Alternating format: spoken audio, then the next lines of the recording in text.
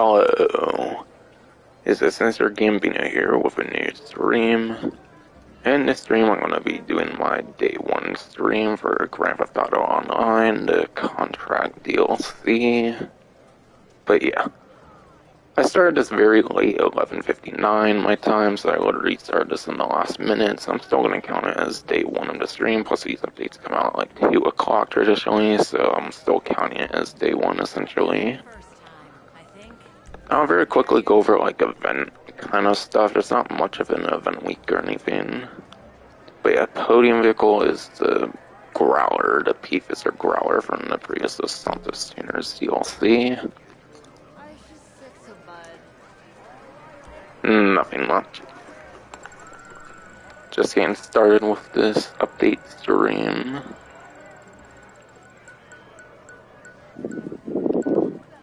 Alright, got 40,000 to add to my already like 30 plus million. I decided to grind Cayo Perico for.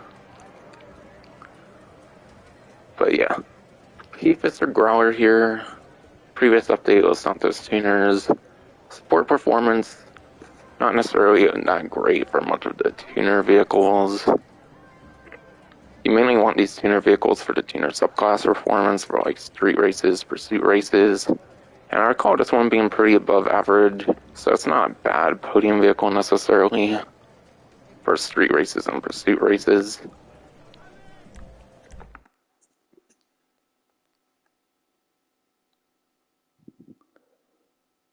And I'll probably go till next Thursday.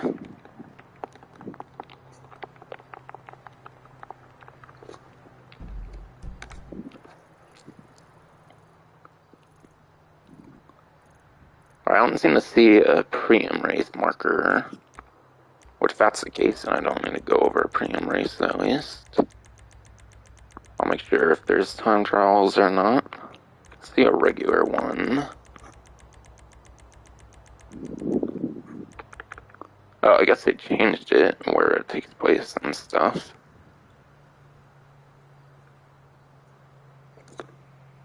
Yeah, they always do a weekly event when an update first comes out. Especially when a DLC first comes out, though, the events don't tend to be that huge, though. It's only a very small event, nothing too huge or anything.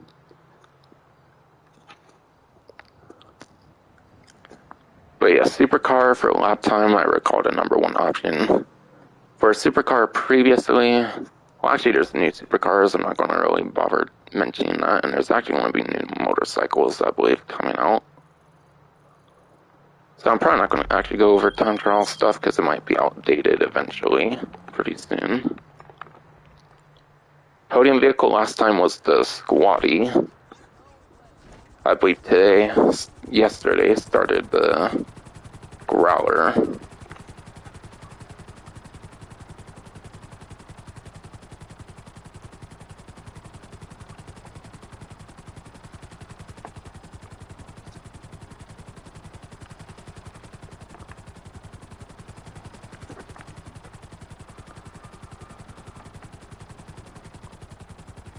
I don't think there's any new discounts right now. I think it's just like the podium vehicle, the prize ride, and then a couple money opportunities. I think that's basically it.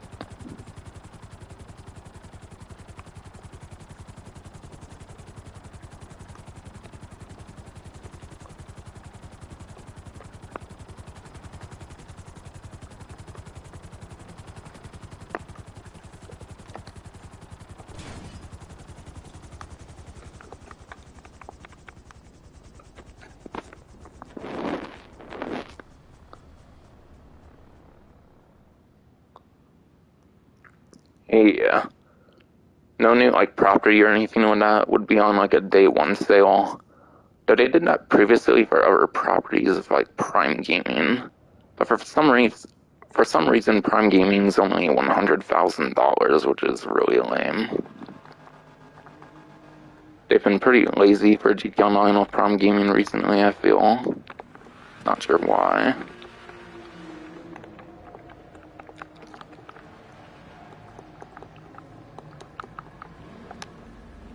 I need to do a quick little rundown here.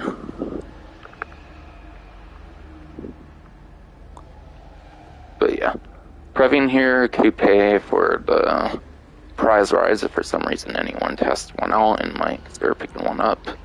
Not going to be good for tuners, but it is a very good coupe, but coupe races is pretty much a rarity, so it's kind of niche for the Previan for its usage, so it's kind of hard to recommend that one somewhat, but it's kind of one of the better tuners, I would say.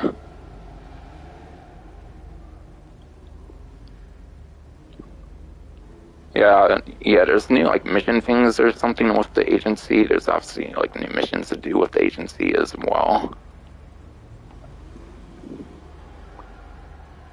I haven't heard much, like, great about the money, though, so it doesn't sound like it's gonna be that great, though. And yeah, Warner HKR, that's a sedan. Between the two tuner sedans, though, it is the worst tuner sedan, so I wouldn't really recommend the HKR, plus literally the worst performing sedan in the tuner subclass. And Dominator GTT, that's the worst of the two muscle cars of the tuner subclass.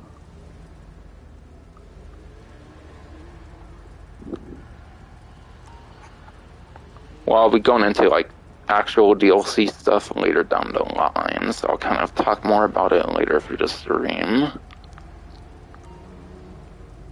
But yeah, you get a couple like Imani tech things you can do for like vehicles, which is probably the coolest thing I've heard about. And then I heard you can get the stun gun and then the EMP launcher.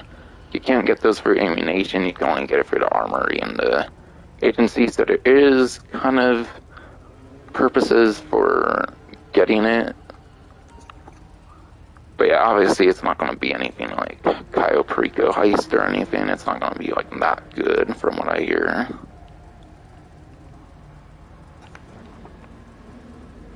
But yeah, none of these ones are necessarily super good. The Previan might be one of the better ones, I would say, this time for the test rides there. Prize ride though here is the Futo GTX.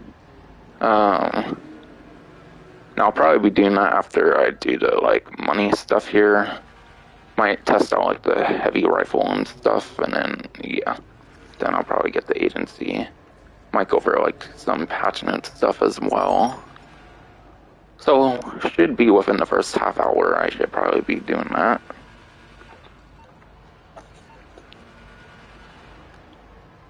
But yeah, Futo GTX, I recall hearing this one's pretty good in the top speed department. Sport performance doesn't really matter too much for tuner vehicles, so for the tuner subclass performance, it's pretty good in top speed. Besides for that, not necessarily that great, I imagine. I think I hear the lap time's not good on that one, though. And yeah, the challenge.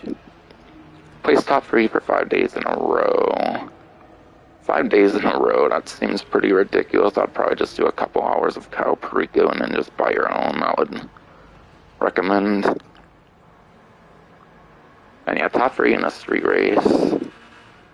That's a very easy one technically, because the minimum is 2 players on a street race.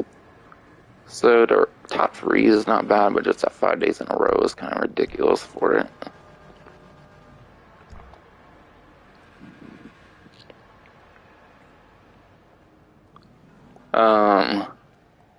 No thank you. The point of these like day 1 streams I do is to show off the kind of stuff with day 1. So I'll eventually get to that kind of thing. Most likely.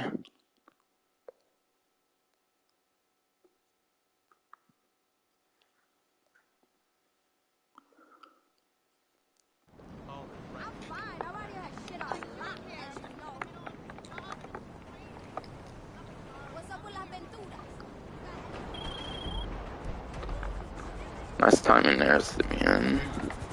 It's probably just one of his like mission kind of things, try just to tell you do some of his missions, not really too worth it, no. But yeah, I'll show a couple money making opportunities, and I think that should do it for the event week stuff already. Since like I mentioned, the event week stuff obviously not going to be huge with the first day of an update. They want people playing the new content. But yeah, I think it's a couple versus modes and then transform races.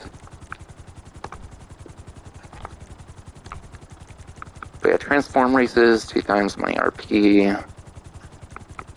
I believe solo with like 8 to 10 minutes for the maximum like time for a transform race. Like payout, you can get like 16-ish thousand or something.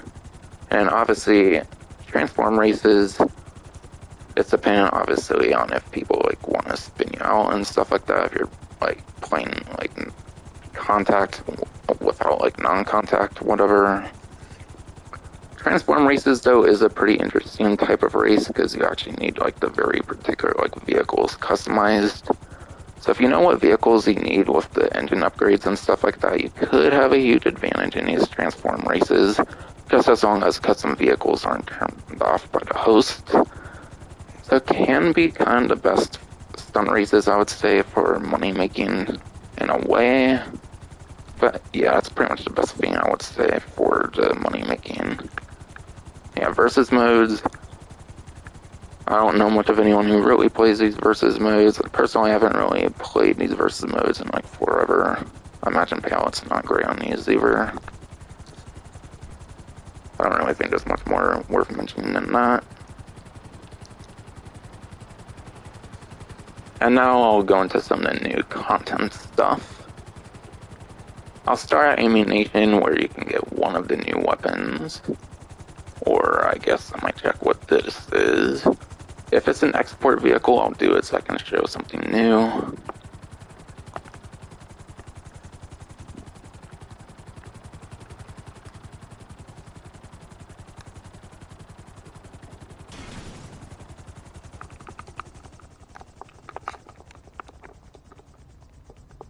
Alright, I guess I'll just loot this 7,000 here real quick.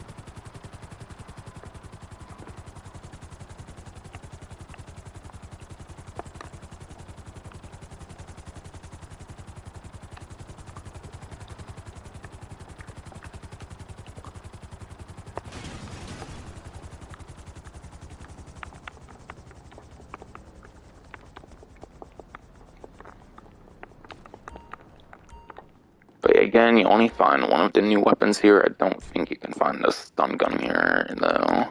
Same goes with that new compact EMP launcher. Because the stun gun was here, it would probably be with the pistols, I would imagine. And here's like all the major DLC stuff here. And the only one here right now is the heavy rifle.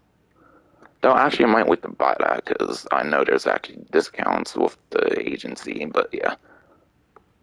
It's another option to buy it just at the Ammunition, but there is like a stock like 5% discount or something like that. I know it says 8, but it might stack in addition to this 8% at the agency when getting that.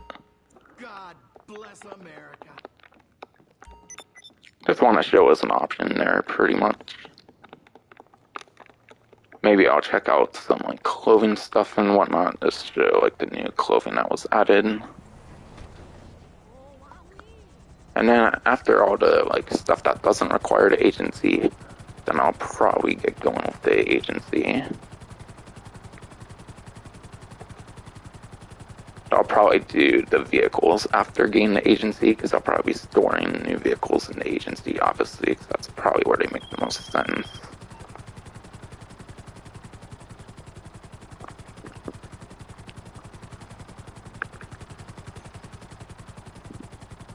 So I'll go near Vespucci here in case I want to check the mask place, see if there's any new like masks available.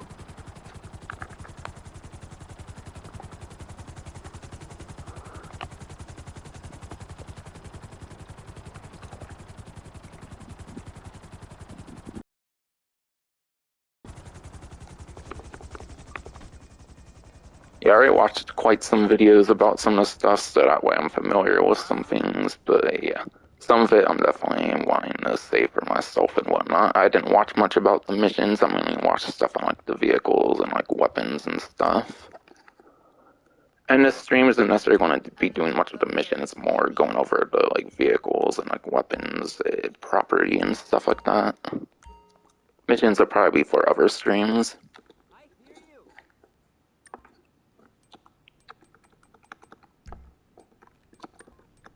Alright. There's new leather jackets here.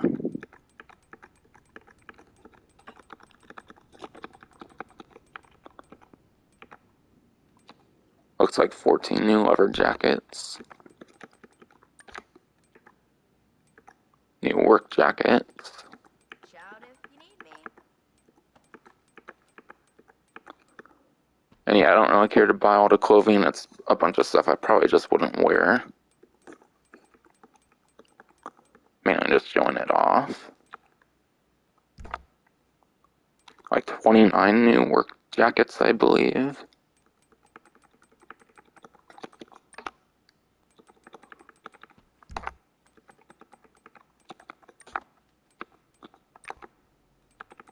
But yeah. I think this one's actually a login reward right now, the Radio LST.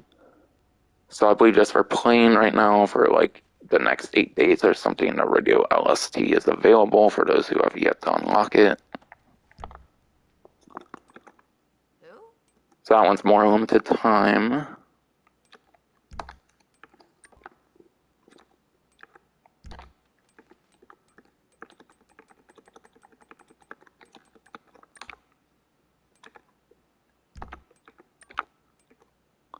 Alright, new designer hoodies. This might even be like a whole new category. Because I think when I was watching other people, the like designer clothing things seemed like whole new sections, I want to say.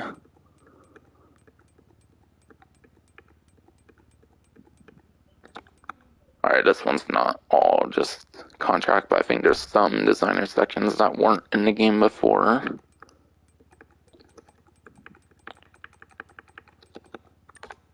Alright, that seems like it was it for the top story here.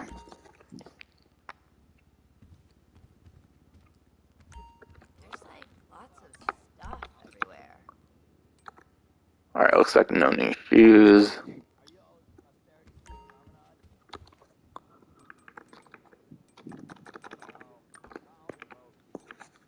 There's new chinos in the game.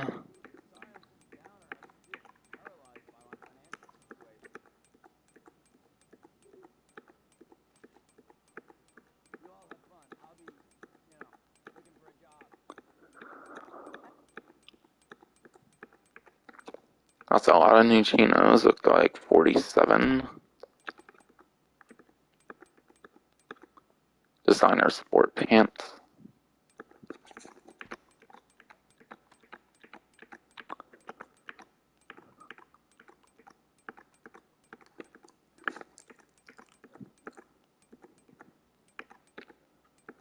Oh. Also, apparently today the 7th gen versions of Grand Theft Auto Online are going, like, shutting down, whatever, so good rip to the 7th gen versions of Grand Theft Auto Online. I played in, like, September or something, I got, like, a free month of Xbox Live, and yeah, the only really, like, kind of exclusive thing, as far as I know, in those versions were, like, old free mode events that they pretty much took out when they did the like 2015 free mode events or something. Aside for that, it didn't really seem that worth playing or going back to. But yeah, I believe that's a thing that's happening today, if not already happened, on the 16th.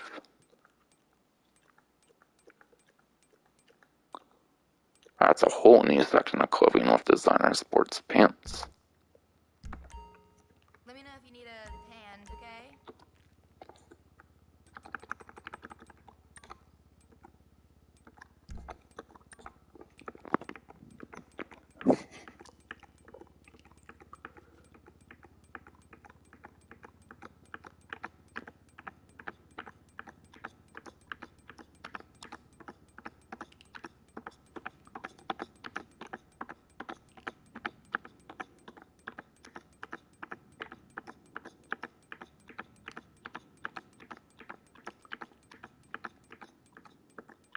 Alright, whole new section on glasses there. I don't think glasses tend to get a lot of new additions, so that's pretty huge in the glasses department.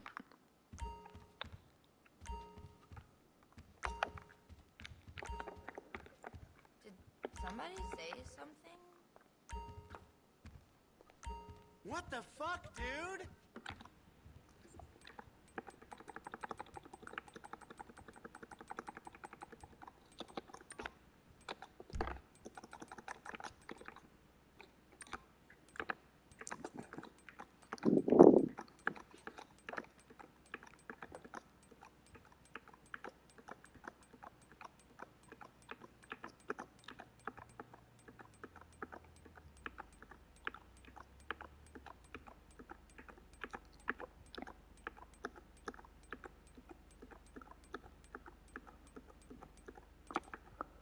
And I'm going to guess these backward ones are literally just the same thing, obviously just backwards, and none of these really appear to be new anymore.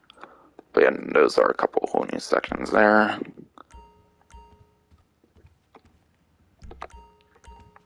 Yeah, just have a look around. Okay.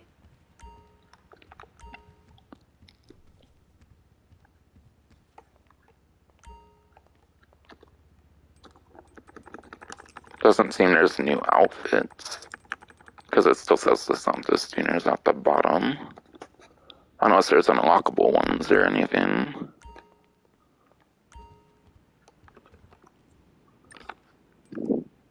I'm not going to change the top just to view chains, so I'm not sure if some of these are new or not.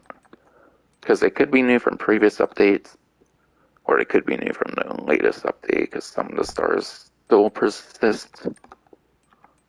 Yeah, I'm not going to really bother changing the outfit there. Find it, I guess.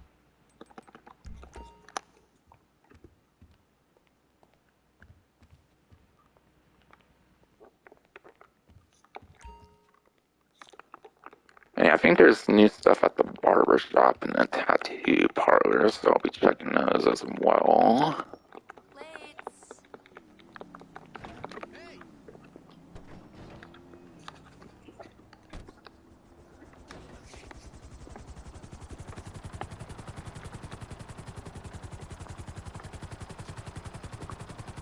Alright, I'll go to the tattoo parlor here next to show new tattoos. I've heard there's new tattoos.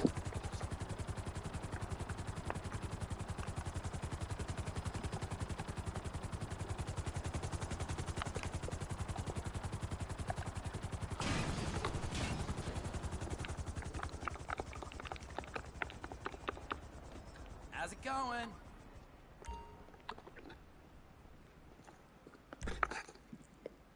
I cover up crappy tattoos, too.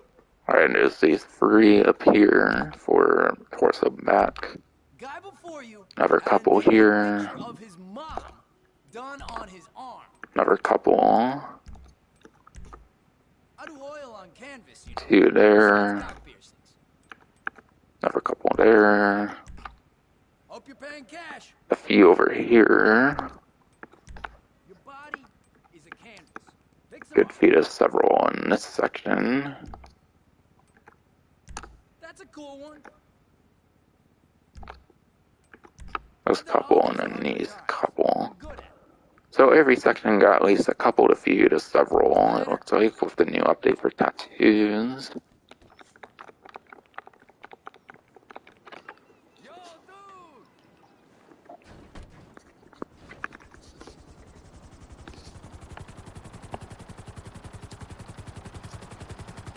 I think I heard there's one hairstyle and then some face paints. I think might be the other thing for the barber here.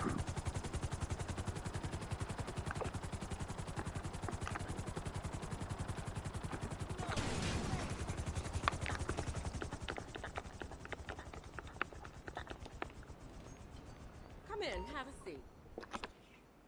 What do you have in mind?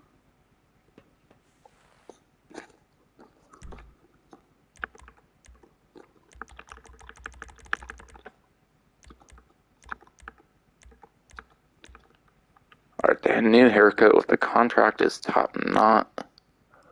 One want to say this is kind of similar to maybe like Vincent's hairstyle for like Diamond Casino Resort and Diamond Casino like Heist Update, whatever.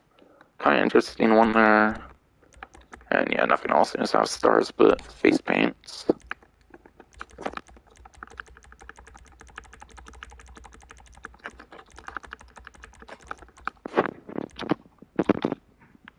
Alright, 50 starts the new ones here.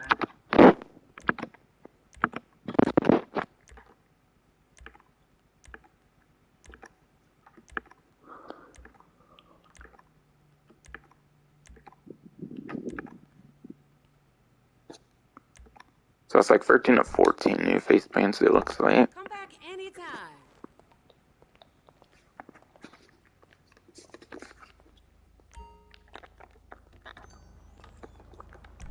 I'll check my quick GPS here and make sure I'm not forgetting any like other places besides the movie mask shop, which I still gotta go to.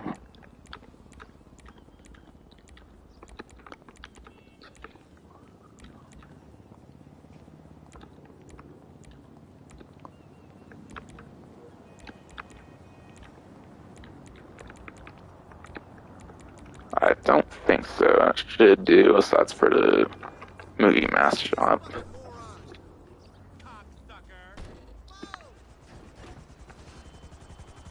After I go over that stuff, might go over some of the like patching up stuff, kind of discuss it a little bit.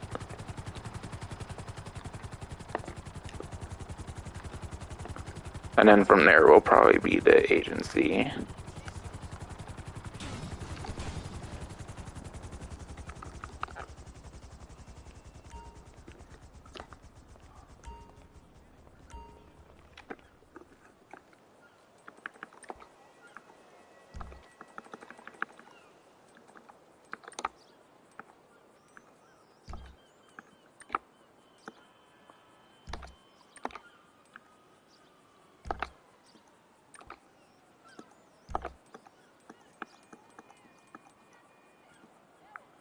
Doesn't necessarily look like there's any new masks. Later, friend.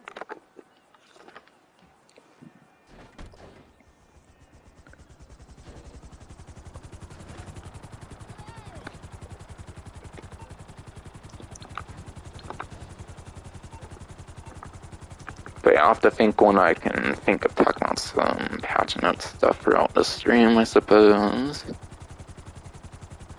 But yeah. This time it's actually on the Dynasty 8 executive website. Usually when they do new properties, it's on Mates Pink foreclosures.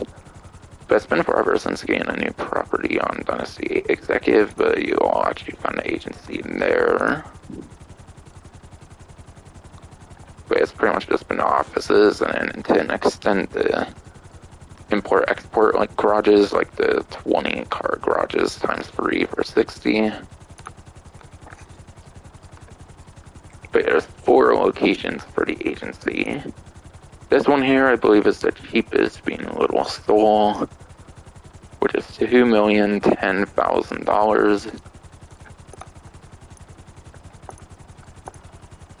Next one is Vespucci Canals, $2,145,000.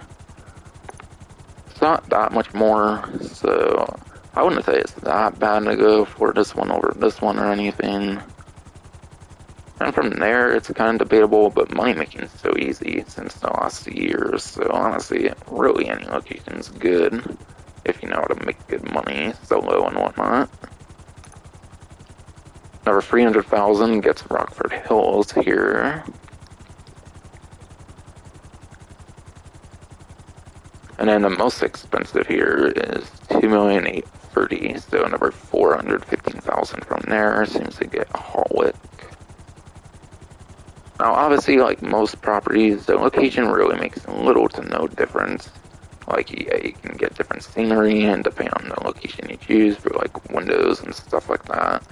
And aside from that, it's basically just, like, convenience where things are located. So, like, if you have certain things located in certain places and stuff, then certain locations might be better than others. Like this one is looking kind of nice because it's next to the casino, which is pretty good, for me at least. And personally, I got 30 million, so I might be getting the most expensive. One thing of advice that could be worth saying though is obviously most people are probably going to get the cheapest one just to save on that bit of money. So that would be a pretty populated agency if people were to be there a lot. So that could be kind of one to avoid. And obviously most expensive, a lot of people as well will probably go for the most expensive because it's the most expensive. So these middle ones might have the least population in terms of like a public lobbies, so these two could be good for that regard. But yeah, honestly, I would say the cheapest location shouldn't be too bad. It's not like the bunker, for example, where there's like one way up there compared to like one over here, but like the highway and stuff like that. And it's not like the facility and stuff where there's one like over there and then this one as low as like down here. When all the locations are in the city, I would kind of say that none of the locations are necessarily bad. Just size for obviously the player population. Like I said, a lot will probably go to cheapest, and a lot will also probably go to most expensive. So obviously the middle ones in that sense are better. Me personally, I want to go Holwick because I have 30 million, might as well. I like that convenience being pretty close to the casino. But yeah, there's power money in there, pop and hype, loyalty and respect. Art obviously is just going to be cosmetic.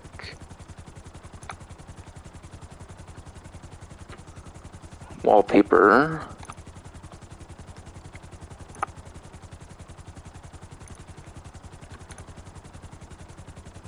Ooh, and the Santa Nove stuff there. But honestly, I'm not gonna lie, that Santa character kind of ruins the Sesente Nove for me from Los Santos Tuners. That character was pretty annoying from the last update. Presidential. Exotic. High old. Organic. Ooh, those gold leaves are looking pretty nice. Royal. I'm just gonna go most expensive there as well, because it's got 30 million. Which is way more than I tend to save for most updates. GTA save like 5 to 10 million a couple updates I have. But this one I decided to go crazy and save 30 million. Because they hinted at weaponized vehicles and stuff with the news wire. So I was like, this update's definitely gonna probably have some good stuff. So I decided to save 30 million, which is higher than what I ever saved before by a lot. Charcoal, sage, green, gray, purple, red, brown, ash, and moss. And the moss kind of has a golden-ish kind of look. I don't know. I tend to just like go into like last options personally. I don't really care too much on the cosmetic stuff. But yeah, armory, 720,000. You need the armory here if you want to get the new stun gun and the compact EMP launcher, so 2 of the new weapons are locked behind this armory. So I highly recommend getting the armory for that. Plus it's like a personal ammunition. It's literally the first property where you can buy armor, I believe. I believe before you could pretty much only buy armor on like the menus for like different lobbies for things like heists and stuff like that. Nothing was limited to like just one armor. And then obviously you could buy armor at the ammunition. But I want to say this is first property where you can get like actual armor, which is pretty nice. It's definitely a huge convenient factor, I would say.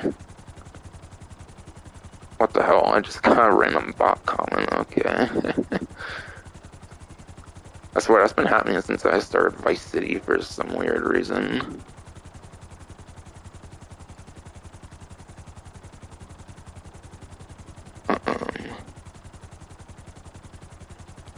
And yeah, you can get like the heist equipment and stuff like that, but yeah. There's like a 5% like extra discount you get with the armory compared to like ammunition and stuff from what I've heard, so that's another incentive So basically, the main incentive is the new weapons and being able to get armor out of like property. I would say for the armory. Plus, you might need it for some like vehicle modification, for all I know. Commendation, commendation, like usual, just allows you to spawn at the property. In my opinion, this isn't going to be a super good property to spawn at unless you like super want to spawn here to get to these like different missions as quick as possible and whatnot. Besides for that, I would say the accommodation isn't really that huge of a deal with this property. And yeah, that shows a little change here, by the way. They significantly decreased the like fees actually that you have to pay, which is quite a nice improvement. Personally, I didn't mind the fees being as much as they were, especially with Cal Perico being a thing now, but yeah, they significantly reduced the fees that you pay now. And it's only in like the form of a couple pop-ups. It's not like a ton of pop-ups for like each like business and stuff like that. But yeah, you can spawn helicopters from like a menu or something from one of the like people that sits in the agency or something. So you can get helicopters. But honestly, in my opinion, Kosaka is still going to be the best place to spawn at. And vehicle workshop is 800,000. That lets you get the Imani tech that I put on the like title, which is basically a thing that lets you like turn certain vehicles into RC vehicles. And then you can also make certain vehicles immune to lock-on and stuff like that. So definitely one I highly recommend with the vehicle workshop. So obviously the armory and vehicle workshop, those are definitely the hugest ones for these renovations. And accommodation, if you want to spawn there as well, is very nice. And then obviously the first half is just cosmetic stuff. So I'm basically probably getting the most expensive possible one here. But again, I got like 30 million might as well. And I'm not necessarily in a rush to buy every vehicle right now.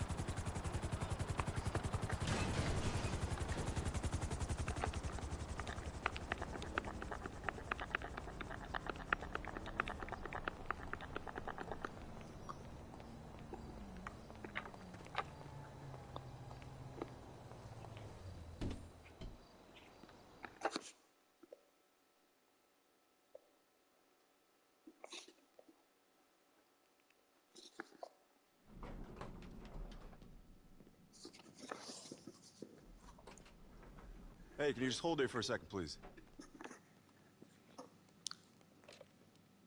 Dude, relax, man. Like, you're just there for a Boss, reason, got a minute? fool.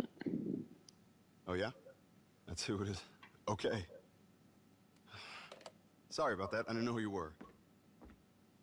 I won't make that mistake again. Oh yeah, you sure better not, Just in fool. here.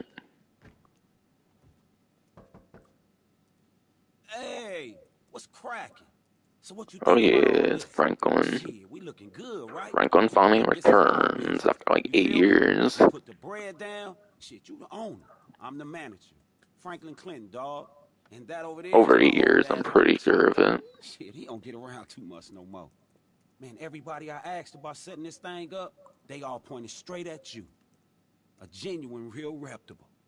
Now me, shit, I'm a hustler that made it big. Big house, nice cars, a family, and everything. But damn, man, I miss getting these fucking hands dirty. Wonder who else But hey, recommended the you ain't got GTA my Online problem. character sides So for leave like me alone and shit. Omar, I work for obviously. you. Hey, look, come walk with me. I want to show you something. Wonder who else he Down the was streets, talking I know to. real good, cause that's where I'm from. But now I work with rich folk who got rich folk problems and no fucking idea how to deal with them. You know, like the kid might stole a car, or they might owe money to the wrong fucking people, or they wife Yeah, I might think be he's screwing a describing teen different skint. things that happened in the Guess what? story My mode there homies with can like the help them with tennis all that. coach, the car, and stuff like Now that. this here, Yo, Franklin, come this on, is man. your That was you office. with the car. You're You gonna get stole all these Jimmy's jobs car for and us. They shit. gonna show up on this computer right here. It'll be small fry at first, but one big client, man. One A-list name. You And we got Simeon straight. all fucked up, fool. Hey, that's our hacker right there, Imani. She works up on the operation floor where all the high-tech shit at. Oh, shit. Hey, Imani. Boy. Man, Focus on this his kid. computer here, whatever, Knock, fool. knock, my politically incorrect racial Oh shit, it's epithets. What Lamar. that shit do? What are you doing here, Lamar? Nah, the question is, what are you doing here? Is that who you bringing in with you? Why you didn't tell me? I'm the one who Boy. called that pimp, put him up on everything, dawg. And you motherfuckers got the nerve to cut me out? Well, I got two words for y'all. Finders, motherfucking feet. That's what I'm I'm saying sorry, but to your that racial lowrider nigga. missions are I'ma kind of blast your trash ass out payout and stuff automatic. like that. Do you Man, blame hell us, no, fool? dog. Man, I was gonna look out for you. Chill out, all right? Shit, I Fucking got those you. lowrider missions are like Nah, dawg, annoyingly put that difficult shit and they away. barely I'm pay part of shit, Central Texas, honestly. budding cannabis scene. I remember this dude when he was broke as fuck. Could barely get a motherfucking coach seat. Now Boy, you niggas still shut think it up I'm broke eating as fuck grapefruit. Lamar, Hey, honestly, but damn, really. look at you. You doing your own And me, lowrider I missions ain't and even you're finna like go day in one on that contact involvement missions, they because only you pay know like what's happening. I ain't tripping. 20,000 and Cause stuff, now, fool. it's LD's turn to come up. How's that for a sample? Okay, I see you. Nigga, this some good shit. You damn straight. That's that pie All right. Hey, you get going on those. I'll be in my office, all right? right? Who was that badass love fist looking bitch? I mean, nice young Damn. lady with the profitable posterior Everyone's right into there. Imani for That's some Imani. reason right now. That's Hell. Pearlie, nigga, the homegirl's daughter. She handle all our hacker type shit. Ooh, that's Pearly daughter. I should have known. She hacking this shit too? I didn't even know they had a computer. Damn, I Boy, feel there's all good. kinds of computers Tell in me this about it. place, fool. You get going on those jobs. I'm gonna go work on this big client for us, all right? Wait. You mean big client like Tony McTony? Come on, man. Tell me you got Tony McTony. See if Tony McTony will post my weed on his page, man. You got me, Frank? Come on, man. Whatever I got going, man, Alright, you just got it, shut up boss. about Tony All right, McTony I'll already. be in my Fuck, he office, said it man. like I'm 3 gonna be good. times. And Man, he be lying like a motherfucker. Anyway, though, now look at you. You feel like somebody now, huh? You OG now. Your nuts is almost big as mine, but they won't be. nah, they are bigger, fool. Not at all. I don't see you making 30 million and stuff on Mar. If you are making 30 million, you're just paying off of Franklin.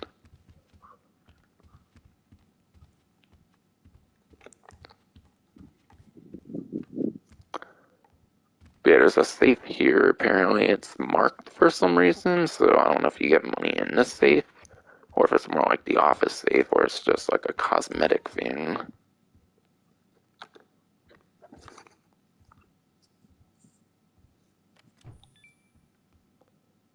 I haven't really heard much of anything on the safe yet, so I'm not sure what happens here.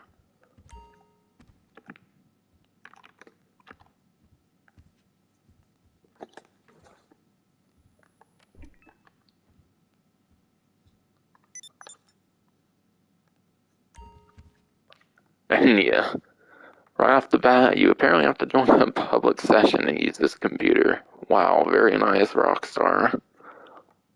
Y'all did good for like 2 years of having a lot of like invite-only content. Like Diamond Casino Heist. Obviously, you could do those like Los Santos Summer Special like yacht missions too. That was technically invite-only as an option.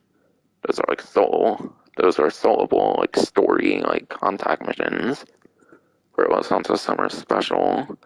Calprico Heist, that's the hugest moneymaker in the game now, technically. That's invite only. Like, if that's invite only, then literally everything else should be invite only, basically. Los Santos Tuners, the contracts, basically everything in Los Santos Tuners can be invite only. But this has to be a public session, at least if you do it through this computer. I hear you might be able to call up Franklin and do stuff in invite only lobbies and whatnot, but yeah. you probably don't get as much choice as you would on this computer on like what you actually do and whatnot. But why? Why do we gotta go to public lobbies and new 2021, almost 2022 content in this game, Rockstar? Like, come on. Like, fuck, man, that's ridiculous. I guess it's a radio. I thought that might have been like a private glass fiend or something like the facility has or something.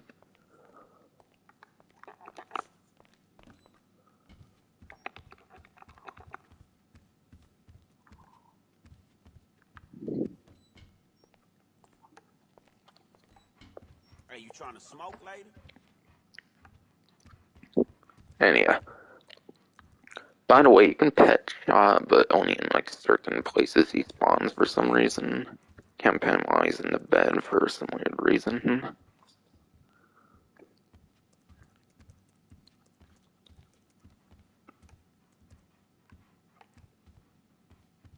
Okay, nice invisible there, Rockstar. They're telling me there's just an invisible force field there or some shit. What the hell? Yeah, sure, okay. I totally can't walk here.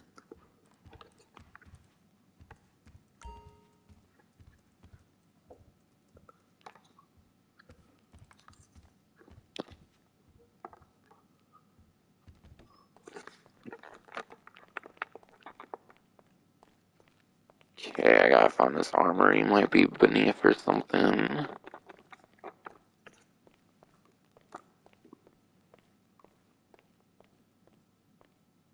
Oh yeah, this Anything fool. I can do for you, boss? Okay, they have the agency services here.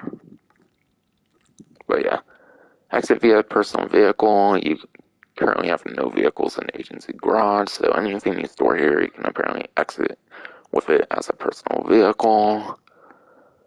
If I remember correctly, though, with the office, you could like correct. I think with the office, you could like call up any personal vehicle and like any of your like different properties. Though with the office, so this is actually kind of a downgrade, I would say, from the office being able to call personal vehicles from the assistant, because she could do it. He or she could do it through the. He or she could do it through like any personal vehicle and like any property, as I mentioned. This one's limited to just agency, which is kind of trash, it seems. So it's kind of a letdown compared to the office, is what I'm saying. You know that. I work for And most yeah, exit via organizations with big facilities helicopters. around, and it seems like Mr. Clark Again, I really think does the have one. like office had more options, if I remember, for like aircrafts that you could have over here. I think you could get like the Valkyrie and like Savage and stuff like that in the office, even in like certain land vehicles that are through Pegasus, but you can't really do that with the agency. So honestly, some of these like perks kind of look like huge downgrades compared to the Office, for example, which is a property from like a few years ago, even. And the SUV service, I want to say I remember there being something similar with the Diamond Casino, with like the penthouse where you could have like a luxury like limousine like service or something like that. For like Tom Connor's downstairs in like the main casino floor or something. So it's probably similar to that, and at least this one doesn't seem like a huge downgrade, I would say. But yeah, it's not like the Cayo Perico fast travel where it like Did I say shows that since where the 93? location is on the map At least I though. go way back. Because when you fast Who's travel your with first Cayo bodyguard? Was she Perico, one of like the show the famous? location you're moving to, If you get her but on it the doesn't ropes, here, you which know is who you're dealing with. annoying. Like at least have a map, it shows like where you are. Like obviously I know where El Sayed El Perro Pier is. I kinda know where the observatory is, but yeah. For some players, these can be some kind of niche locations in a sense. So I think it would be nice to have like a visual representation of where it's taking you, like with the Saka. Not that these services are bad, obviously. I'm just saying that I think certain properties definitely did these services like better than like certain properties earlier on actually did all these services. I want to say better in this location is what I'm seeing currently.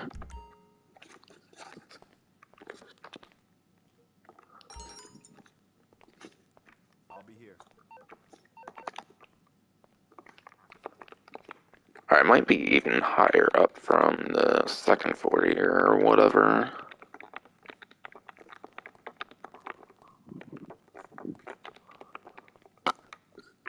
Okay, is there no stairs? I have to take like an elevator or something? I'm confused.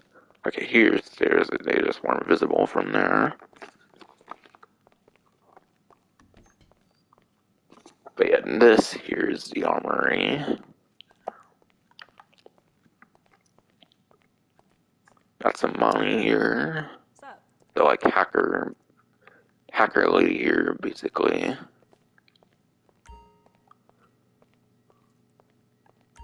See ya. There's apparently security cameras here, though I think as the Los Santos tuners, they made it where you can't like sit AFK on the security cameras anymore. I'm not sure if there's still a method in the like test track where you can just sit on that screen to go AFK, but yeah. As of the last like 6 months, the security cameras have been pretty useless since they nerfed them to where you can't be like AFK on them anymore. And yeah, there's vending machine, buying soda, obviously to refill health. Got some cool stuff here for you. But yeah, you can purchase weapons and equipment at discount, but yeah. This is kind of like an ammunition to go, which is pretty cool, and it also is like the weapon workshop mixed into it and whatnot. It's pretty cool. No other property has had something like this, so this is definitely an upgrade, I would say. Unlike some of those services I showed that were kind of downgrades compared to previous properties.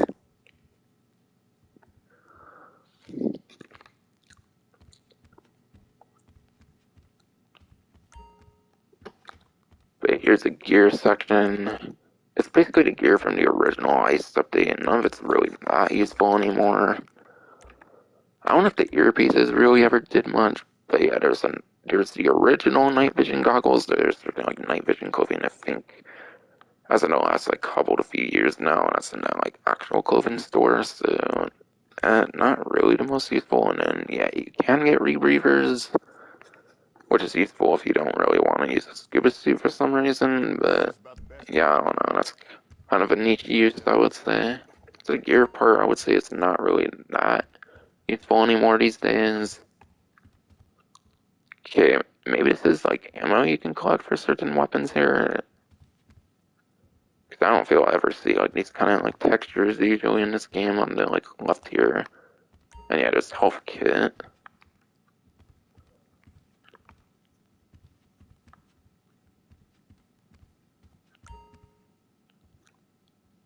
Alright, this is a gun locker, so to get the gun locker for this property you have to buy the armory for 720,000.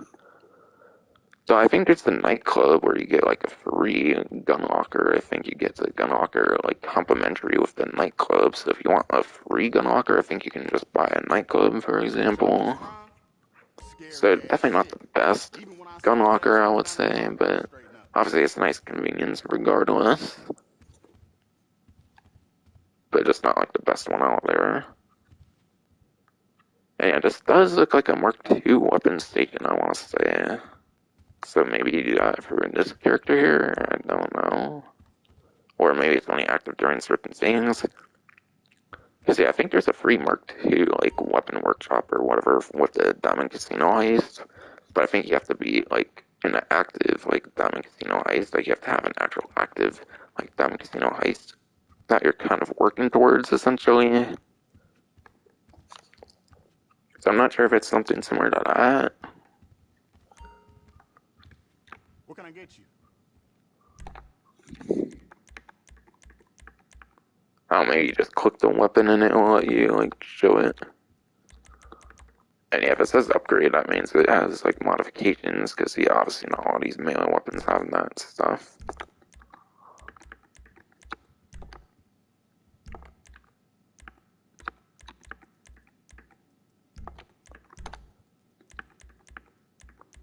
But yeah, you can upgrade all these weapons, like, if you wear ammunition, which is super cool. Alright. Ooh. This can actually be pretty huge for Mark II weapons to be able to spawn right at a place that has the, like, armory here. Dang it, you can spawn at the Kosaka, which also is the, like, weapon workshop. But still, it's, I would say this is huger than the Kosaka in terms of the capabilities with the, like, Mark II weapons and stuff. Might definitely make getting Mark II ammo way easier.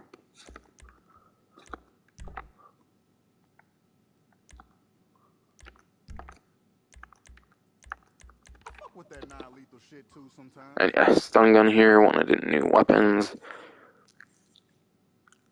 And you have a 13% discount here compared to the ammunition for me, which was 8%.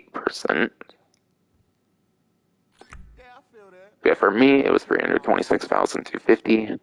I think there's like an extra 5 like commission bonus or something you can get if a lot of players like recommend you or something like that in this game or something like that. I don't know, but yeah, I think it's possible to get an extra few percent for like everything essentially. But yeah, I'm just gonna go platinum 10 and whatnot. But I'll definitely show off the new weapons kind of here.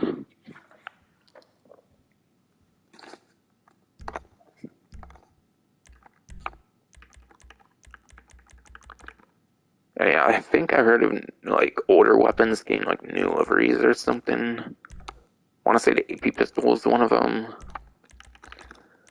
Alright, yeah. There's a new record A finish for the AP pistol.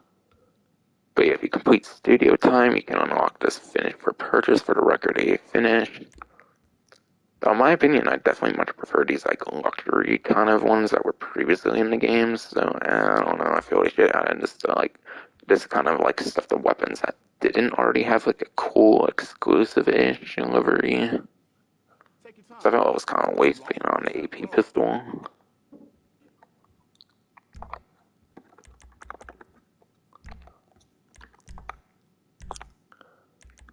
And yeah, for example, the micro SMG already had the use of a mirror luxury finish, which I surely much prefer.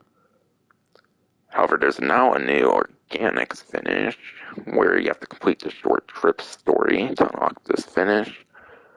And I think the short trips, I believe I saw in the patch notes, that's basically a thing of like 2-player missions or something like that. So it's like a strand of like 2-player missions, I believe, for the short trips.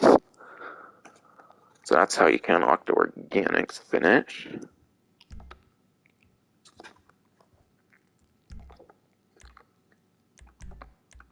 Hey, let me know if you have any questions. Yeah, like I mentioned earlier, you can get the heavy rifle at the ammunition, but it's under 400,000 here, whereas I would have had to pay over 400,000 at ammunition. So I'll be definitely getting the heavy rifle here. You my fucking hero. Starts at 30, extended makes it 60. Smart. Scope, flashlight, suppressor, grip. Kind of just the typical modifications there, obviously. And this one has one of the new, like, pretty exclusive liveries as well here. And that's the family's finish, where you have to complete 10 payphone hits using the assassination bonus method to unlock this finish.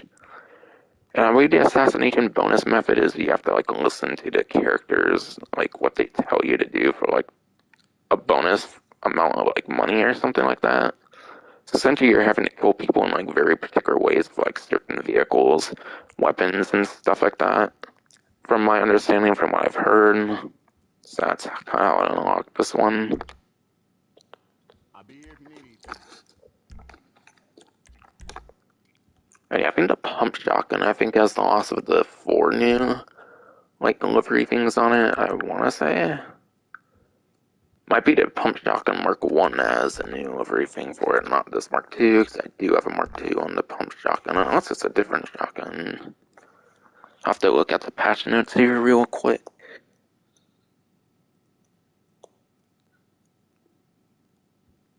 Alright, yeah.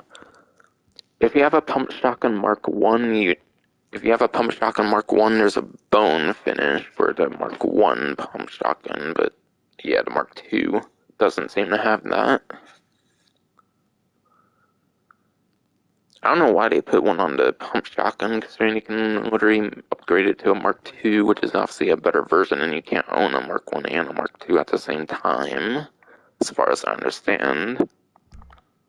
I wish you could own Mark I and Mark II weapons at the same time, like buy a second one from a place for like a Mark I, so you can have a Mark I and a Mark II. But yeah, whatever. But yeah, if you have a Mark I pump shotgun, there's an extra livery for it. And yeah, I'm not seeing a bone finish, so yeah, it's definitely exclusive to the Mark I pump shotgun.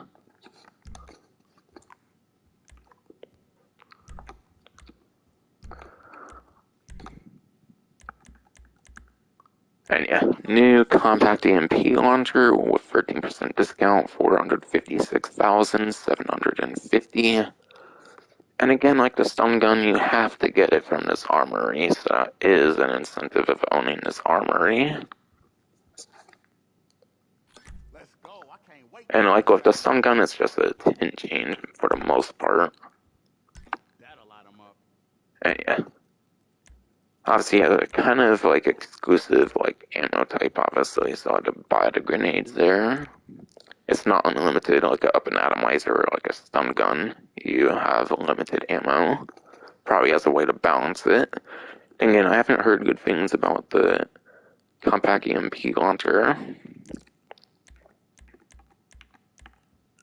I'll go platinum on this like I traditionally do as well.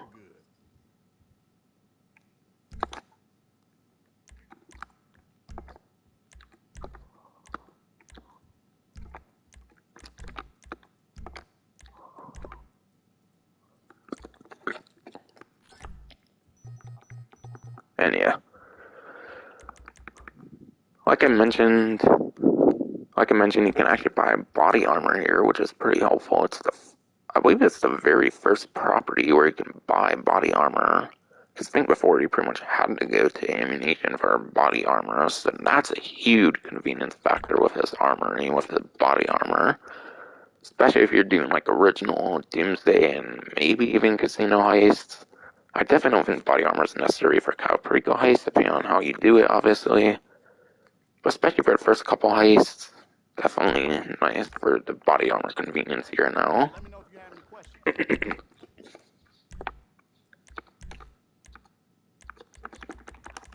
I wouldn't think there's new. Oh, I wouldn't think there's new parachute bags here, but said there's a star on it. Might as well take a little look here. Yeah, definitely not.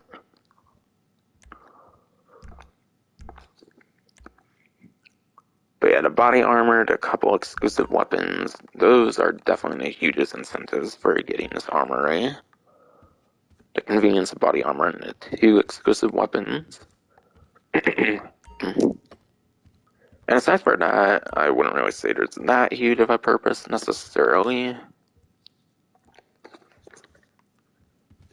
But yeah, I'll definitely be trying out these new weapons here. Girl definitely got something.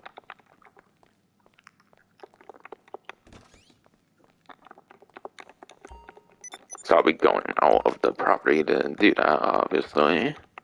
Because I can't use the weapons here.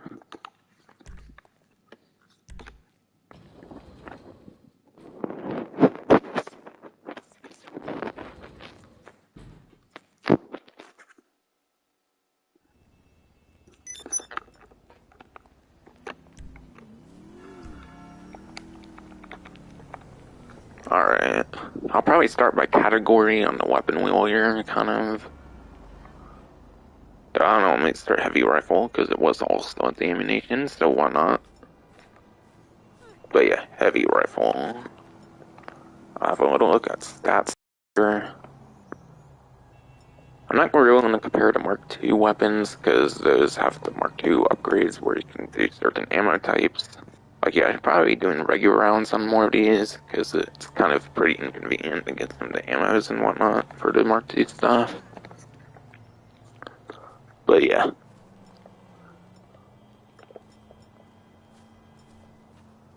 I definitely think there's been some new game-changing rifles kind of recently for like a main rifle.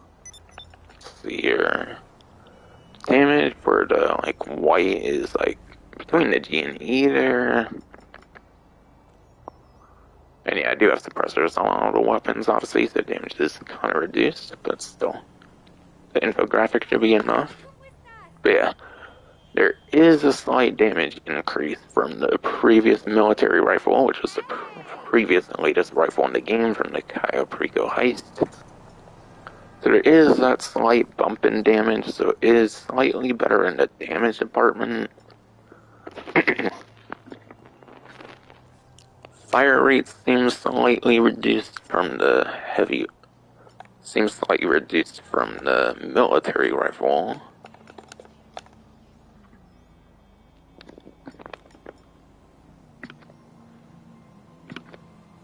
So between an advanced rifle and the military rifle, the heavy rifle might have the least fire rate, but at the same time, it's a slight bit of damage increase.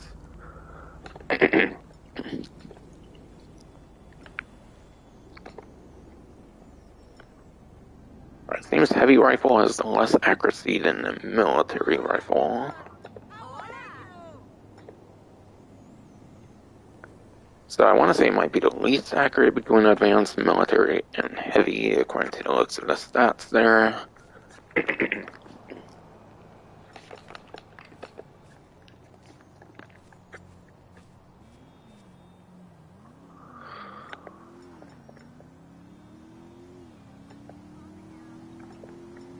Range seems pretty much... and range seems to be pretty much the same for each, like, assault rifle. So really, the best thing with it's the damage, but you will suffer a little bit, it looks like, in the fire rate and the accuracy. So damage is kind of the only, like, huge thing you're getting with it. I'll just mess around with it a little bit here against these NPCs. That's the best thing I can think of at the moment, because I'm not going to just do a random, like... I'm not going to do a random mission that's not related to the new content, obviously.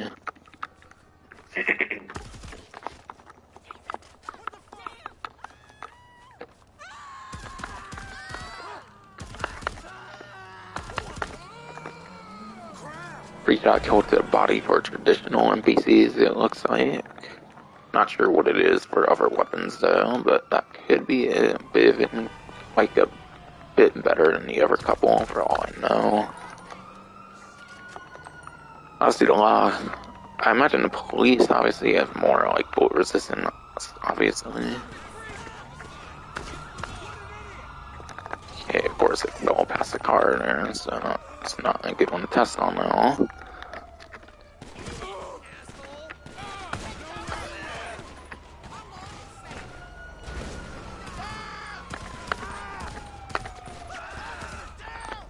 Alright, that was maybe like a 4 to 5 shot kill or something.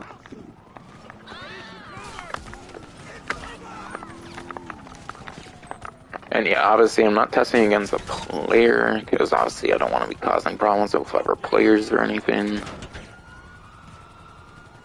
But yeah, I wouldn't imagine it's that different from the military rifle in terms of like how fast it kills necessarily. The military rifle could still be nice. But I'll probably use it as my main assault rifle now, I would imagine.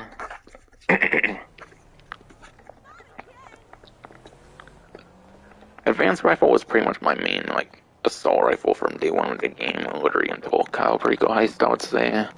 Then I switched over to military rifle, but yeah. Military rifle has 45 rounds, so that's another thing worth mentioning, is that the military rifle has 45 with an extended magazine. And this has 60 like the advanced rifle. So you do get those extra 15 bullets, which could be quite a good coupled few, maybe even several kills, obviously. But I think I'll definitely be using this as my new main rifle, since I've been using the military rifle for probably like around a year now, obviously, so I might as well switch it up with the heavy rifle. Fun fact, by the way, I believe the heavy rifle was a beta weapon from Grand Theft Auto 5 back from 2013 when it was back on the Xbox 360 and PS3. the heavy rifle did not actually make the final cut of the game back for the story mode when the game was first released. So it was actually meant to be a weapon in the game from day one of the game, but because it was cut in the final version of the single player, it is now finally officially in the game as of this update. So this was a previous cut, like beta weapon, similar to how the like Squatty and like the Winky were cut like vehicles from the story mode and finally made a return in the Cayo Perico heist. So this was cut beta content for Grand Theft Auto 5, 8+ years ago, obviously. So that's a cool fun fact with the heavy rifle. And yeah, like in story mode, the stun gun is the very last weapon that's in the like handgun section, so it's 16 of 16 for me, being even past the up and atomizer. And like the up and atomizer, it doesn't have like a limited ammo. It has like a meter thing, obviously. Obviously, it takes a bit of time to recharge. But yeah, in Grand Theft Auto 5, it's pretty fast recharge because obviously it's story mode. There's not much need for balance in story mode like there is for online.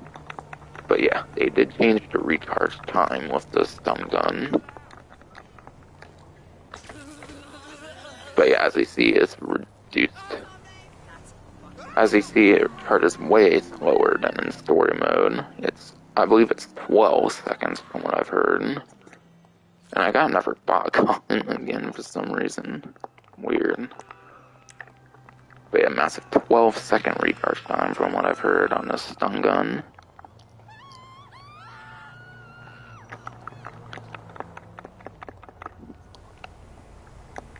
But yeah, stun gun obviously pretty much is going to be mostly the same from the story mode and from day one of story mode from September 2013.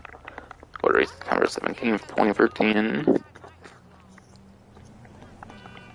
But yeah, obviously a 12-second recharge time, that's a huge downgrade.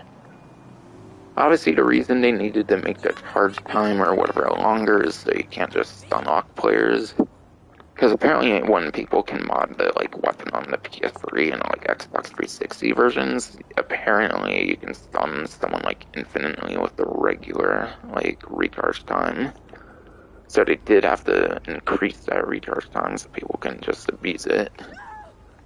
And yeah, for those wondering if you can do like the fast reload trick with it, it's actually not the case.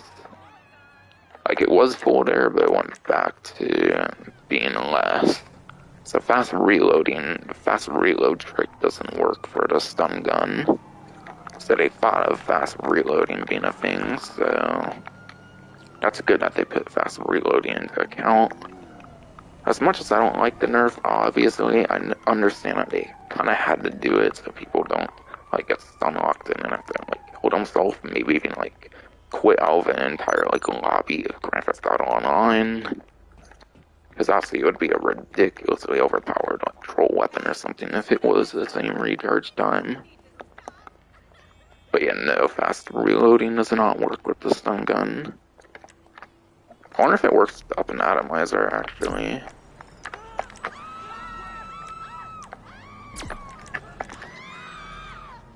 Yeah, it works up an atomizer, it looks like, even though that one charges pretty fast. I think I did get the reload instantly, because it probably would have took another second or something. Otherwise, yeah, obviously stun gun starts like it's fully reloaded when you do that, but that does not work.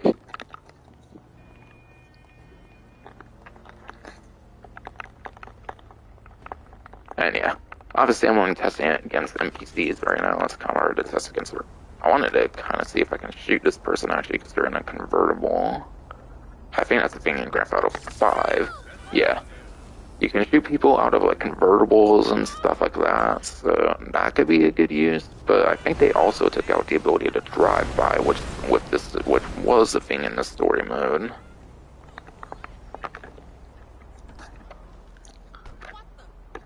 But yeah, I'll go through all the handguns here, and you'll see the stun gun's actually not in there. Because for those who play story mode, you know that you can use the stun gun inside of the vehicles you're in, as long as it's like a traditional car, obviously.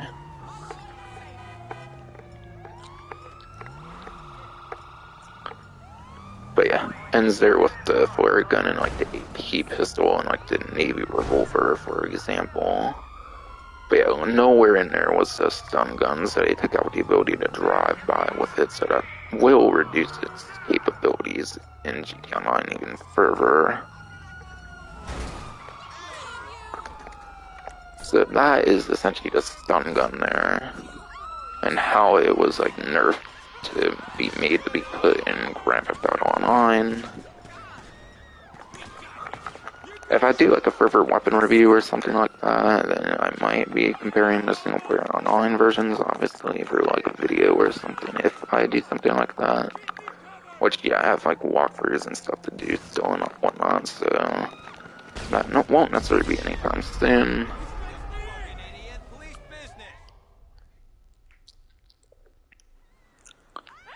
I should have actually tested against the popos actually while they were there with the stun gun, see how it works against them.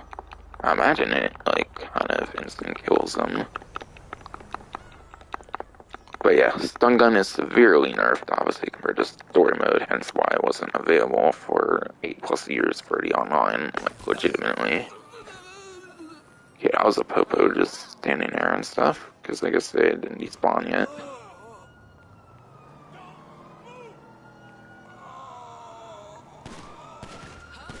Okay, shooting a popo there, they can actually still shoot me, so that's interesting. So I don't know if I would need to shoot him again, like guaranteed, so it might not instantly kill a cop in this game. Maybe it does in story mode, but not sure about online, obviously. So, like, the effectiveness of it in general could have been reduced too. But yeah, from what I saw on another player, it only, like, stuns a player for a few seconds. Hence the longer cooldowns. So that because of the longer cooldown, you can't just stun lock people, obviously, as I mentioned.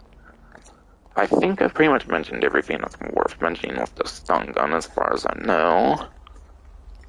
And I already went over the heavy rifle. So that leaves one last weapon here, and that is the compact EMP launcher. And yeah, I'm not going to really bother showing them in first person. There's not really much of a point, I would imagine, to do that. But yeah, it's essentially just a reskinned compact grenade launcher. Has the same like complex reticle and stuff like that. So it's essentially a reskinned one, except it has like EMP capabilities, which stops vehicles and whatnot. Yeah, if I could somehow get close to like a helicopter, maybe that would be flying in the air or something like that. That could be a good test, but yeah.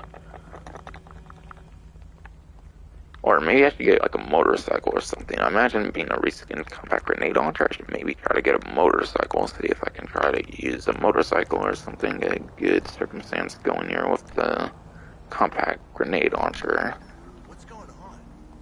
Okay, first of all, test it against the NPC here, because the damage itself is not that great. I can do a headshot there without being scared, of course.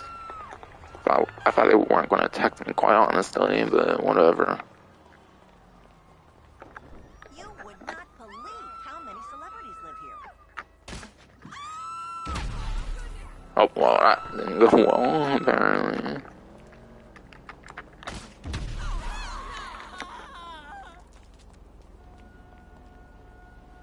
Okay, maybe you can instant kill all NPCs, but definitely not a player. Okay, no, they got him just spawned there. So, obviously, since it doesn't kill an NPC, it's obviously not going to be good against a player for damage. So again, really, you're only going to want to be using against vehicles. It's going to be practically useless in player versus player combat, and even against player versus enemy combat as well. Okay, and I don't have a personal vehicle out right now, so I just gotta call some sort of motorcycle, essentially. That lets me drive by. I might take out the death bike because I think you can use that kind of stuff on a death bike. I'm on the clock. What you want? Some wheels?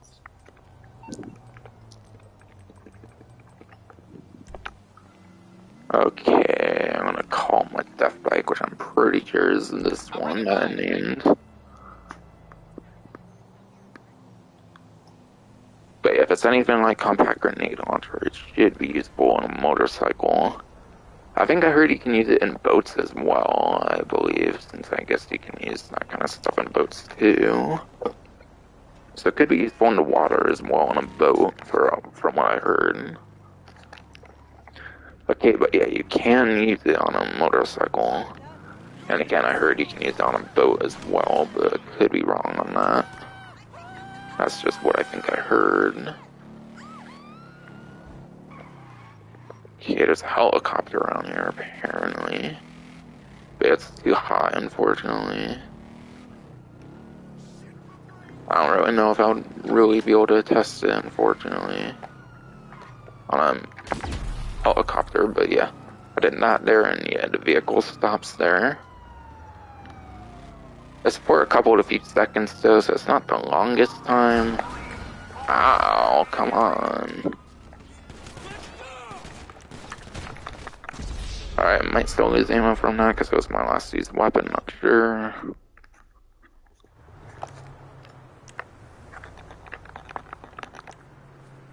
But yeah, honestly, the uses of it from what I hear sounds kind of niche. Come on. That's annoying, ruining my fun.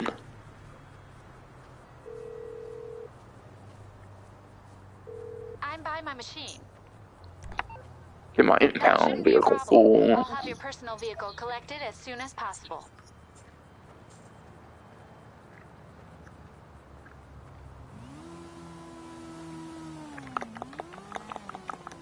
But yeah, against NPCs and stuff, I imagine it's going to be pretty difficult unless I'm on a mission to show much of the capabilities. But for example, on import and export's a business. It tends to be like the most infamously difficult like business in the game for Grand Theft Auto Online. The late 2016 import-export business with a lot of like fast vehicles being in like police chases, they can race in like horse track and stuff like that. So one very good use for sure, I would say, would definitely be to import and export sourcing missions. The sourcing missions for import and export, I would say, is definitely some of the like best things you could use this compact grenade launcher for to stop a vehicle. Because obviously, certain circumstances it can be super annoying to like stop vehicles. I know there's like certain CEO like things as well for like the finance and felony business that could be useful for.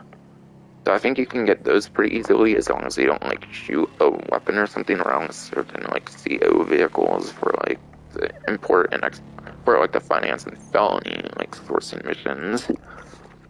But the main use I could probably think of would definitely be the import.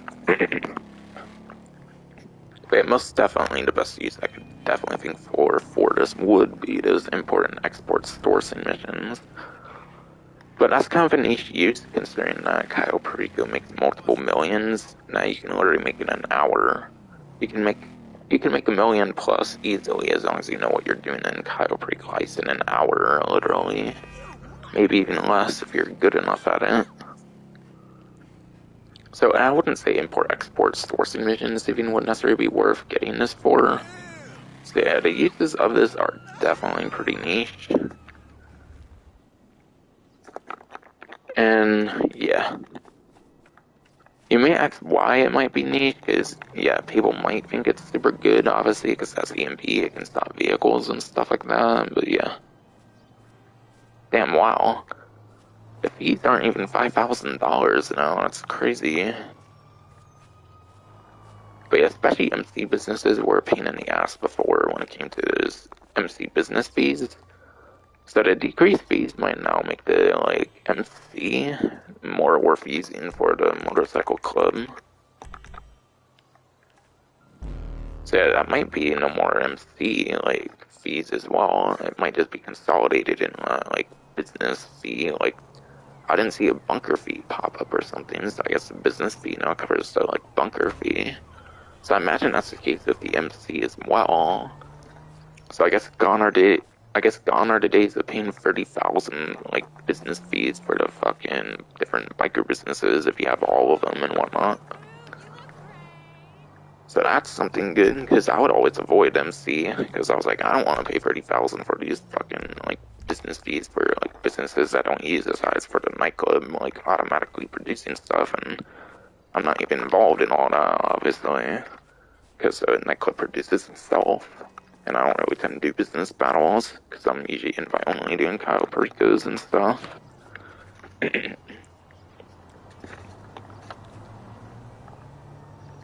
But the reason why this is kind of niche, I would say, is because, yeah, it's a grenade, so it's gonna arch, so it's not gonna be easy to hit a target or something. So good luck hitting a Mark II oppressor for those that hate the Mark II oppressor, because personally, I don't really care too much about people using the Mark II oppressor for griefing. Just me personally, I'm using it invite only, so things in public lobbies don't usually impact me, unless I want to sell like my nightclub is like the one thing I might do. And maybe do these new missions if I have to do them in public lobbies, which it seems like.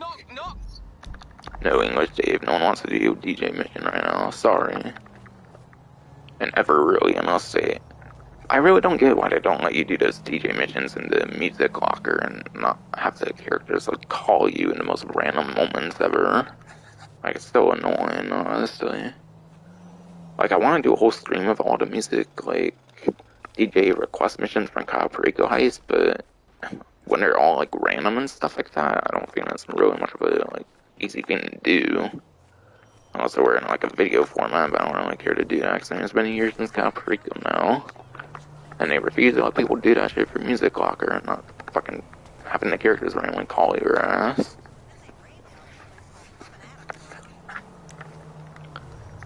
But because of the arching grenade, it's not too useful for hitting, like, smaller aircrafts like the Mark II Oppressor. Even though I know it's obviously kind of a motorcycle, but kind of aircraft obviously is wow. That thing cannot take a curve for shit, apparently. And yeah, jets. Jets will probably just strafe from above, obviously, with the explosive cannons. So yeah, the jets and their explosive cannons are probably just strafe from above, so good luck hitting that with the compact EMP launcher. A helicopter can probably just keep its distance pretty easily. And yeah, helicopters, from what I hear, it doesn't impact helicopters too much. And yeah, for the weaponry of vehicles, they can still use weaponry when you, like, shoot the vehicle aside for, I think, the buzzard. I think the only vehicle that I can't use is, like, weapons from what I heard when using the, like, compact EMP launcher is the buzzard. I think that's the only one that gets its weapons disabled when you even hit it with the EMP effect. All other weapons aren't, like, tied to the engine for any other vehicle from what I hear now. So yeah, there is a fighting chance for people that you hit with the EMP launcher. But yeah, good luck hitting Jet, where a Mark II oppressor with a arching ass grenade. Not like an airburst thing or some shit where it like just explodes in air. Like, for what I'm talking about, for example, the up and atomizer. Like, it's not something like that where it like explodes in the air. It's that grenade. And yeah, it didn't explode up there, so it explodes on contact, I guess, apparently. And yeah, that was like a good few seconds after doing that it finally exploded. Because I heard that, obviously. So unfortunately, it sounded like it's going super hype, but it's really not hype at all. They overhyped the compact EMP launcher, in my opinion. Like, I thought when they first announced it was going to be pretty good, but nope. It's not going to be really good at all. They didn't really execute it properly, it looks like, unfortunately. But I think that does a good overview of all the different weapons. I kind of think I mentioned every single topic I could think of mentioning for the stun gun and the compact EMP launcher especially. And obviously heavy rifle is just like another rifle, which is pretty traditional weapons, not really much to say with that one. I mainly just compared the stats with those ones, the in-game stats, not more the like possibly hidden stuff.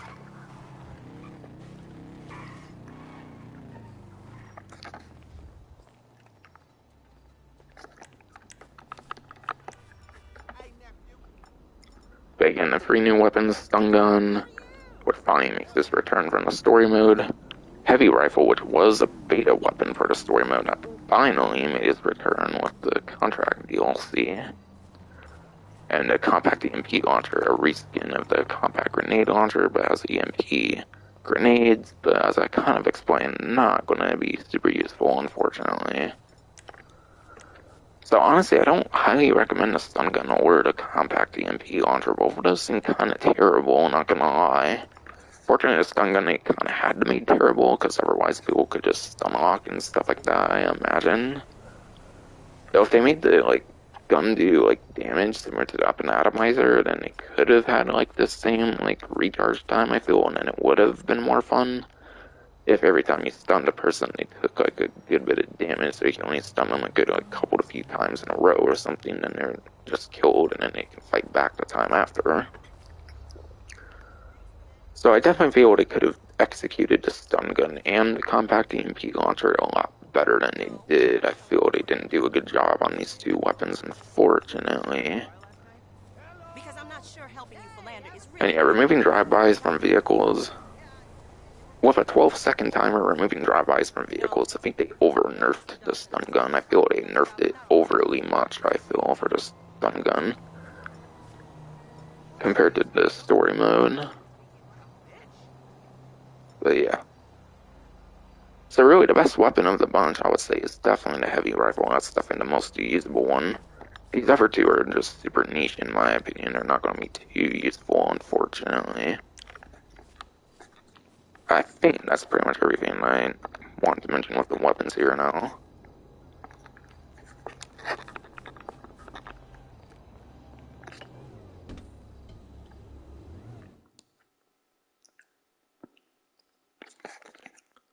But yeah, since I went over a significant part of the update now with the weapons, I think I'm going to finally here. Obviously, I already talked about patch notes of, like, the weapon, like, modification, like, livery stuff for the 4 liveries that they did. But yeah, I'll probably sit somewhere in the agency here and then talk the patch notes, I suppose.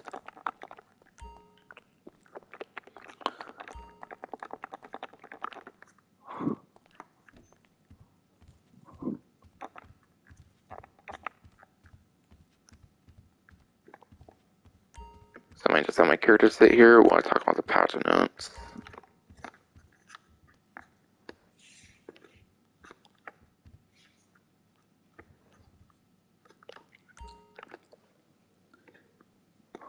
But yeah. On to the patch notes. GTA 5 Paddle Update 1.55 notes for PS4, Xbox One, PC. And obviously PS5, Xbox Series X and S as well if you're playing for backward compatibility like myself on the PlayStation 5. But yeah. There's 7 new vehicles, which I'll still have to show off. I showed off all the 3 new weapons. There's obviously the agency property, Dr. Dre contract missions. But yeah, Dr. Dre contract missions, that's a thing of missions you can do. There's security contracts, that's another type of missions. Payphone hits, that's another type of missions. There's a Motomami, Los Santos radio station. So I guess I'll actually try to show that off, I guess. Because I didn't really show off the radio wheel yet, I don't think. New music on Radio Los Santos and West Coast Classics, so those 2 have new music. Similar to how, like, Worldwide FM and, like, Fly Low FM, I think, both got new music for Cal Perico Heist. So they kind of renovated in West Coast Classics and Radio Los Santos. That's cool. And yeah, a whole new radio station as well, so kind of free. Radio stations, in a sense, got upgrades. One being entirely new. The Record 8 Studios is a thing. That seems to be apparently a separate building where you go to see Dr. Dre and stuff like that. short trips. Short trips is like the 2-player missions that I kind of explained when going over the like organics livery, I believe, that I showed off for the micro SMG, I think it was. New clothing, accessories, I pretty much showed all of those. New quality of life updates, and more. Which, yeah, for example, I mentioned that, like, the fees are way less now compared to what they once were. And especially for MC President, that's way better. I definitely don't think the fees were that bad as a CO, as for the 9,400 bunker fee. That was like the only bad fee I feel for the CO. But yeah, for MC President, I imagine it's a lot more doable being MC President now, since the fees are way less. So maybe I'll start using my Mark II more frequently now that there's not a 30,000 business fee that I probably have to worry about now with the 5 different MC businesses being fully maxed out and all. Since I imagine that 30,000 is entirely gone, like the other, like bunker fee, for example, that's in that like 2,000 business fee that popped up like twice on this stream now. But yeah, the agency property obviously is the new multi-floor property for F. Clinton Partner. It was on Dynasty 8 Executive. But yeah, Dr. Dre contract after partnering with Franklin Clinton and his agency, setting up business. Players can begin new story missions, which have them working with Dr. Dre to recover valuable stolen property. Missions can play. The Dr. Dre contract can be played either solo or with other players. Security contracts. Those are free mode missions that are launched for an agency computer, which does require a public lobby, unfortunately. Those are jobs for your clients in need of help. Security contracts have various difficulty levels that can increase the cash reward for completion. But yeah, for security contracts, there's recover valuables, vehicle recovery, game termination, rescue operation, asset protection, and liquidize assets. Payphone hits. Payphone hits are free mode missions that test players have taken on a target and come with bonus rewards for meeting special criteria, as I kind of mentioned earlier, such as using certain weapons, vehicles, killing at specific locations or timings. These missions are started by answering ringing payphones throughout the map and can be accessed after completing a few security contracts. So you do need to do a few security contracts to unlock payphone hits. Free new weapons, obviously, I already went over all those. I went over the 4 new weapon finishes. The vehicles. Haven't really showed the vehicles yet. I guess I'll do that. Maybe I'll start to purchase them because they do take a bit to deliver. I'm not going to necessarily get all 7 of them because I know some of them have trade prices. I'll get 2 with trade prices at most, probably, so I might be getting at most 5 vehicles. But yeah, there's 7 vehicles for day 1, and then obviously there's drip feed vehicles like there traditionally is. And that'll be for another, like, video or something, if I do that, obviously. But I would have to do it for PC, and that would be the first, like, leaked video that I would have to do for PC. Unless I want to, like, plug in my PS4 again and see if I can do it for PS4 Share Factory, because PS5 doesn't have a proper internet browser. But yeah. The one vehicle for the contract currently that's not on the Luxury Motorsport is Bravado Buffalo STX. It's basically a new version of the Buffalo. So it's kind of like a muscle car Buffalo, because apparently it's a muscle car compared to like sport car, like with the other Buffaloes. I think all the other Buffaloes are like sport cars, but that one's like a muscle car, which is pretty interesting. And the other 6 for day 1 are all on Legendary Motorsport. And yeah, the ones with 2 prices, obviously you have the trade prices. Same with that Buffalo, I think that one had a trade price too. So actually, wait, hold on. I think I already unlocked the trade price. I think there is a trade price for this one, but I think it's just simply buying an agency or something like that, which I already bought the agency, so yeah. That's one I'll definitely get then, I guess. With Franklin's in story mode, I want like a black and yellow theme, so I'm gonna go with black as a starting color here, I guess. Agency Garage. Buffalo STX, that'll be one of the like weaponized ones I get, and I'll get one with a trade price probably. Unless I feel I got the money to get all of them or something. And yeah, not war stock. I don't think war stock has any vehicles actually for the whole DLC, including drip feeding. But yeah, that Buffalo, the Debate Champion here, which was announced on the Newswire, and that's 2.2 to like almost 3 million without the trade price. This one's basically like this is a supercar and it can be armored and like weaponized and stuff like that, so it is able to be armored and weaponized for a supercar, which I think would make it the very first armored supercar actually, which seems pretty exciting. I think it's supercar at least. And there's the ENS Deity, which is like a four-door sedan, I think I heard it is. I think it's a four-door sedan. Jubilee, when I first saw that, I thought that was a sedan, but I guess it's an SUV, I guess. So that's interesting. We had Jubilee, like the champion was on the Newswire. Deity, I don't really think they hinted at the Deity before, but yeah. Kind of similar in style to the Jubilee, essentially, but it's like more sedan, whereas this one's more SUV. And yeah, this one, I believe, is a supercar. The Ignis here is a regular stock like supercar that you can't weaponize, I believe. The Cinquemilla, whatever pronunciation, that's just how I'm gonna say it. And that's the like four-door, like I think I heard it's a four-door sedan actually. But yeah, there's a lot of four doors in this update compared to Los Santos Tuners, where I think I would read that like Tailgater S was like the only four door. So I'm glad to see a lot more four doors in this update compared to previous update. And the P-Fister Astron, which was that like vehicle that Dr. Dre was standing next to, I believe. He was standing next to the Astron here. And yeah, that's a four-seater sporty SUV essentially. But being a P-Fister SUV, I imagine it's similar to the Lamborghini Toros back from December 2018 with the like Arena War DLC.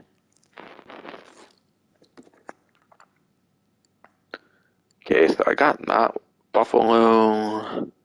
I'll get one of these trade price ones because I gotta get a trade price one here if I want another weaponized option. Because there's two Imani service things or whatever through the like mod shop, so I kind of gotta get at least one more. I guess I'll get the Jubilee. I remember the one in that screenshot was like blue, and it's kind of convincing me to go blue. I guess I'll go blue for now, I can always change it. Okay, trade price for this one, complete 20 security contracts as a leader. But I imagine that could be quite a bit of time, and yeah. I want to get at least two of these like ones that can be weaponized. I'm just gonna buy it now for the extra like 400-ish thousand.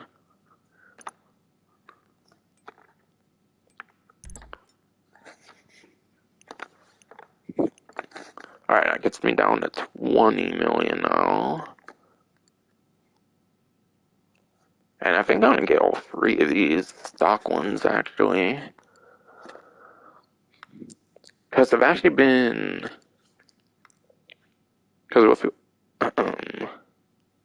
with Los Santos Tuners, I've actually been like renovating my like garages and stuff. So I figured out I kind of want to get like a lot of like vehicles from like the update like property was introduced in. And I think the agency has 20 cars in it, and I think the drift feed included is less than 20 vehicles with the drift feed included. So I think I will be getting all the contract vehicles for this agency. Why not? So I'll get to Pegasi Ignis.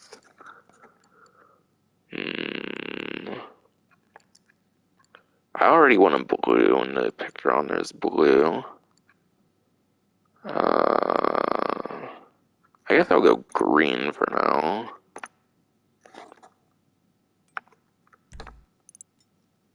So I'll probably get all but 2 of these, because obviously the trade prices, I don't really want to pay the trade prices necessarily. If it's easy to get them cheaper. The Cinquemilla, I'm not exactly sure what, I'm not really sure what the name is for. I don't know what that name means, like if that's the name of like an animal or something, I don't know. I went green on the previous one. I rated a blue and a black.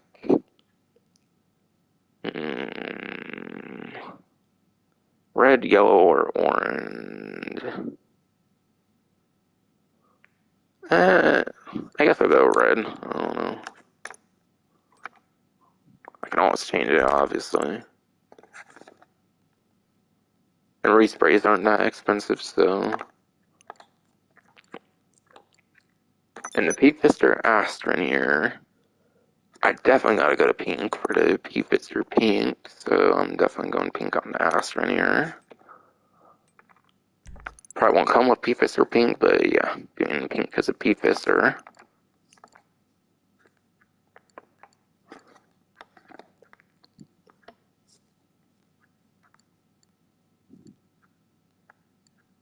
But yeah, I got all the civilian ones, the Jubilee, and then the Buffalo. So I'll show the trade prices and how to get them for the deity and then the champion, since I'm not going to be getting those ones on the stream. I know I could have got the money to be able to get that all, but personally I would rather just get a trade price later on and whatnot. And from what I hear, all these weaponized ones are pretty much the same. I think the weaponized ones are pretty much all the same. But yeah, all these weaponized ones pretty much have all the same upgrades, like machine guns. I think it's silic mines, and then you can make it like a remote controlled vehicle or prevent missile lock on.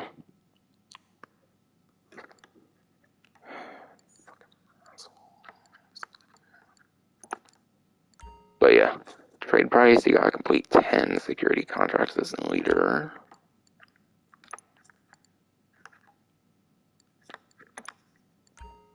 Whereas this one was 20. Alright, the champion here. What's the trade price for the champion? Gotta complete studio time as a leader for this one. So that's the couple trade prices I still have to have.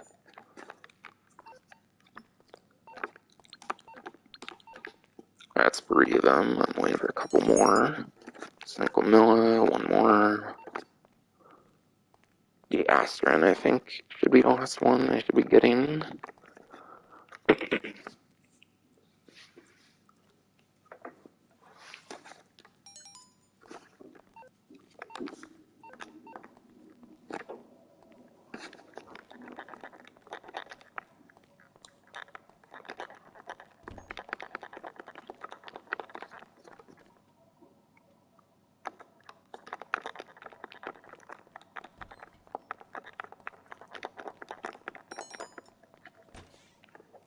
Okay, got a text from Franklin, apparently.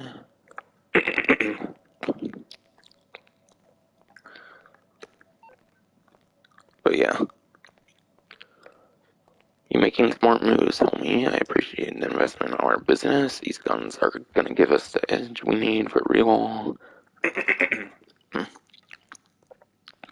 Gotta come prepared and speak to our boy in the armory and grab whatever you need to hit those security contracts. Peace.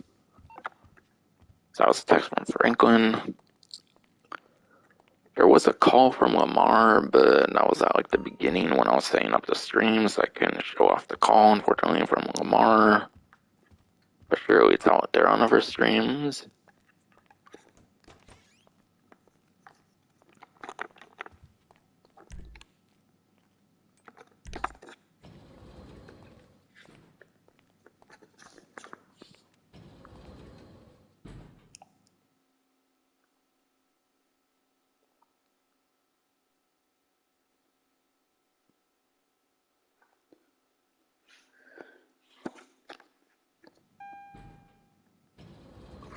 Damn, that's a -1 there, damn. Underground garage, and... But yeah.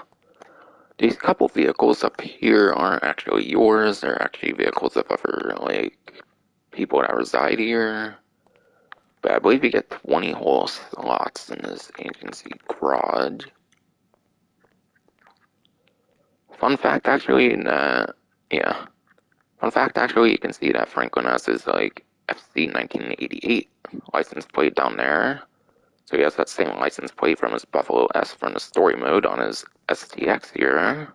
So that's a pretty cool detail on the license plate there.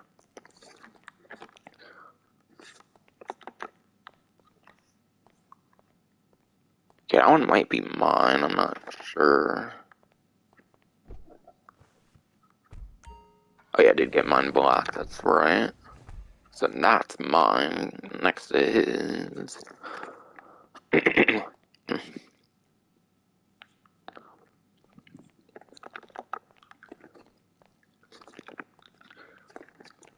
And yeah, this one's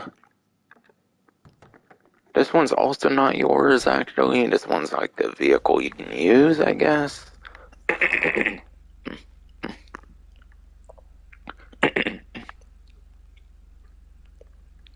But yeah. This and the white Buffalo STX are automatically in your place, but you don't actually own the vehicles, they're just kind of there in a sense.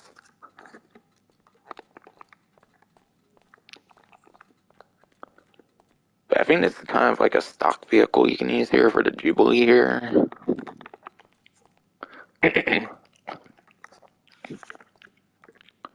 But yeah, basically anything that doesn't pop up with this is basically not mine, essentially. And it's actually already an agency, it seems.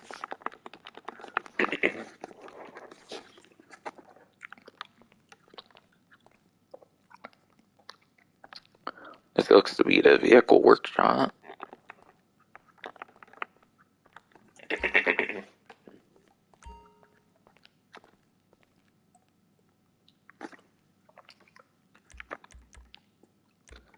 Okay, but yeah. This is the list of vehicles right now that can be modified with Imani's, like, special modifications in the vehicle workshop. That Buffalo STX, the Champion, Deity, and then the Jubilee. And get all the vehicles to have a trade price, essentially. As I basically mentioned.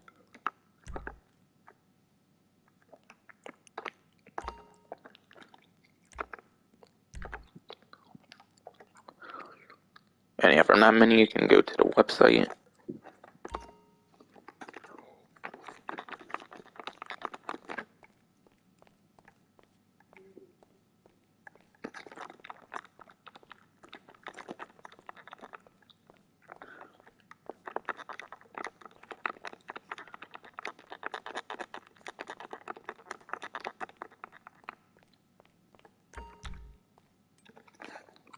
But yeah, as you can see when going into Vehicle Marketer, you actually get to see that you do indeed get 20 of the slots. But yeah, again, in this top section here, only that one's mine. The other Buffalo SCX is Franklin's, and then the Jubilee over there, I think, is just like a stockish vehicle you can use for the like security contracts and stuff like that, I imagine. But yeah, there's my Jubilee, my Ignis, my Sequinoa, and then my Astron. But I'll probably customize the Buffalo and the Jubilee first, because they have the weapon stuff on them, and then I'll probably customize the civilian stuff if I think I have the money to do so, depending on how much these modifications are. And honestly, if I have a certain amount of money, maybe I'll splurge and do the trade prices. I mean, maybe I'll splurge and do the buy it now prices for the other two, depending on the money I have left. Though even then, maybe I still won't, because savings are savings, and regardless of how much money you have, savings are pretty nice regardless of the money.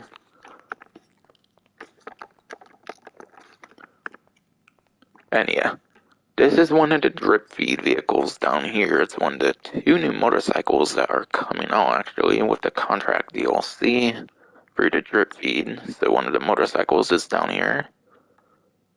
the Revis one. I know there's like another one coming out, I think called the Shinobi or something like that. So yeah, that's 1 and 2, and drip feed motorcycles down here.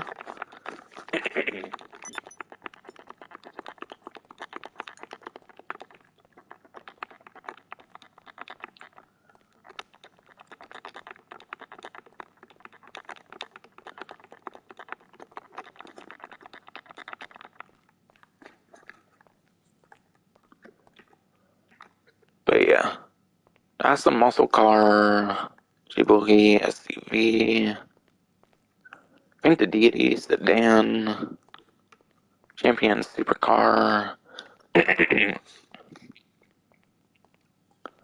I think one more is coming out that might be like off-road or something that I think might have these modifications for the drip feed as well. Just think I hear that there's a Patriot coming out, and I think I heard there's a Patriot coming out that will be having those modifications as well.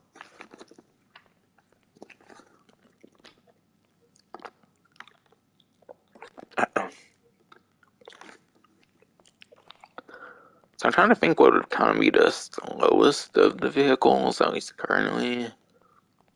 Muscle, super, sedan, SUV. I think the sedan or SUV I would want, like, with the missile lock on, I guess, if I were to just do one missile lock on vehicle. Because I'm thinking I might do the, like, RC vehicles more than the missile lock on thing, essentially.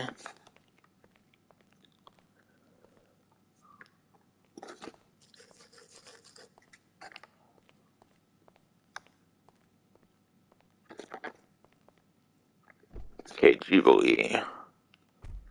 Alright, yeah. I'll modify my Jubilee here first, I guess. 50,000 armor. The armor plating is only 150,000. That's not bad. Additional protection and resistance to explosive damage. I might wait on that though, because I think these vehicles have like bullet resistant glass. But I think these vehicles have bullet resistant glass, and I want to show that. I think I heard they have the bullet resistant glass stock without the armor plating. So I might test that out before, obviously. So I'll wait on armor plating for now. But if you don't want the armor plating, obviously you don't have to put it on. But yeah, if you want it, obviously, then it's there. So you can have them stock. It's not like certain it's not like previous vehicles or like non-weaponized and weaponized ones are on the website. You just get like the stock one, and then you can make it weaponized from the mod shop.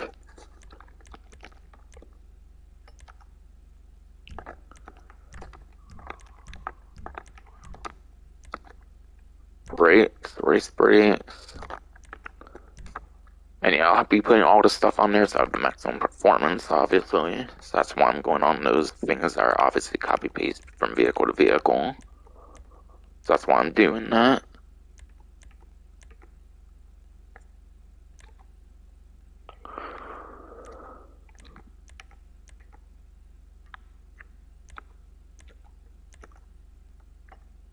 Alright, yeah, I like that racer bumper, for sure.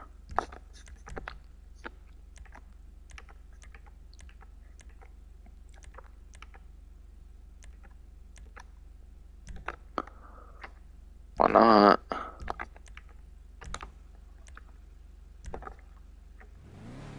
Obviously, I'm doing that.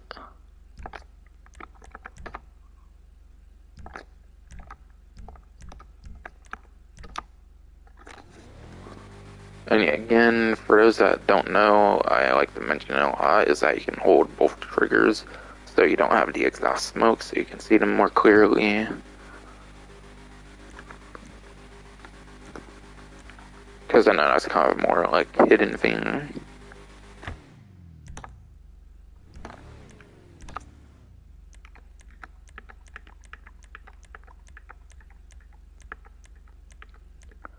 And yeah, by the way, Ruffy 1322 has not released like performance testing for these new DLC vehicles. obviously because it was the first day, so I don't know how these vehicles perform. Obviously, that still has to wait and see how the vehicles perform. So I don't know how any of these new contract vehicles perform. Just anything basically before it, essentially.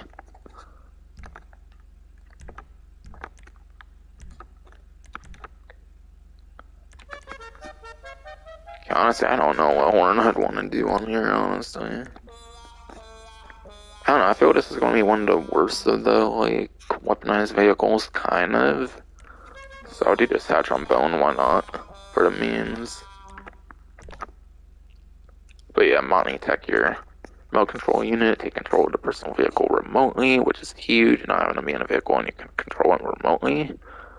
Like, honestly, could maybe, like, disguise the vehicles, kind of, and make it kind of blend in with traffic, maybe, for all I know, indeed. So yeah, make it like an RC vehicle whenever you don't want to drive it. Which I think there was a mission in Grand Theft Auto Liberty City Stories. It reminds me of that Liberty City Stories mission where there was like the remote control vehicle that you had to like control in one of the Liberty City Story missions from that 3D Universe Grand Theft Auto game. So it definitely reminds me a lot of that. And missile lock-on jammer, protect your personal vehicle from homing missile lock-on. So yeah, you can have a jammer for homing missiles, which is insane. And being this the lower vehicle, I think this is going to kind of be the slowest one. I'll show off the missile lock-on jammer with this one. I think I'll wait on it again just in case it adds anything else for all I know. And yeah, if you want to do colored headlights, you have to go to Ellis Carmi or the Arena Workshop. You don't get to do colored headlights in this new property, unfortunately. But I don't mind taking over to the Carmi if it can go to the Carmi even. Being weaponized, I don't know, but certain weaponized vehicles from before could go into Carmi, so I don't know. It is quite possible it could.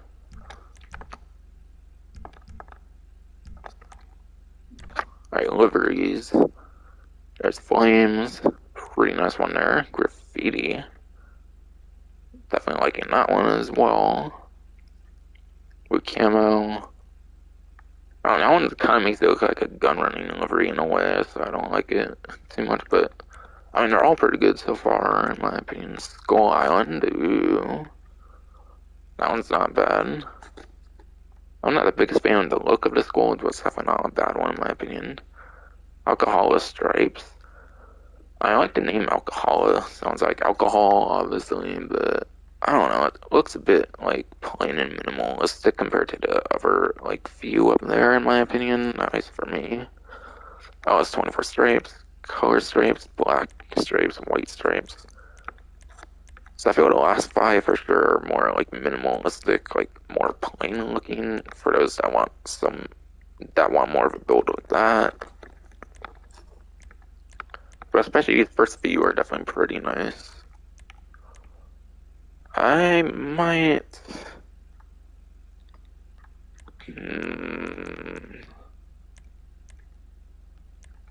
Okay, well at least that one has the like back part in there. I'm kind of going in between like a minimalistic build and then also like a very detailed build. I'm going the alcohol stripes there. Like what the hell? Why did I just randomly have like comments from previously just pop up there? What the fuck? I had all those comments before, what?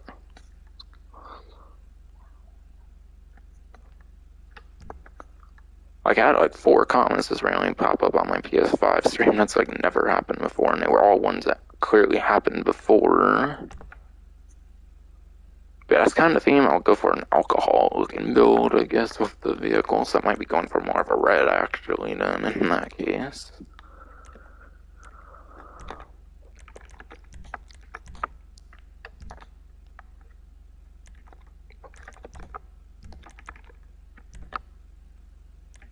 Again, I'll do all the weapon stuff later, because I kind of want to see if it already has a bullet-resistant glass, because I hear it does have bullet-resistant glass, even if you get it stock, I think. Which is obviously nice for protection. And yes, with mines, that's pretty much the only mine you can do for any of these vehicles.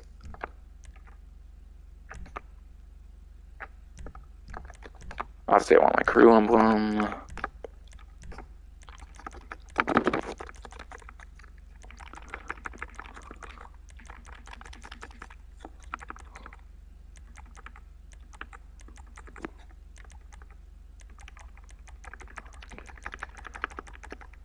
But I know red has a lot of like alcohol kind of like sounding colors of Cabernet. I know Cabernet is a type of wine, and then wine red. So that might be kind of the build I end up going for, since there's alcohol livery on it. That would be kind of a fun build. That would be kind of a fun build, in my opinion. That's probably what I'm doing for sure. Then. And yeah, by the way, for those who don't know, you can do like D-pad and analog at the same time. It goes through menus pretty quick.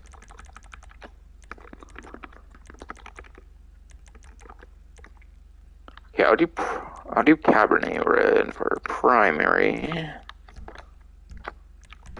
Secondary, I'll do as since I did Cabernet Red primary, I'll do Wine Red as a secondary. To go with alcohol livery.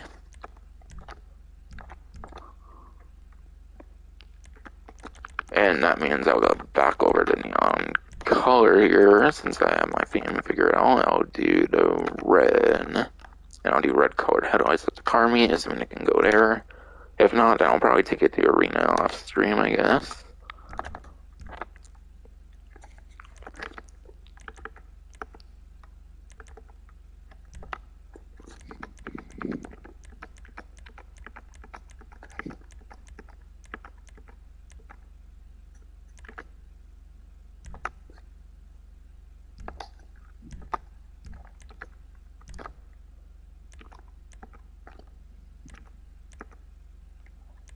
There's 2 spoilers, that's not very much on the spoilers, but yeah.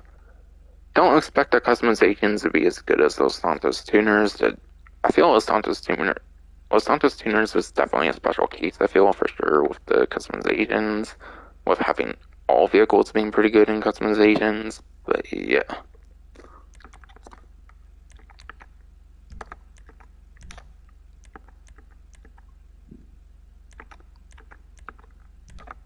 Competition suspension.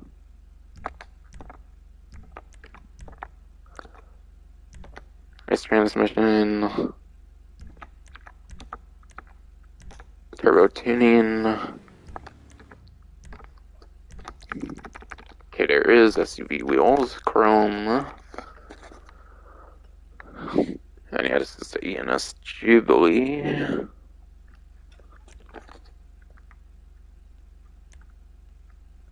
I'm gonna go empowered here.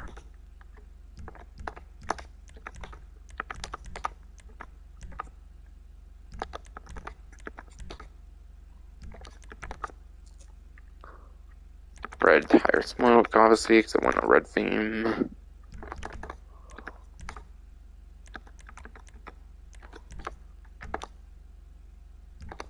And I'll test it out here for now here.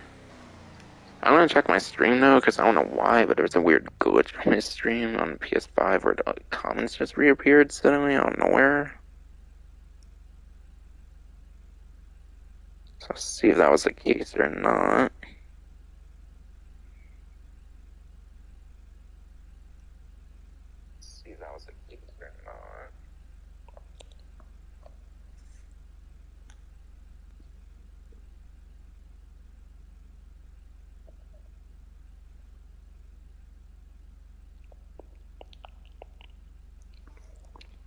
Alright. I just checked my stream for a moment there, because, yeah. I want to make sure it was showing gameplay and stuff, because I had a weird text glitch where comments showed up again that previously were on there. So I'm going to get out of here. And yeah, I'll be doing explosive resistant tests and stuff like that, but probably just for one vehicle, because they're all pretty copy-paste. All these are probably pretty copy-paste with the missile lock-on jammer, remote control units, hook line, and machine guns. If they weren't copy-paste pretty much, then I imagine that some would have different weaponry than others and stuff like that. So I think for that reason, I'm just going to test all explosive resistance and stuff on one of them.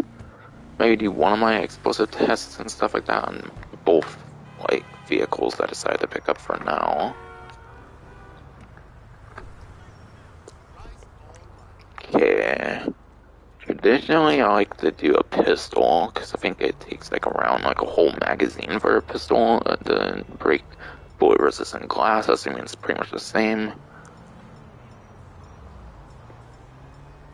I'm gonna do my combat pistol, I guess. Alright, yeah. Doesn't instantly crack there, so the stock version does have the bullet resistant glass. So you don't need to get the armor to get the bullet resistant glass. Alright, yeah. Bullet resistant glass is a complete reskin of the 2015-2016 armored vehicles, as well as the ENS Paragon R armored, essentially. Where, yeah, a single, like, combat pistol magazine will destroy a thing of bullet resistant glass there. If you want to shred through that, if you want to shred through it right away, obviously, then you can use FMJ rounds, I believe, the full metal jacket rounds that can legitimately just shred through bullet resistant glass.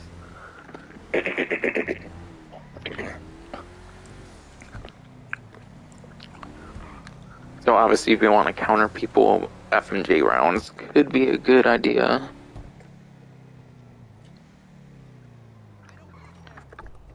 And yeah, I want to make sure it doesn't have any of the armor stuff. Obviously, it shouldn't, because I don't have the stuff on there yet. Guess I do a little grenade, why not? Alright, yeah, I expected that, obviously, because I didn't do armor. I just want to make sure it didn't have any, like, stock somehow.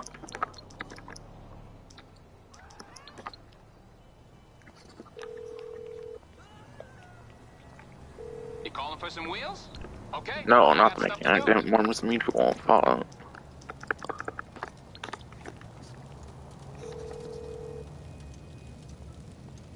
MMI, we expect the unexpected. Gee, that was 20,000? Fuck, man, like, damn. Maybe since it wasn't weaponized, it was 20,000? I don't know. Because weaponized stuff is traditionally 10,000, though. I think things like the JB700W and stuff are still 20,000, if I remember.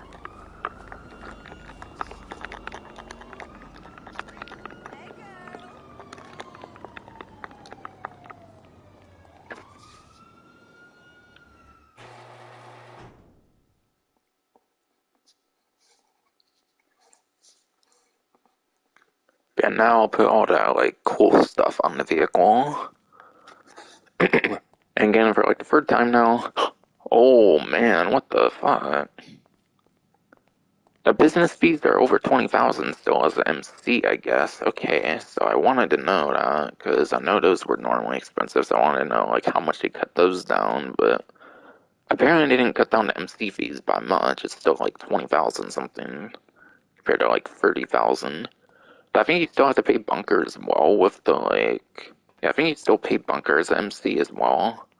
Just don't pay MC stuff if you're a CO, basically. So... I mean, that's like 39,000 to like 20-ish thousand or something like that. That's almost half on the business stuff for the MC. In a way, I guess. But yeah. It's still drastically more expensive apparently as MC compared to CO, which I really don't like that. So I guess I'll still be doing CO for the most part then, because yeah, 20,000, that's kind of annoying for fees. The MC fees are still a bitch. Just not as much, at least. By like 8 to 9,000, I guess, but yeah. Did I not call Moore's Mutual? Yeah, if I did. Guess what if I did call us Moore's Mutual here. Oh, I think I gotta return it. I think that's what I gotta do here. Yeah, alright.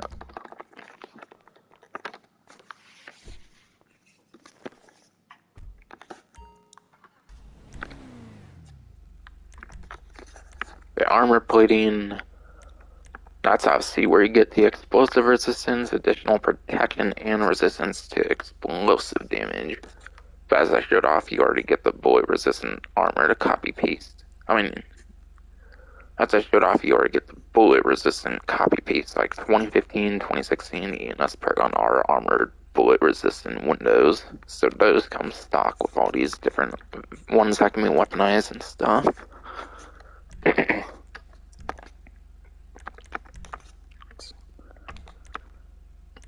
Yeah, it's another 150,000. Alright. And in these, you can only do one or the other. You cannot do both, apparently. If you could do both, that would be super broken, so I understand why you wouldn't be able to do both. But yeah. I'll do the missile lock-on jammer on this one.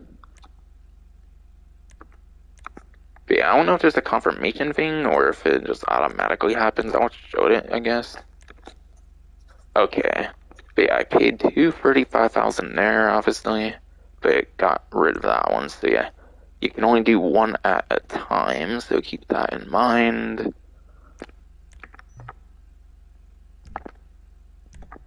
So yeah, I did missile lock-on jammer for this one between the two.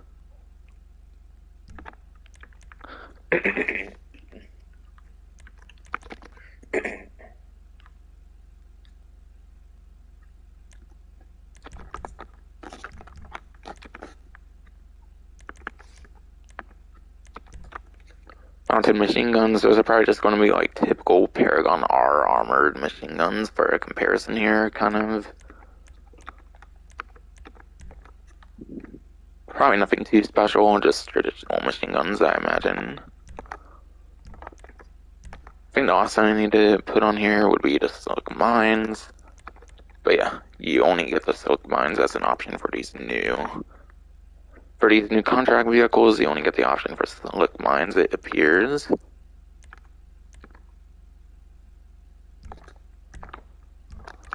I keep thinking I'm forgetting to do certain things for some reason, damn it, but yeah. For those wondering why I'm going back to these different categories, fuck.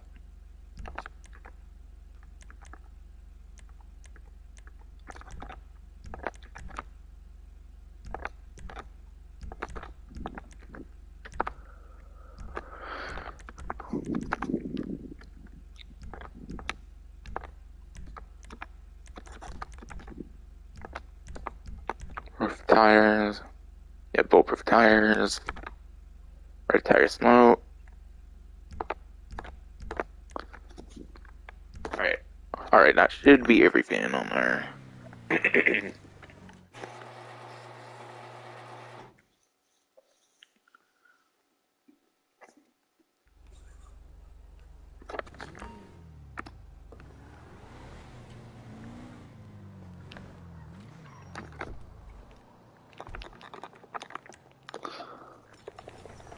Yeah, homing launcher here. Shouldn't be able to lock on since I got the missile one. Alright, yeah. As you can see, it's locking on that thing's past the vehicle here. So the actual vehicle itself is immune to the lock on. And that should be for every, like, homing launcher, and then also any, like, vehicle missiles as well. Obviously, those are the only lock-on kind of missiles I can think of.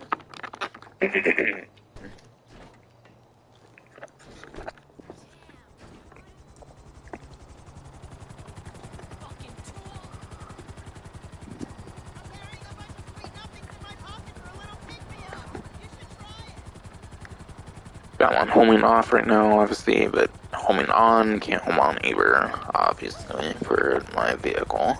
Then again, my vehicle normally wouldn't have a lock on anyways, because I'm not inside of it, but yeah.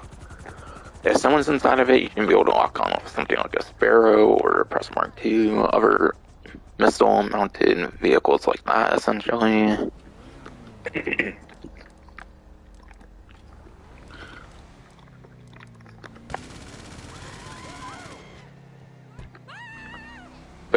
I'm gonna get the Alice. I'm gonna try to get Alice car meet. Go to the Alice car meet to get my red colored headlights. If I can't do that, then I'll probably, what's it called? If I cannot do that, then I'll probably I'll probably go to the arena if I can't do that off stream to do colored headlights. But yeah. If I can do colored headlights here, then I'll probably do that. And yeah. This is actually a quality, it's actually one of those quality of life improvements here. You can see those like contact mission icons are not like yellow to like gold instead of like white like they were. But yeah. You can do Gerald's last flavor here like you could before. Stuff is like a gold icon now instead of like white. Apparently you can do the lowrider missions with Lamar's like icon here now. I remember when you first do the missions, the like icon would actually disappear after you did the like whole thing of missions once, but now you can actually go to Lamar like you could in the other ones for his like more special type of missions. Simeon's Premium Deluxe Repo work, you can go to him. Obviously, it was a white icon before, but now it's actually a yellow icon. And for Martin Madrazo actually had a change. He used to have two icons. I think he used to have one at his like house that you went to for the like day one contact missions. He would go to like that one house in the hills or whatever that Martin Madrazo had for like his day one contact missions. They seemingly removed that whole icon because yeah, all the other ones only had one icon. So now you go to the Lafontaine Blanca if you want to get his dispatch services, and you can't do the one from the hills. But yeah, obviously dispatch services, the Let's Play, and the repo works, you can still surely do those in the pause menu, same with the lowrider missions if you've done them. That's a way you can do them through the map, obviously, especially for those lowrider missions, which it would go away from the map if you done them like a single time before.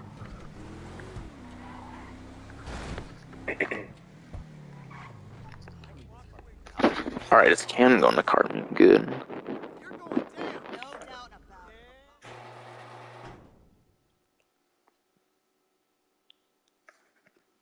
So I should hopefully be able to do the colored headlights then.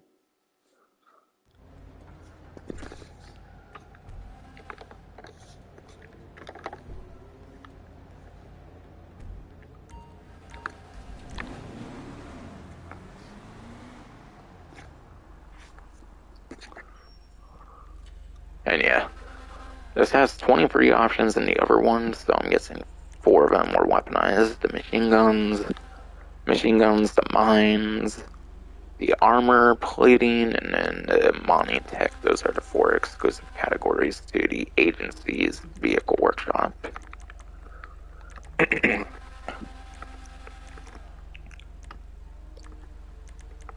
So where am I going to go here?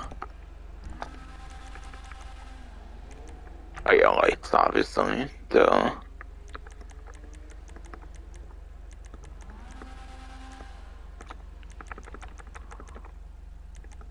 But I'll be doing red.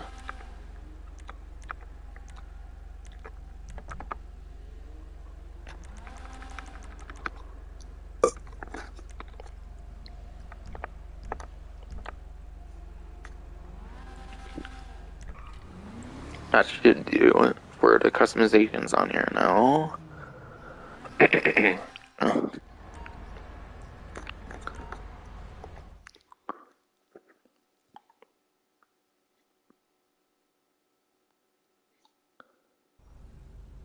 And yeah, I might test machine guns here against like a armored vehicle for this Heroes or CO mini here or something. Turret to the limo. I don't know which one I want to try it on.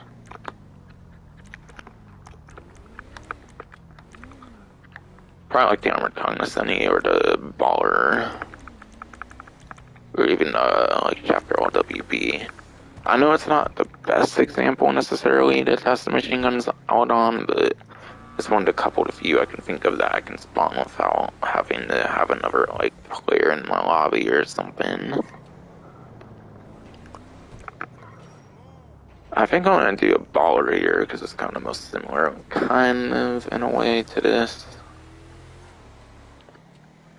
Let me get somewhere that might not have hoodlums and stuff, essentially. AKA gang members, obviously.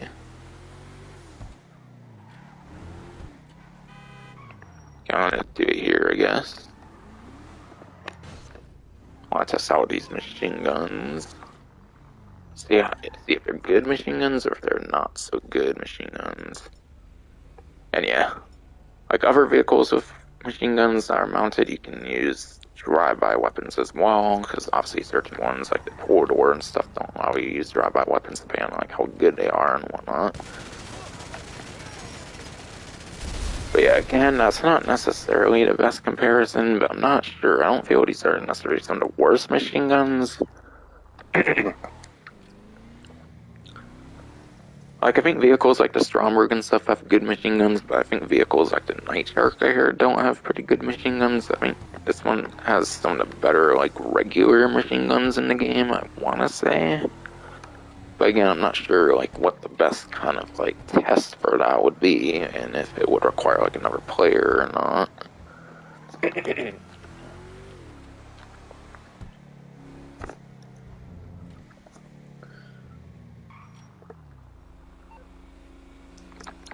I don't want to deal with the popos right now, so I'm probably just going to do Lester here.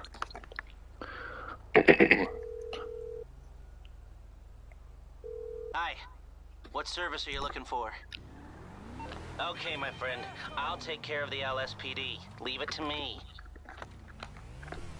But yeah, and then I gotta think of every single, like, damage test I want to do here.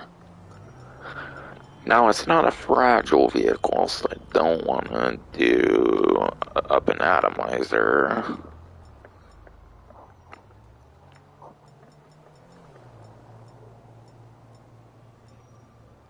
Don't necessarily care to do Unholy Hullbringer. I don't think advanced rifle. I don't think an assault rifle would be one of the tests I want to do. Okay, I'll probably end up doing an explosive heavy sniper test. Not a pump shotgun though, because obviously they both have explosive rounds, which are basically the same thing, except this one's closer range, this one's what, for further ranges.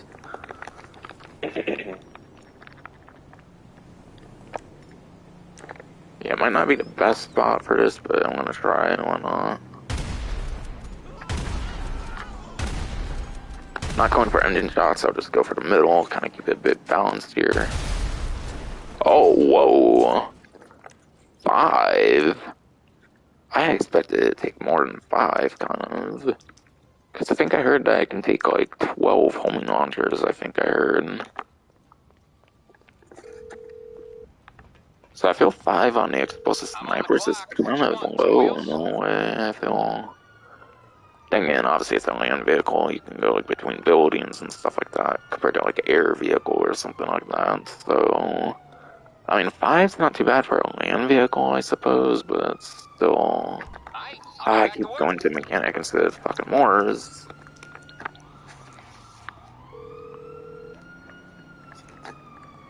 Hello, this is Morse Mutual Insurance. Alright, How even can when I it's do that? weaponized and stuff, it's 20,000, interesting. Because they did a change one time where, like, pretty much a lot of weaponized vehicles turned to, like, 10,000 insurance. Don't really seem to do that anymore, though.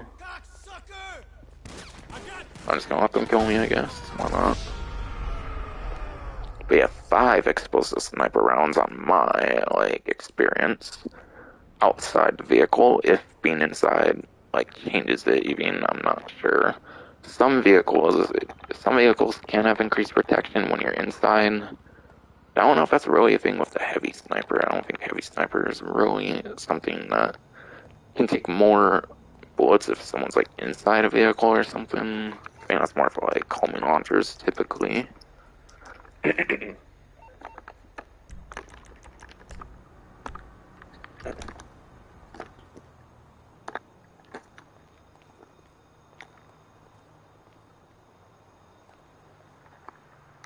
the hell? Why is my character just turning like that on the phone?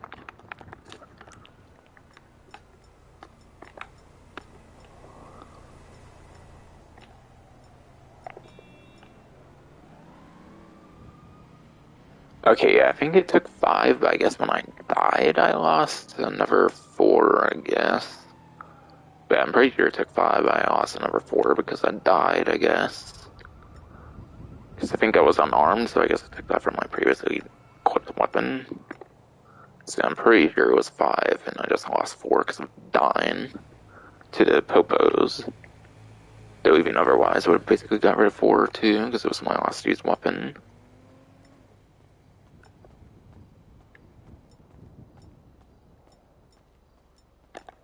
Yeah, unarmed, surely nothing to test there.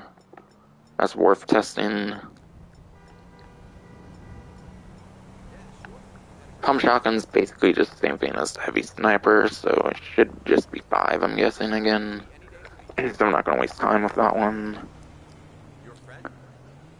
Grenade launcher, I think grenades and RPGs are the same basically in terms of damage output, if I recall from what I've heard. So I'm just gonna do an RPG. I don't really do grenade launcher tests on my review stuff. Oh, okay.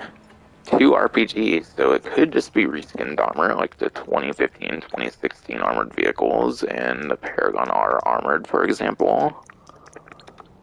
This time I didn't accidentally do mechanic, at least.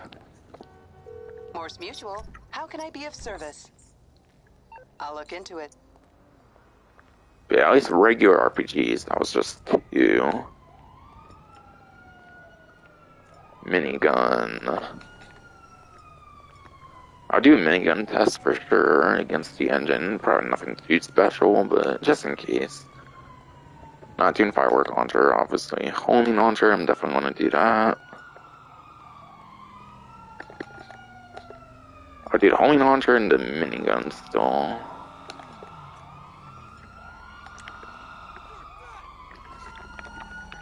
Yeah, I'm probably just gonna let Popo kill me here. Why not?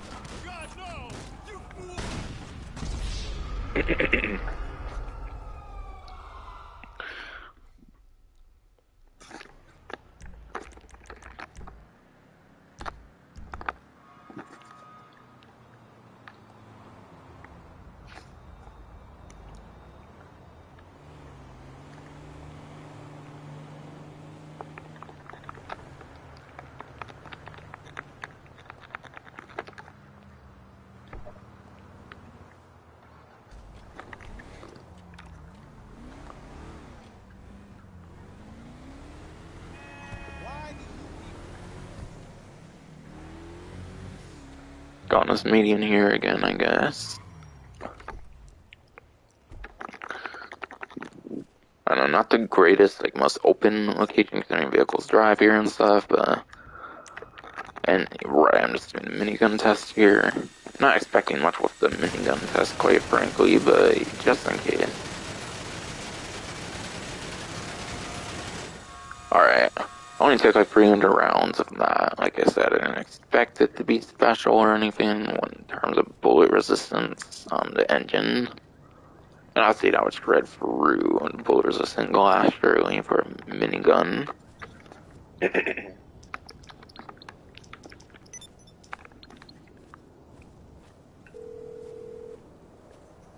Oh. Morse Mutual Insurance. Okay, I guess How when can they we help changed you? the... I think we can handle that. But yeah. I guess when they put all the heists into one like section for the quick play or whatever, I guess the Doomsday heists now have like a green kind of thing around it. Because the Doomsday heists used to have like blue, I believe, for the invites. Now it's green like the rest of the heists. Or on here it's still blue, but it looked more green on the like invite I got earlier. Yeah, that's one of the quality life improvements here. Quick job, there's a random playlist, activities, jobs, contact missions, heights, series modes. So they drastically dwindled down the quick job options here for some reason. I stuff and whatnot, but yeah. Oh yeah. Then it branches into other things. Random alone, playlist alone, activities. Okay, activities. These 5 are all branched into activities. But I think this is new with like the branched sections in this part of the phone here. Race, deathmatch versus mission. Let's guess capture, survival, parachuting. That was for jobs there. Contact missions. Contact mission. Okay, I'll start bottom here. Lamar mission, which is the low rider ones. Special vehicle missions, mobile operation, auto shop robbery, short trip, which is new with the contract, and then contact mission, which I imagine are the ones on the pause menu, not counting the Lamar missions.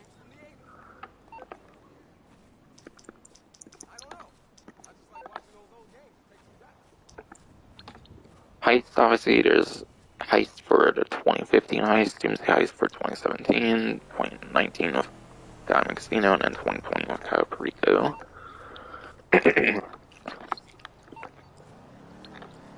And series modes here. Active Premium Race, Adversary Series, Stun Series, Bunker Series, Transform Series, SA Sports Series. Okay, this is where Arena War is with the Arena War Series and 8 series modes, Survival Series, Race Series, Open Wheel Series, Pursuit Series, Street Race Series, Featured Series.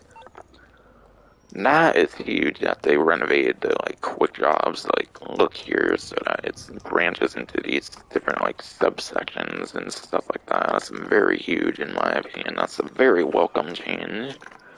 Because all these I think used to be like conglomerated in like the one screen before, but now it's like 7 and there's the like subsections. That's very nice.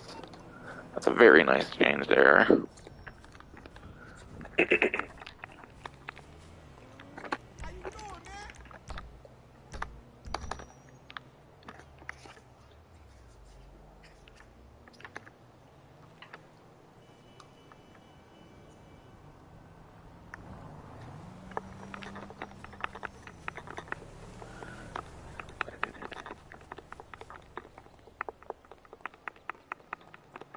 Okay, maybe I'll put this in Legion Square, not the middle, so I can like not have these vehicles possibly be in my way.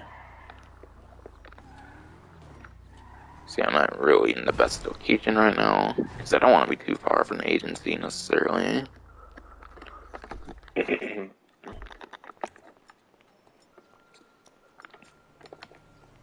Not doing that. Homing launcher. Again, I think grenades are the same as RPGs. I'm not doing the compact grenade launcher or Widowmaker.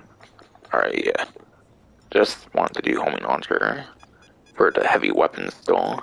And again, it won't lock on, so I'm gonna need manual aim here. People, get out. Okay, that's 1. Okay, that's 2. 3. 4. 5. Okay, for me, for homing missiles, it was 5 apparently to destroy it, but it didn't necessarily fully blow up, I don't think. Like, yeah, I can still enter it and stuff.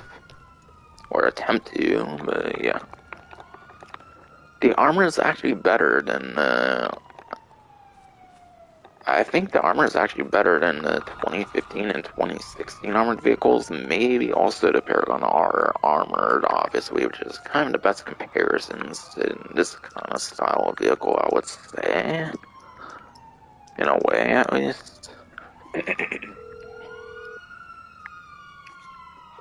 Hello, this is Morse Mutual Insurance. Okay. Any throwables, I want to test here. Grenade, again, same as like RPG, from what I hear. Sticky bomb, pretty much the same as a grenade RPG. Same proximity mine. Pipe bomb too, surely. Tear gas, Molotov. Okay, no, I think that's all the damage tests I want to do. So I'll do one of them, see if it's the same for my Buffalo STX, and then I'll probably just conclude that it's basically going to be the same for all these same style vehicles, essentially.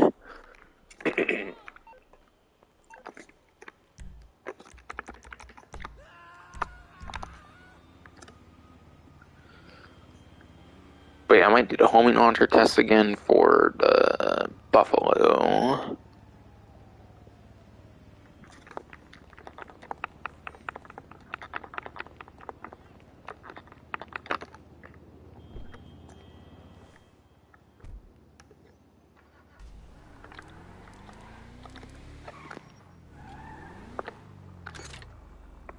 And that's the Silk Mine. Obviously, it's the same. It's the same exact mine with the same effect as the arena one. But Silk mines can definitely be pretty damn useful for like getting vehicles kind of off course, I guess I could say. So it makes it easier for you to stop vehicles, essentially. So it could, honestly, the Silk mines, I feel, would do the EMP like job kind of better in a way than the compact EMP launcher. Compact EMP launcher would obviously be better in certain cases, though, being a handheld weapon, not relying on being in certain vehicles.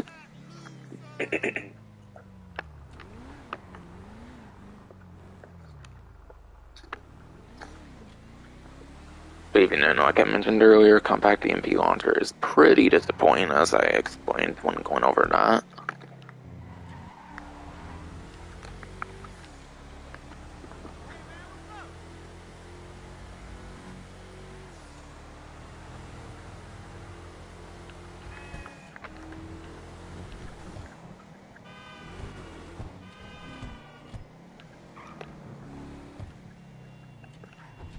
What the hell, was there an NPC there and then it disappeared in the fuck?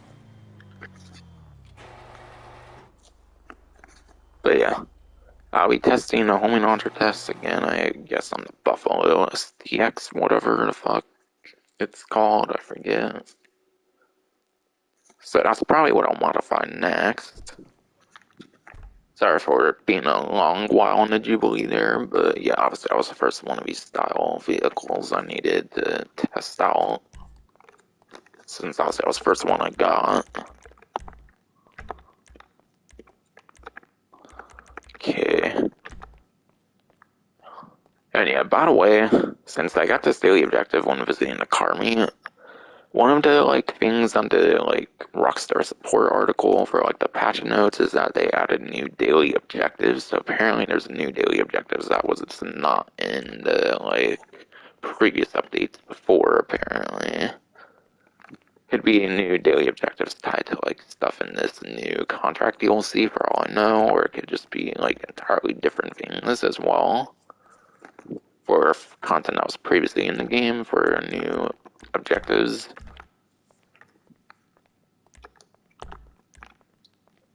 And yeah, by the way, in inventory, there's remote control vehicles, and then yeah, that's where you do the RC personal vehicles as well as the previous couple personal vehicles as well.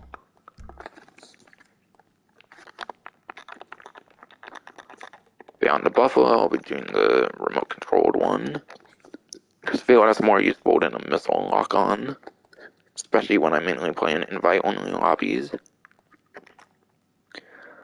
Wait, whoa, the vehicle can change sometimes. Franklin's bagger is here, apparently. But yeah, Franklin, I guess, still uses bagger, I guess, since it replaced his buffalo or whatever with his bagger here, and it's pretty cool. Alright, it is XTX. It is STX, apparently, like I thought it was. Damn, 28 options, gee.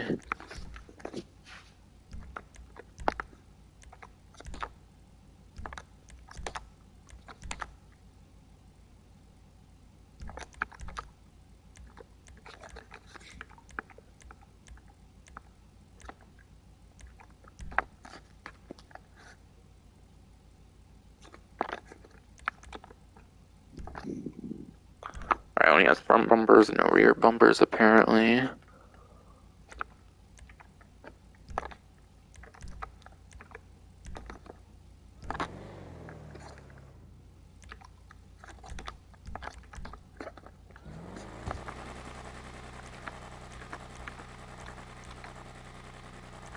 Okay, you can do single options apparently as well, okay.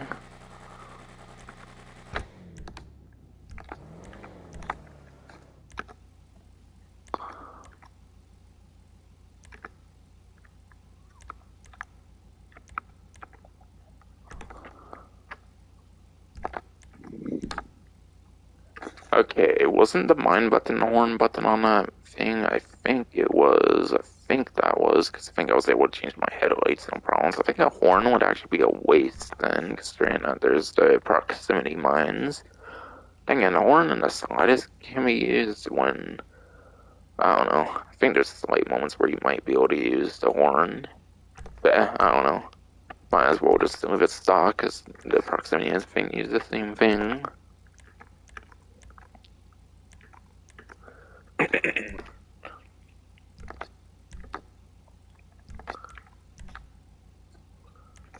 I need a remote control unit this time, obviously.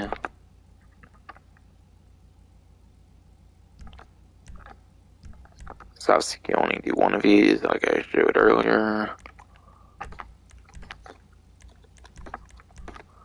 Go back to that when I have resprays and stuff figured out. Okay. This one has more liveries than Jubilee. Blue racing stripes, red racing stripes, Vado stripes, all Fukaru. So this time the first few are kind of more minimalistic ones, it looks like, so far at least. Fukaru all, which is basically a more black one, it looks like. Sprunk Racing, Zero Gas Racing, I definitely think this one's more of a minimalistic one compared to the Sprunk one here. Raga Rum Racing.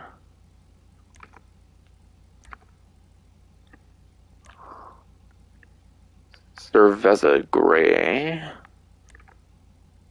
Cerveza Red, and then half camo, apparently.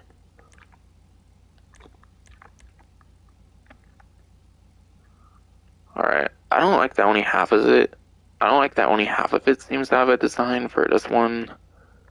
I feel the other half looks kind of stock, and also it's because of my black vehicle, and there's actually more to it than that. But the name kind of suggests that only half of it even has a livery on it.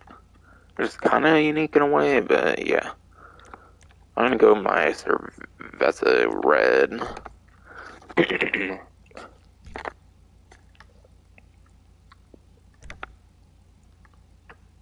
I don't know if I'll still go that fucking yellow theme at this point, though, but whatever. Alright, louvers, custom louvers, and gold louvers. Okay, the louver customizations are actually pretty cool on this.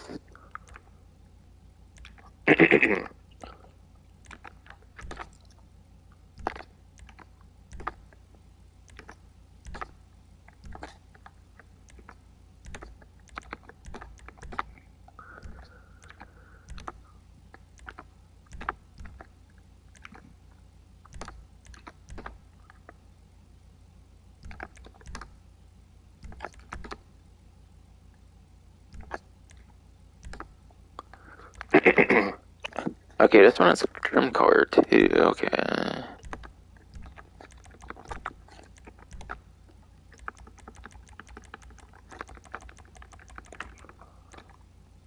I want to say with Franklin's vehicle in story mode it did matte colors, so I guess they do the matte colors then for primary and secondary at least, because trim really doesn't have that.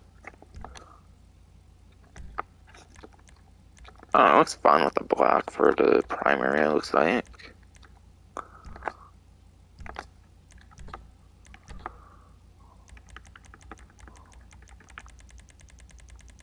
Okay, not much of the vehicle changes, I guess, with the secondary due to livery now.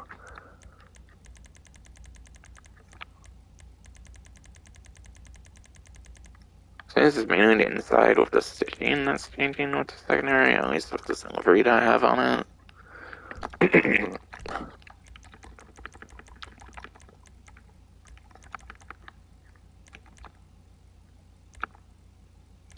Still got my yellow, stick to my black and yellow theme that I was kind of mentioning earlier. I wanted to go with. So I'll probably do yellow headlights then. Trim color, Probably yellow, maybe again. Man, I'm a sucker for yellow though, because it reminds me of Mountain Dew, obviously.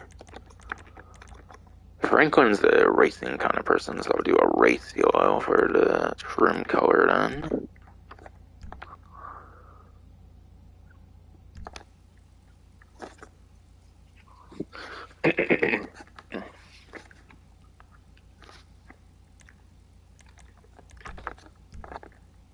Alright, so since I have that figured out, I'll go back to this. Yellow.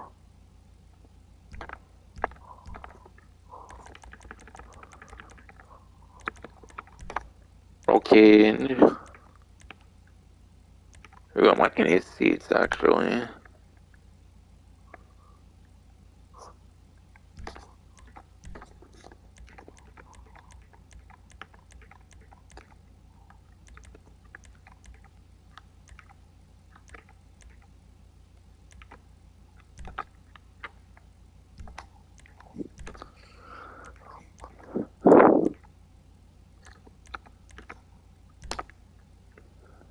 Alright, 14,000.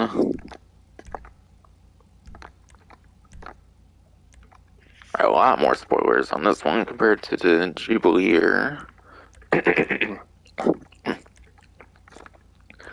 Not that that was necessarily a shock or anything, but still. I like to go crazy with my spoilers, so I went with that one.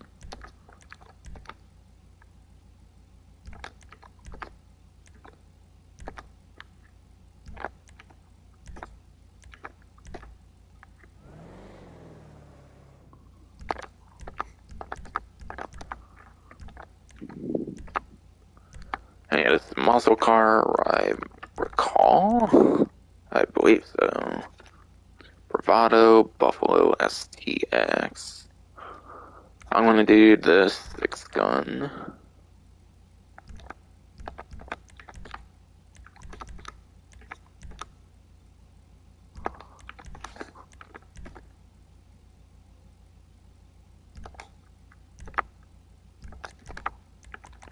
Got a tire smoke to go with the secondary and trim colors.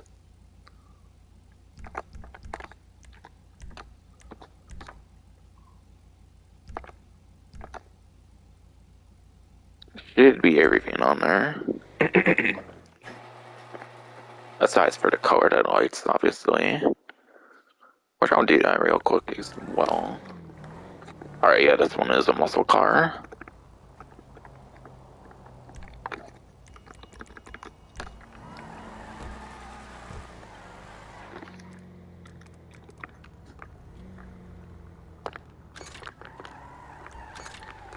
Okay, I'm spamming the horn button and it doesn't seem to actually work, it seems, for one having the mines on there, so I guess it doesn't work regardless. So yeah, the horns are a waste when getting these civic mines, it seems. At least for me, it didn't seem like it was working there.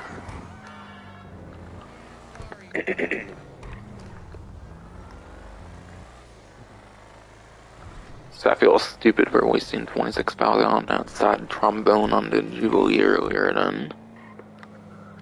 Or whatever pronunciation.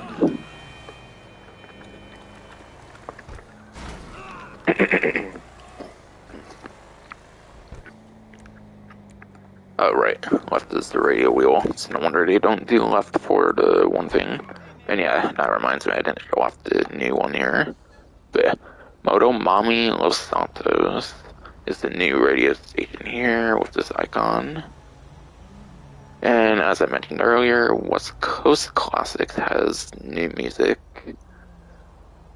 Whoa, California Love, is that new on there? That's a cool 2-pack song on there. I actually have it on my phone for California Love, that's pretty cool. I want to say that's new actually with that music there. I might be wrong, but that might definitely be one of the new ones, I want to say. I definitely don't feel I remember that in the past. That said, that's actually an old one though. But yeah, Radio Los Santos also is new music, just like West Coast Classics. Too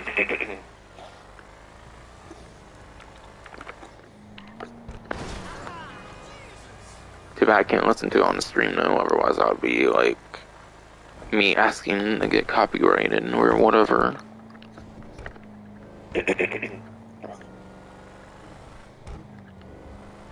I'll probably try to listen to some of the music, especially on the news station, of course. I don't know, I really like West Coast Classics and Radio Los Santos, whereas Worldwide FM and like fucking Flalo FM, I think was the other one for California Heist. I didn't really care too much for those before, so I didn't ever really listen to those, even with the updated music. But I'll definitely try to listen to West Coast Classics, Radio Los Santos as well, because I really like those. Those are some of my favorite ones.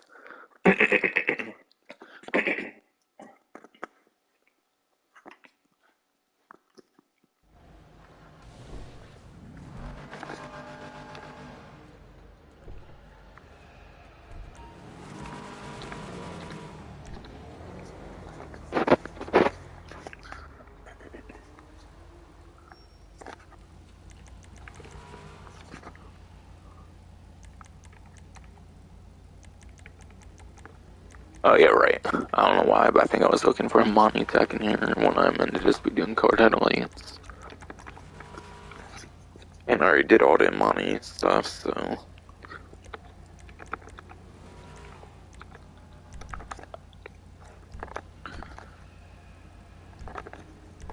Hot damn, everyone down like 20 million almost at this point. I should be able to customize all the vehicles I already have, maybe even get all the other ones that are currently out for all I know. But again, I'll probably wait on the other two weaponized ones because they're pretty much the same things, aside for the different type of vehicle they are. Like, certain ones don't have like more weapons than other ones, it seems, so... Probably just wait on the deity and then the champion. It's already more that I do on the stream than I have for any other update because of Caprico and actually being excited for this update on like Los Santos Tuners because I like the weaponized stuff a lot personally.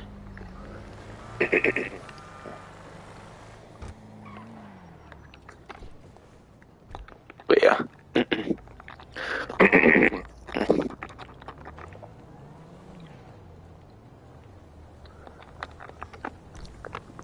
But inventory, remote control vehicles, RC personal vehicle.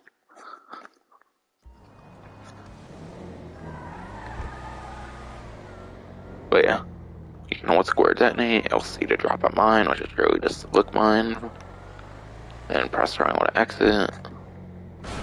And you can also use the machine guns, obviously. So machine guns, hook mine, and detonate are basically your weapons.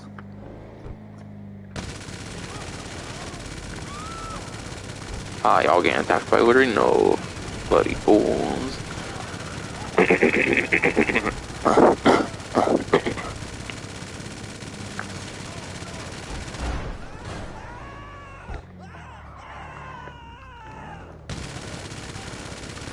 Yeah, this definitely reminds me of that Liberty City story mission from that 3D Universe Grand Theft Auto game, Liberty City Stories. Where there was one mission where you actually, like, did use the RC vehicle in this, like, kind of style in Liberty City Stories in a single mission, I recall. It reminds me of that for sure. So that's pretty cool that they kind of did that little gimmick in that Liberty City Stories mission, but as like an actual feature where you can kind of do it on like certain vehicles from the latest update, which is cool. Currently 4 vehicles can be turned to these RC vehicles, it's pretty cool. And yeah, I'm pretty sure you're off radar like you are with the other... I heard you are off radar like you are with the RC Indio and RC Tank. So it basically functions like all the other RC vehicles that would use the regular vehicle weaponry, obviously, and whatnot.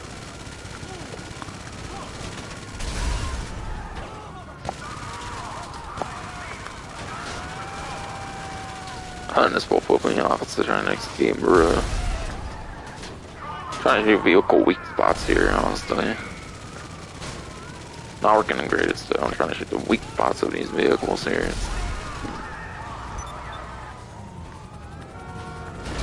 Yeah, I swear this is so fucking cool, the RC vehicle shit with the, like, actual vehicles. And yeah, people can go in them, but they'll make the vehicle on radar if people go in them, from what I heard. So if someone goes in your vehicle, then the vehicle will be able to be located, because someone will be sitting inside of it. So definitely keep that in mind, as if someone goes inside it, people will know where your vehicle is, even if it doesn't have like an actual vehicle icon necessarily.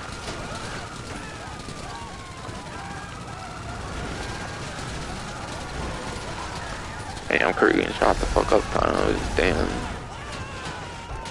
So cool, but I want to see all this cool detailing on the front windshield. And yeah, you are apparently forced in first person, so there's no third person with the RC vehicles in this update. So you are forced into first person perspective when doing this. It's not like the Bandito and the Tank where you can be third person. Whoa, that was a crazy jump from this vehicle.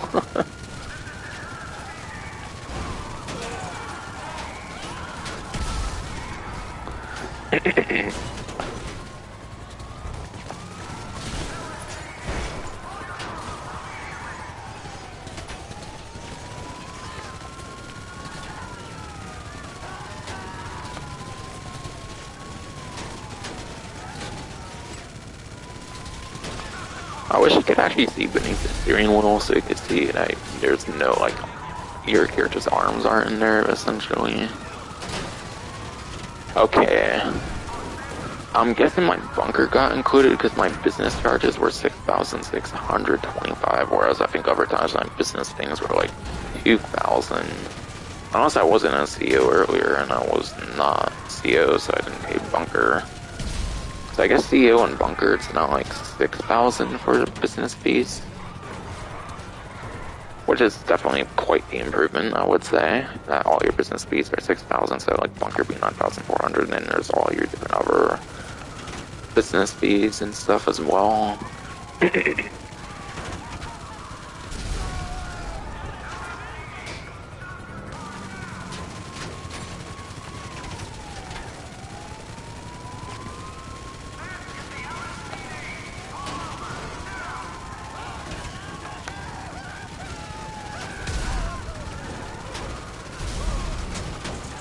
I kind of want to build up a 5-star 1 level, and then I might just detonate the vehicle, if it's still alive, obviously. Though I kind of also want to see how long this can last, essentially.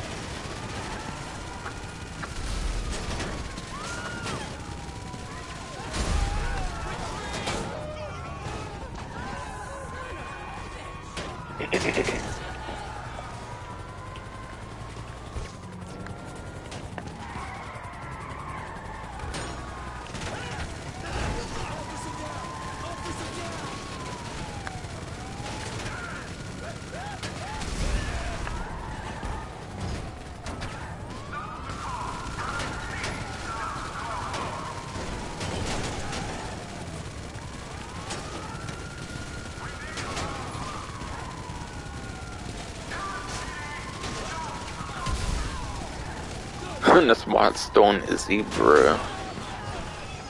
Oh, okay, 5 stars now. But yeah, I think you might have to pay the insurance if it gets destroyed like normally, but if you detonate it yourself, then I don't think you have to pay the insurance, if I recall, indeed.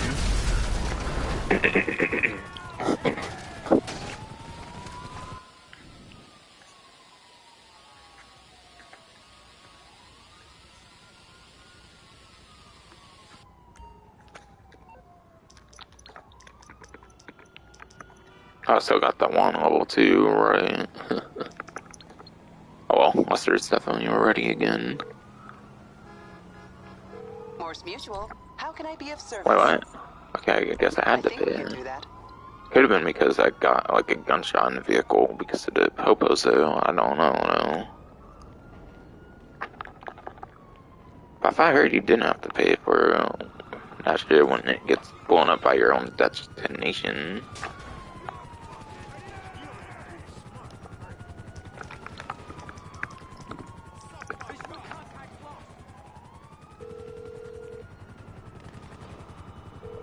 If it isn't my creepy silent friend, how can I help? Fool, No you just problem. got right to I'll me get him too off your late, back. huh?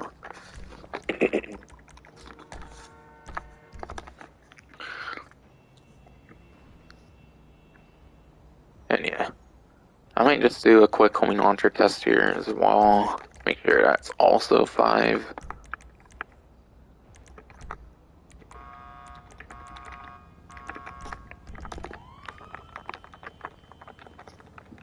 Hey, go back to where you came from, Holmes.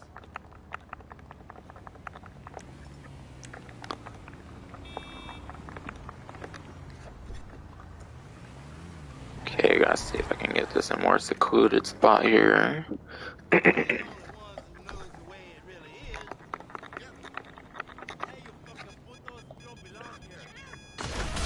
obviously I can lock on there, because I did the other one. Uh-oh. I didn't expect that.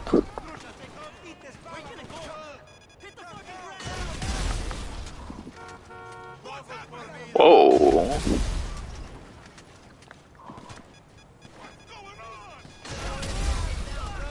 Okay, that one took 5, it looks like. Okay, but it blew up on the 6th there.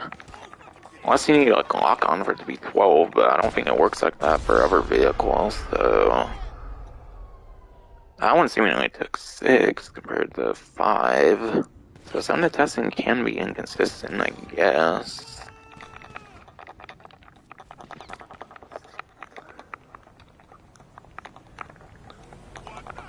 And not because of me, but because of the game, I mean.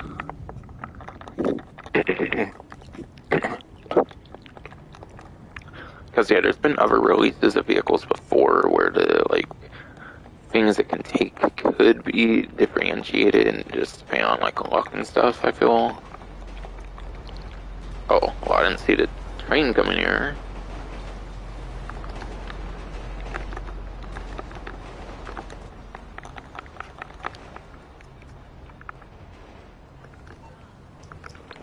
But yeah, I would say 5 to 6, maybe on a homing launcher.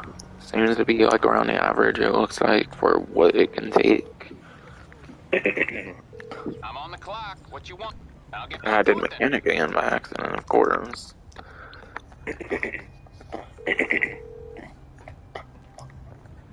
Morse Mutual, how can I be of service? Sure.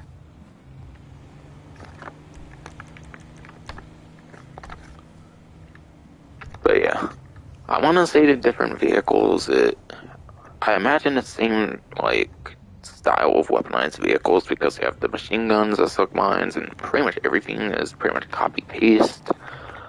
And I want to say because of that, because the weapons are copy-paste, that the, like, armor and stuff is also copy-paste. So that's what I'm just going to assume. But yeah, I'm assuming that 6 rockets there was kind of just an inconsistency with the game or something, where that one took a 6th one and then the other one took a 5th one. Like, I wanted to do full lock-ons, but I didn't realize it was in a gang area, you know? But yeah, should pretty much be the same explosive resistance as the Jubilee that I did earlier, obviously. Same, obviously, you should also go for the other 2 that I did not buy.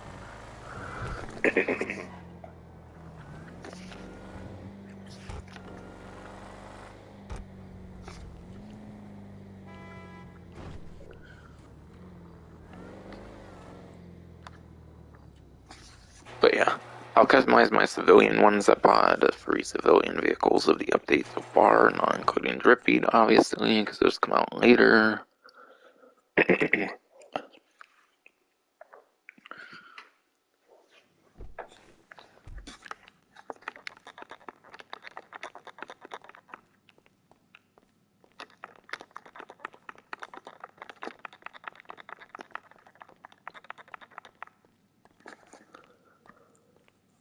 Alright.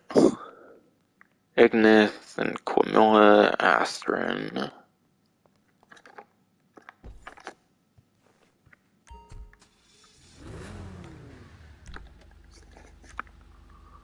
Oh yeah, just none of that fancy crap. None of that fancy crap like fucking Tony Cipriani would say, because I mentioned Liberty City stories of how like the RC like vehicle mission or whatever, where you actually control vehicle with RC capabilities.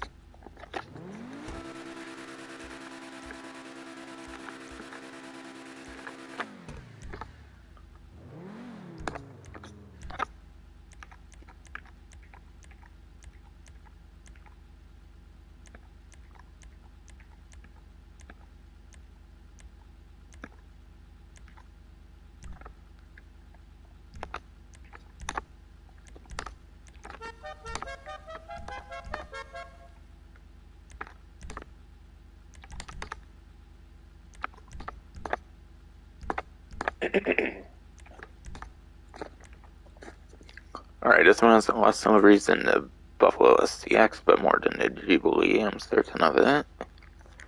Alright, white stripes, black stripes, triple stripes, which seems to have an Italian theme going there. Arrow stripes. Yellow flares, ooh. Okay, that one's looking pretty good. Blue flares. Viper green. Pisswasser. Speed stripes. Ooh, okay, I like this one. Exordia.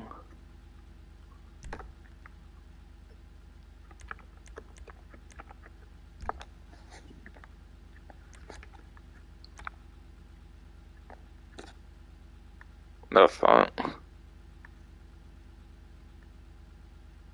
Okay, got another bot comment. I don't actually think that one was there before. Not that I don't think people can. Not that I think people can see it, but yeah. I don't think it shows up on the receiving end, but on my stream end.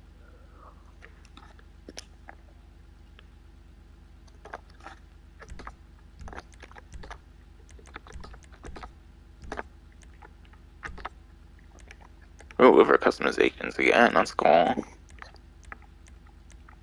I like these different movers on here.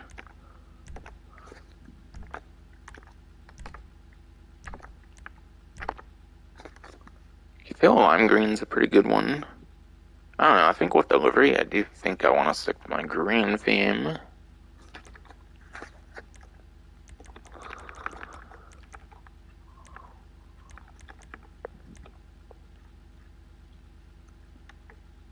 I'll change it up to a racing green for primary.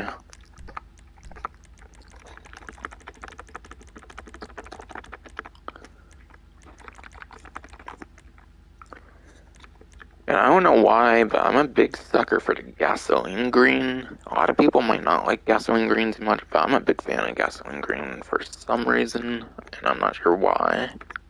Just gasoline kind of gives me a speed vibe for like a supercar, I guess. It's rented for racing green, so I'm doing the gasoline green.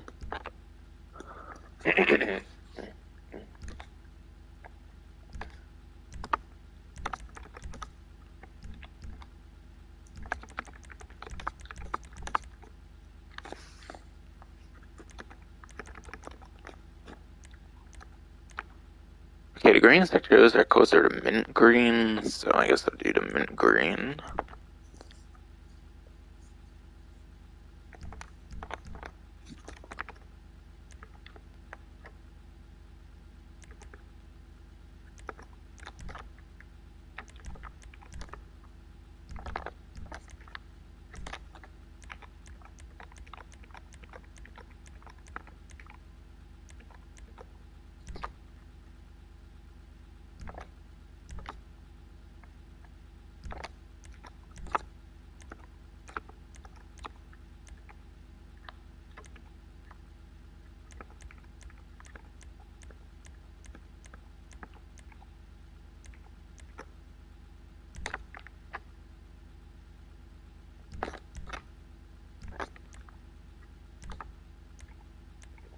And this only has 2 different suspensions. I feel it's kind of a like new record for the least suspension options while having not like no suspension options or whatever.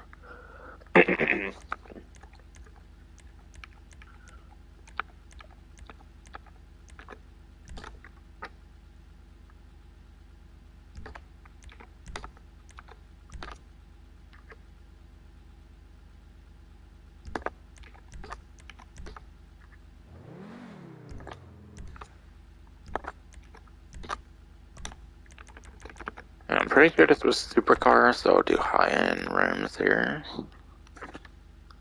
And it was the Pegassi Ignis, I believe.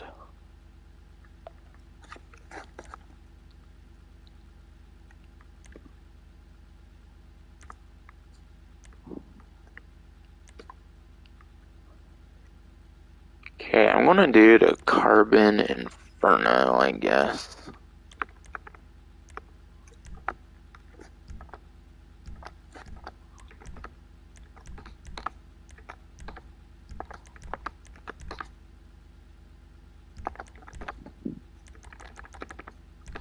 Green tire smoke.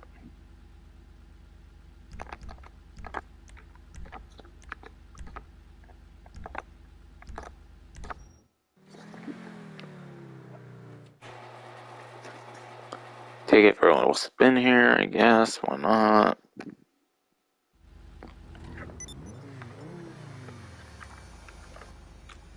Maybe a heater spin that I'm emitting here. I don't know.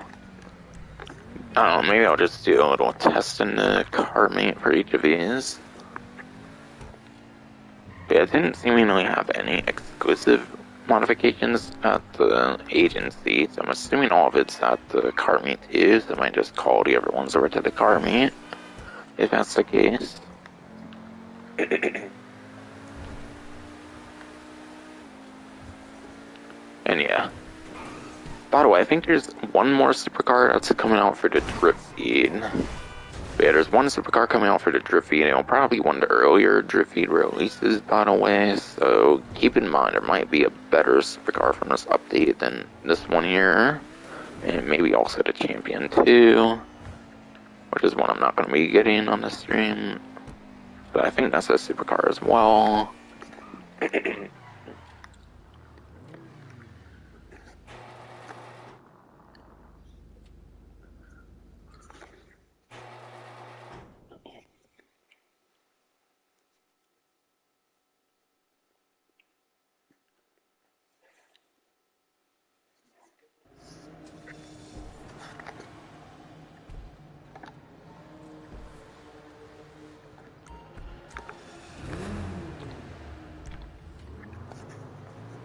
But it has 20 options, and I think all of them are the same as the agency. And yeah, it does have 20 still, so I can just do them all here, I guess.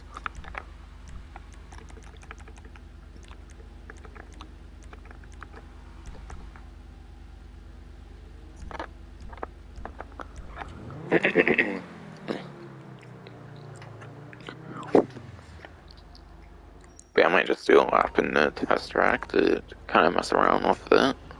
And maybe drive them on the roads outside as well for the other 2. Since I already did this one, obviously.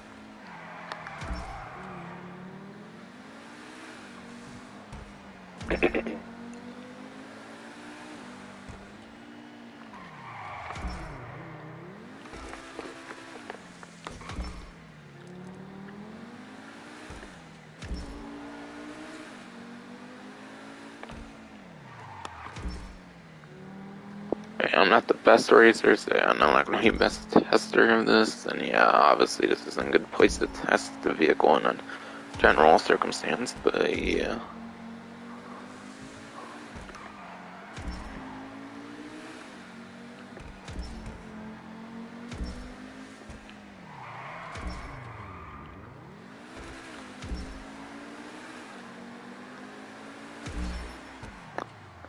And yeah, by the way, that best time I have right now, that was obtained with the BR8, which is an open wheel vehicle. So I did that time beneath with the open wheel vehicle, the BR8.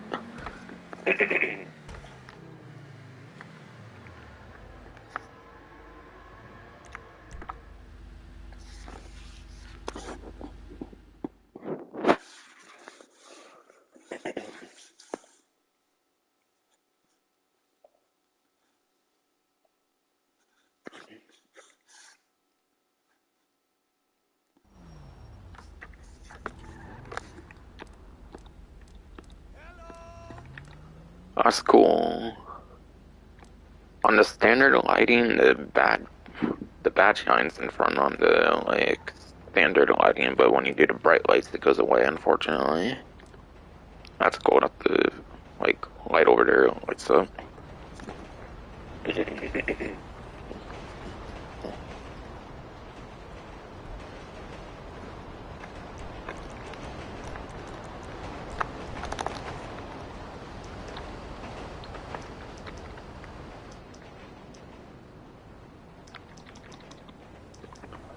And I know there's still things I can show in the contactless here.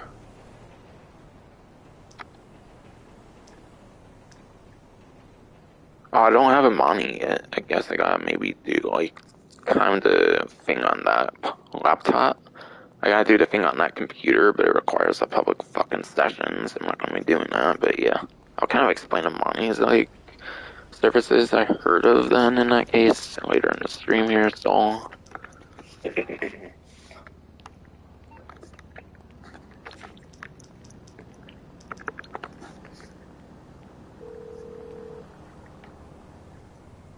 What you need, boss? Some wheels? I can bring them round.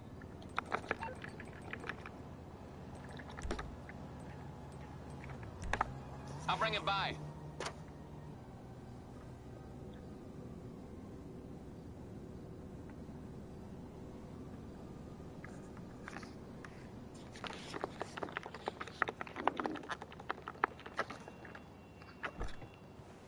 Okay, yeah, Cinco Mil here apparently is a four-door sedan. That's pretty interesting.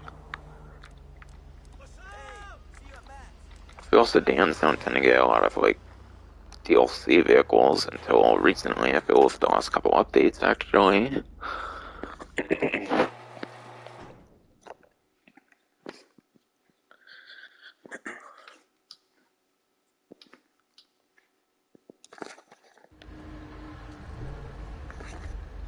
But all the customizations for this should be able to be done in any one shop because this one cannot be weaponized. Because I already showed the list before on like a laptop in the garage section or whatever.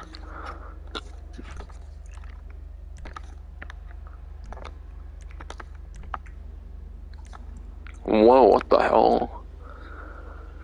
I don't think any other vehicle had super brakes in the game told us the latest update. I want to say the super brakes might be new with this update for super brakes. Massive 60,000 though, Jesus, man.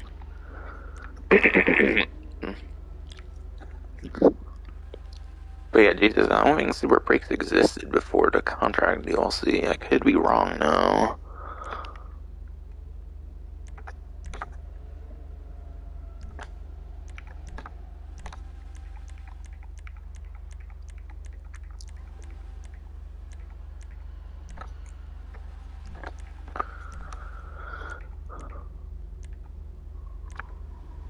Whoa, those extended parts on there are pretty cool.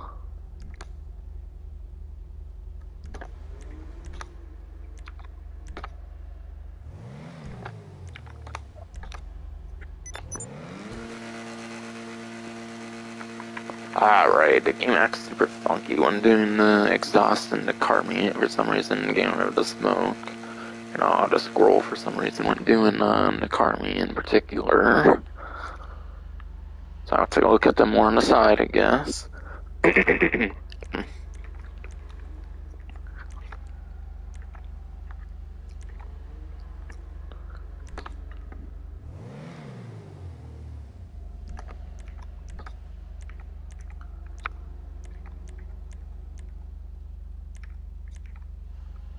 Ooh, I like the shark. I like the shark grill ones for sure.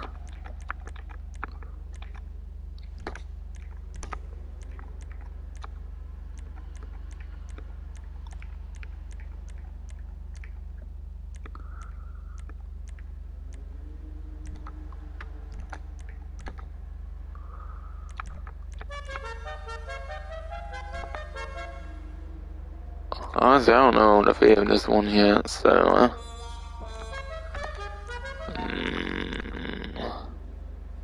I already did Jazz Horn Loop today. I don't know if this is a retro vehicle of some kind in a previous game. I don't think so. I think it's definitely new for Grand Theft Auto Online in particular.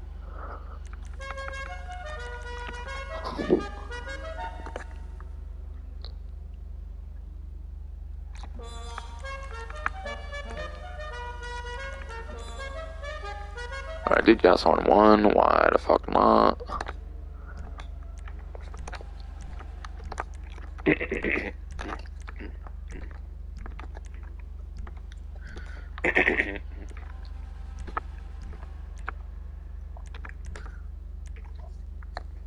Alright, white fixed straight, black fixed straight.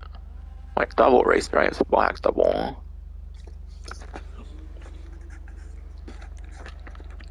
Faded purple. Lisa race. Lampadati race. Redwood race.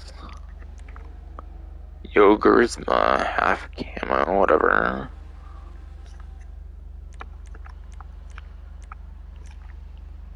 Okay, so I guess half cameras do kind of have another design to it. That one with the buffalo might have been black on the other, like half of it, so that might be why with the buffalo earlier I can see the other part. And then camo livery.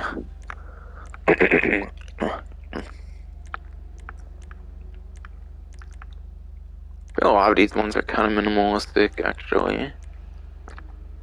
Like even this faded purple is only like the front, not even has much to it, it looks like. If it's a race, that one's kind of like in between the minimalistic and the more detailed one, in my opinion. Like at least it's kind of all around the car, but I don't know, I feel that one's more minimalistic too, kind of. Which isn't necessarily bad. Like I understand people definitely kind of prefer a minimalistic look, but yeah. I don't know, I guess I just go to camo livery. I don't really care too much.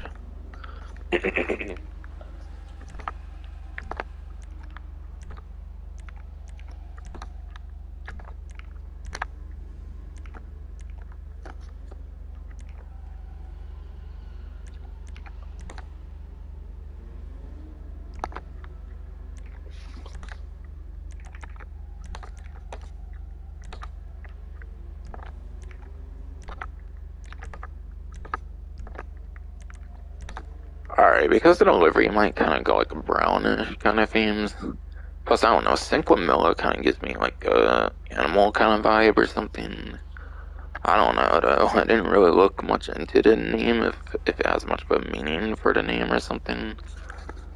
But I don't know. I haven't really done a crew emblem. I mean, I haven't really done a crew color yet for any of my like vehicles yet. For the agency update in particular. I don't know, man. I can get wacky with my themes sometimes, man.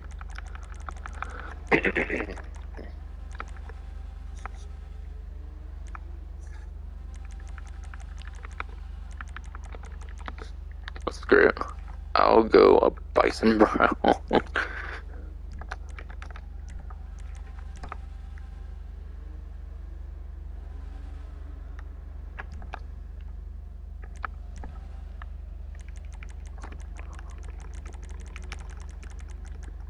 I chose red, not orange game. Okay, I'm kidding though.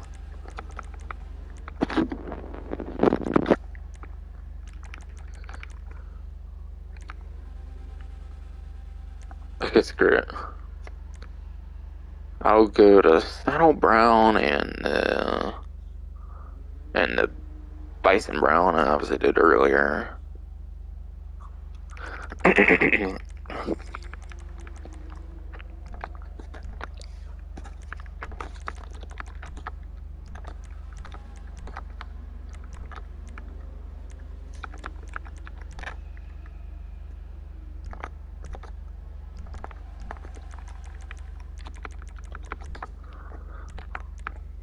I was only me doing a crazy 80,000 blacklight lights because of the ridiculous arena war trade prices. Are pretty much impossible to get the ones you actually fucking want and whatnot.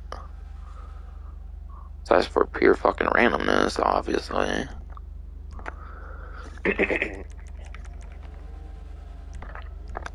I think I'm back to where it should be now.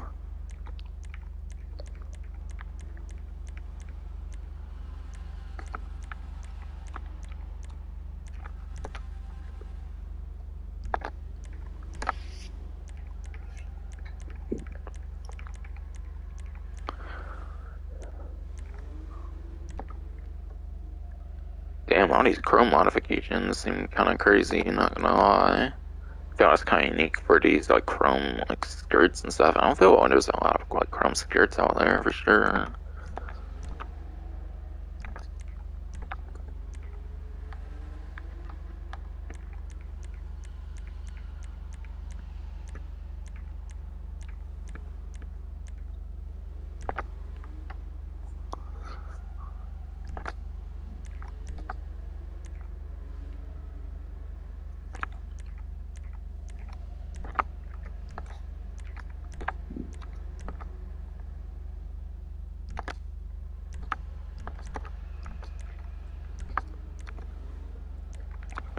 Yeah, I think this man has super brakes and transmission. Jesus.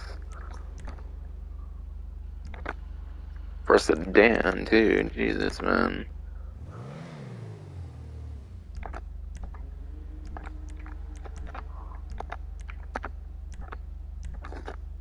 I'm not really sure what I want to do for a sedan for a wheel type. Honestly, I'm not sure. Just gonna go fucking high end. Honestly, why not?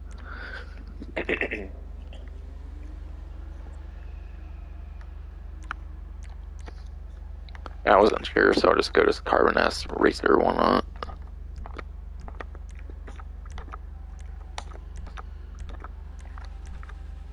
God, I didn't fix where you have to like double tap things a lot of times in the car though, and the exhaust thing, as I mentioned, where you can't scroll when doing both like triggers to see the exhaust better. Pretty annoying. I just do that kind of like minor annoying stuff with the tuner mod shop.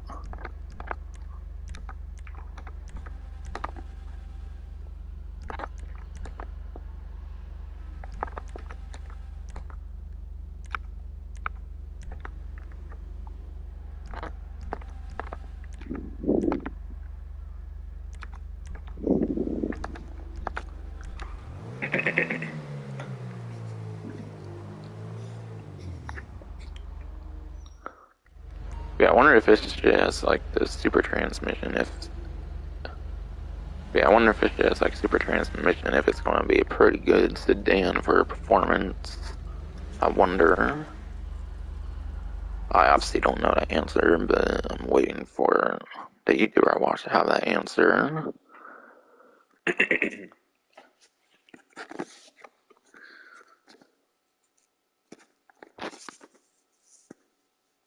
Honestly, though, I probably could modify all the vehicles from day one, which I'm planning on getting all of them, honestly.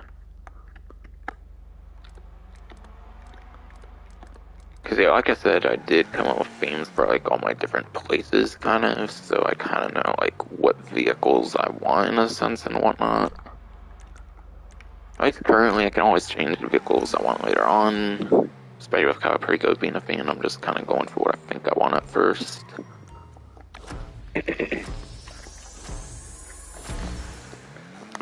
Wait, you can get a speed booster? I I kind of don't remember that being possible, being able to get a speed boost on it, like time trial thing or whatever for the like tuner finger. I don't feel you were able to get a speed boost before. Could be wrong though.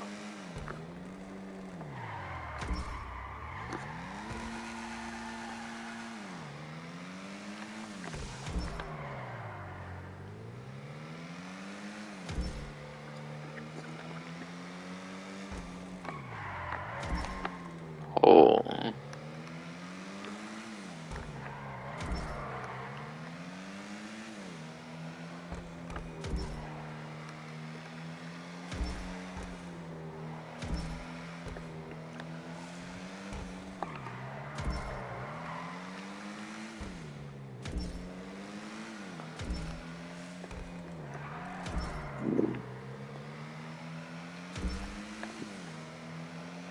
To be honest, I'm not too sure how that is for a sedan. But considering it's got super transmission, might be pretty good of a sedan, don't know. Doesn't necessarily mean it's like a good performing vehicle if it's like that kind of thing, but yeah. Saying it has super transmission doesn't necessarily mean it's a super good vehicle in a sense.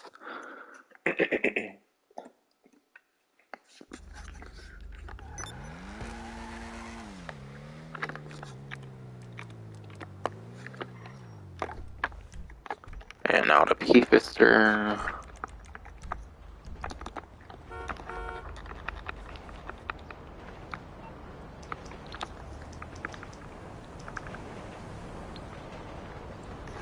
And I might be almost done with the stream. I might start getting the other two, but I'm not sure.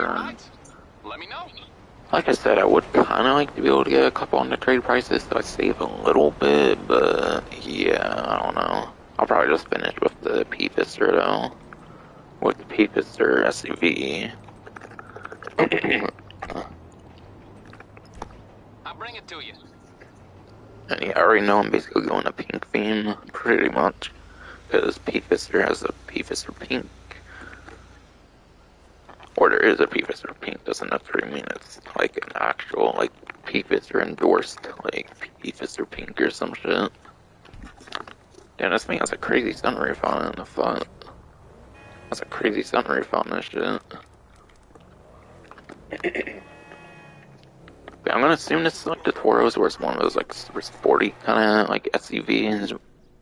So I feel it could be pretty good performing for a SUV. I feel it could definitely be a good performing SUV.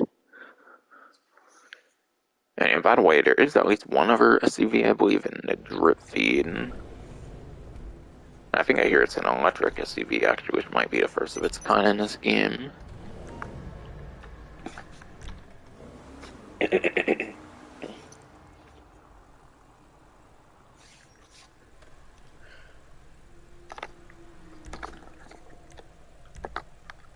$50,000. And this one also has got super brakes. Jesus, man. I think that's definitely new with this update. I could be wrong though with the super brakes. Super brakes might have been a thing on certain vehicles before. I don't know, to be quite honest. And you also got the wrong part of the vehicle, of course.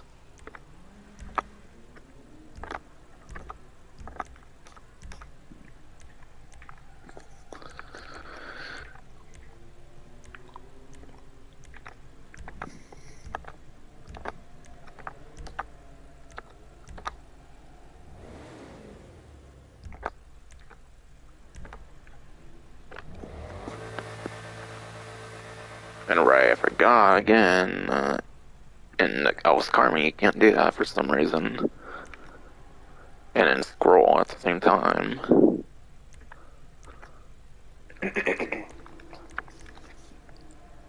Holy hell, this exhaust actually has like color on it. I don't know if that's usually a thing with exhaust to be able to have like full on color within. That's cool. In this game, at least, obviously.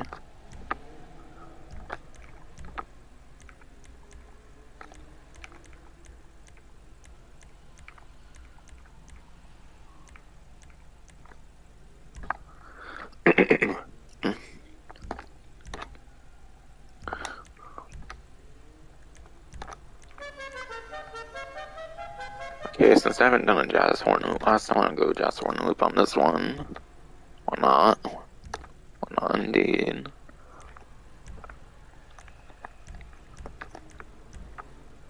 I'm still gonna wait just in case, obviously, if I change my mind on a theme for some reason. Alright, red speed, yellow speed, definitely some more, like... Those ones are definitely more minimalistic, I'd say. White beef is stripes, black beef is stripes, white Astron stripes, black Astron stripes. Ooh, this katana green's looking... Katana green here is looking pretty good. Whoa. I'm on Hobo camo, what the hell? Redwood 99, one of the more minimalistic ones I feel, and then Razor 53. I'm not a big fan of these last two. Like, yeah, I think in the other ones, besides for these two, I feel are pretty minimalistic too. Katana green.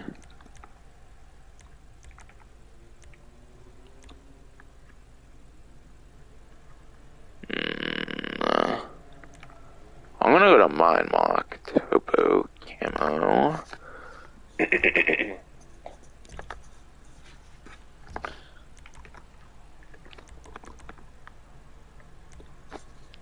And yeah, I still gotta change my respray colors, and I guess I'll revisit the lights after that.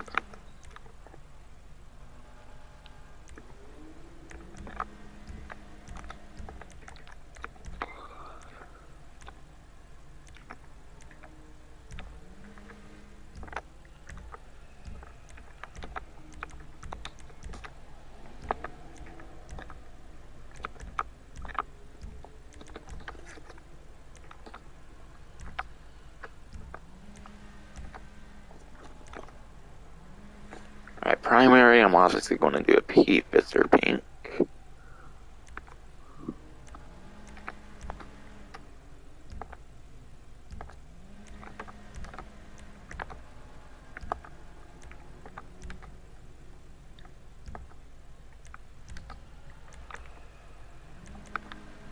And honestly, I feel it kind of gives it a scaly look with the, like, livery edges, so I'm going to actually go the salmon pink. Plus the stuff back there kind of looks like some fish gills or something, I feel, with the, like, bumper or some shit. So I go, P Fister pink primary, salmon pink secondary. I think literally both colors were like hot pink when it was first given to me, so might as well change it up.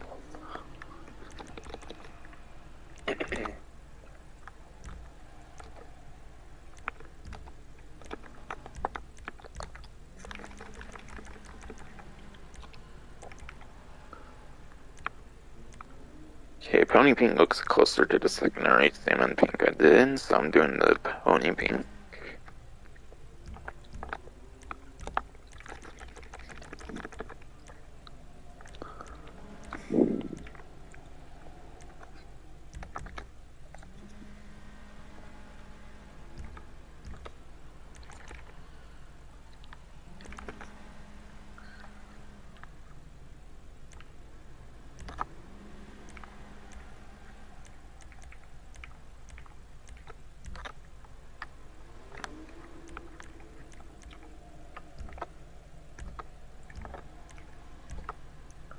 Alright, roof spoiler. Doesn't seem to get traction bonus from this one, so you probably get a traction bonus from an actual spoiler or something.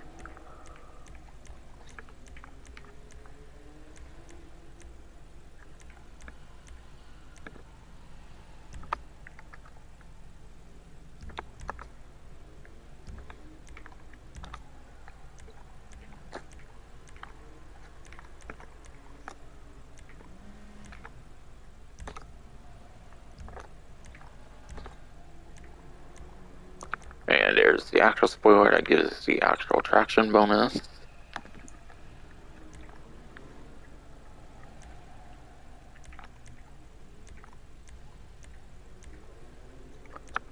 And yeah, by the way, I didn't save the supercar, but it didn't seem that Ignis had an active spoiler because it had like none as a stock option.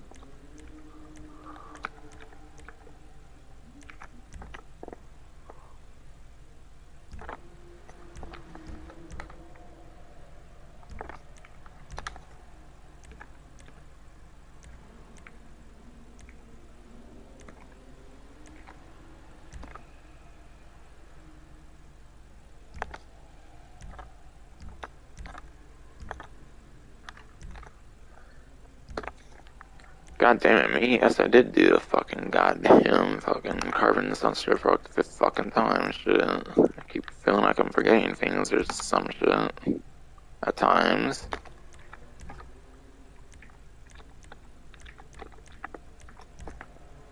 And yeah, also super transmission like with the Cinquamilla.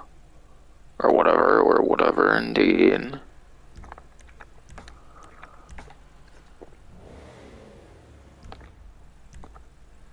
Yes, I did turbo, goddammit, me.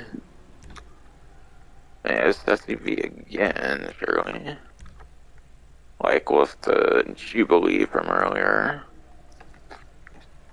Okay, P. Fister Astro, or something like that, I forget.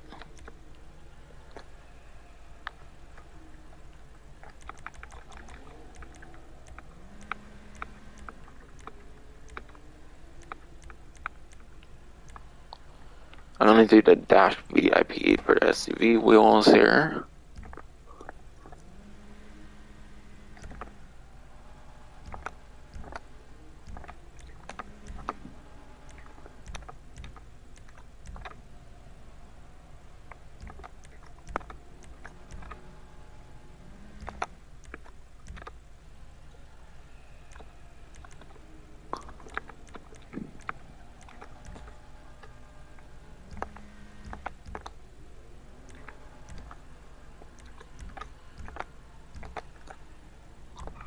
I don't think I drove the Cinquamilla much on the street. Like, damn, I didn't think of that. Oh well, though. Stream's already almost 4 hours, to be fair. Because yeah, this first update I spent like, this is the first update I've literally saved 30 million for because of Caprica Ice. Because yeah, Los Santos tuners, I just wasn't that excited for it, honestly. Plus, I have all the tuners I want now, anyways. So, there it goes. Okay, Astron, that's right.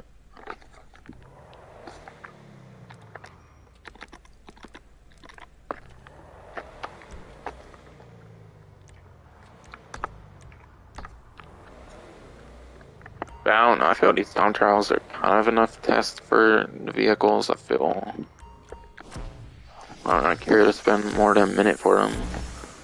A lot of these vehicles are, a lot of these like civilian-ish vehicles are basically a bunch of vehicles you just kind of have sitting in garages most of the times anyways, so...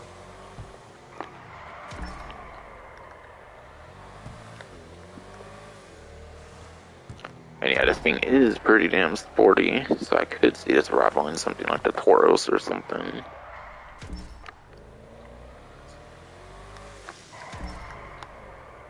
So, I don't know, that's just a guess. Obviously, I'm not the most, like,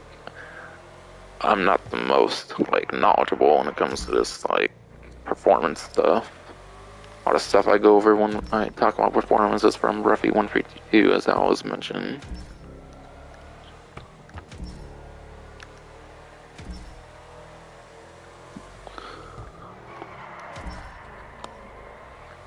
I have a feeling this vehicle could be pretty good, but like I mentioned, I think there's one more vehicle for SUV coming out at least, and I think it's an electric SUV or something. However, top speed is pretty bad on electric vehicles, and yeah. Top speed is pretty bad on electric vehicles, I believe, but the acceleration is pretty good. Man, yeah, I think I really like this P-Fister Astra, not gonna lie. I like P-Fisters, not gonna lie.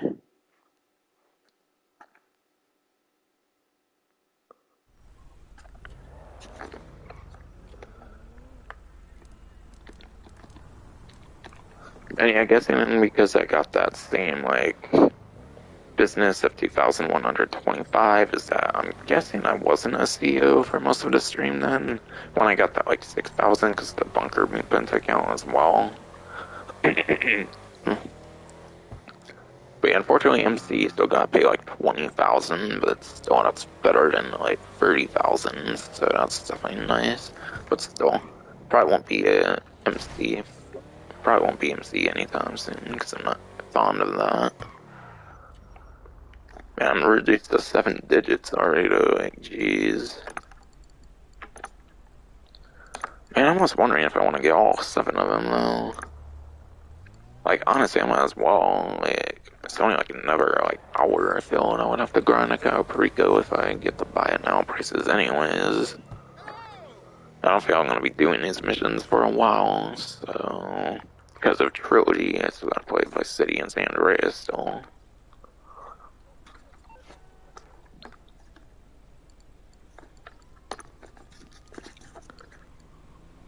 That one's like 3 million, this one's almost 2, and I'd be like around 5 million with the 2 vehicles alone. Customizations for both, I don't really see being like 4 million though. I might, honestly, I might get these.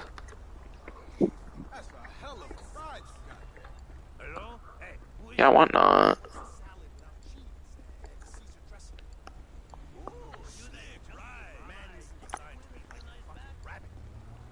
Let's see, what did I do for the other ENS for color? I mean, I was gonna go with blue, but the theme with the like livery, I ended up going with red.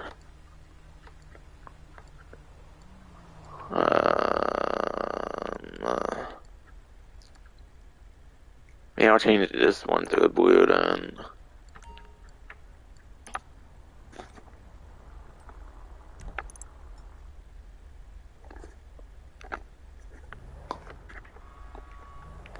But there, I got the deity there. But yeah, now that I know how I want to go about my different properties when it comes to vehicles and stuff, I kind of know I'm going to want all these DLC vehicles, considering the agency's at 20 slot, and I think even with drip feed vehicles, I believe there's not even 20 vehicles, even with drip feed vehicles included for the contract update, which the agency is actually part of the contract updates, so that's probably why I'm pretty much going all these vehicles on this update, to be honest. The vehicle storage for this update's pretty good, unlike tuners where there was like 17 vehicles, but there's only 10 slots. The 10 tuners was all I felt I needed anyways, to be fair. It's like 12 of them were literally sport cars.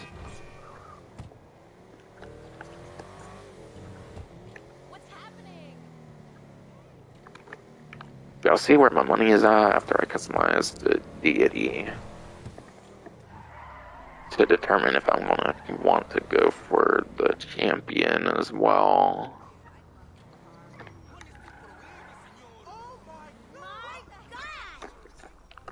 Yeah, sorry I can't get the best opinions on performance and stuff, but I'm not like the most expertise on that kind of performance thing for a civilian vehicle of all things.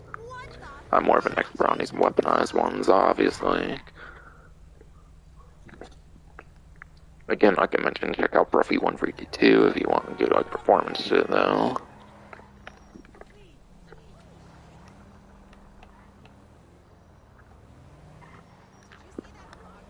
Hot damn, this thing actually does brake pretty good. Thanks, super brakes.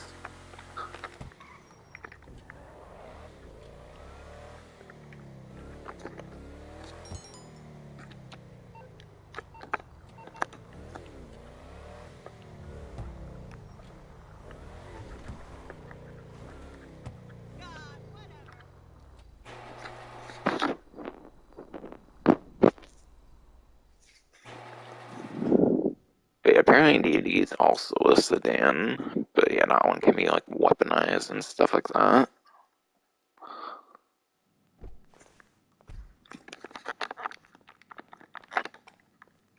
I got like 7 million still, so I'm gonna still.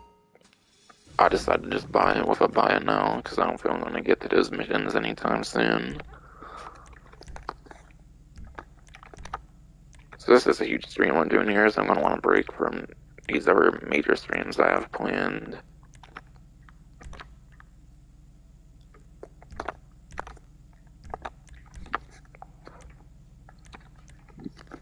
Yeah, you can trim the windows over there, that's cool.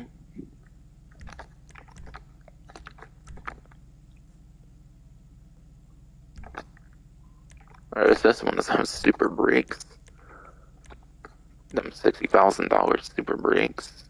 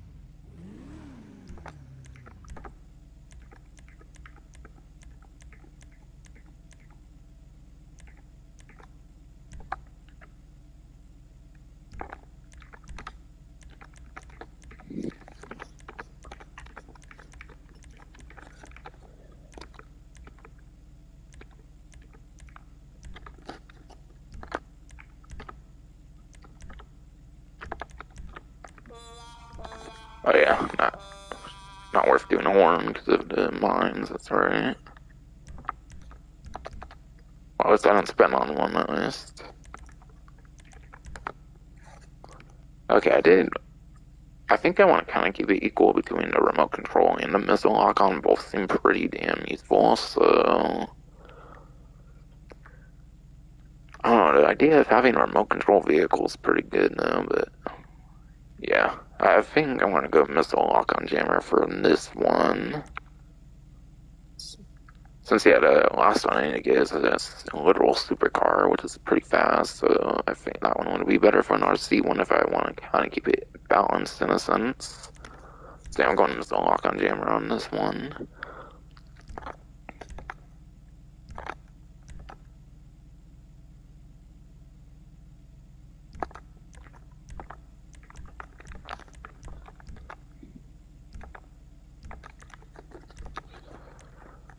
Red stripes, white stripes, black deity, white deity, red pinstripe, white pinstripe, two-tone bigness. That seems to be where it's going to start getting more exciting. Sente Nove. Sente Nove. This one kind of looks a bit minimalistic, I feel, for Sente Nove. Okay, dang it might be like a blackish one, and that carbon hood might be making it harder to see. So, yeah, that one does seem pretty cool. Though I feel it's definitely more decorative. It's the Sente Nove ones on other vehicles. Okay, same with gold, it looks like.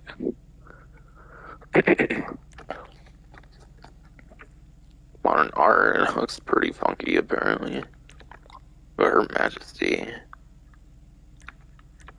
think that one's supposed to be like a flag or something, so I do want that one, I think.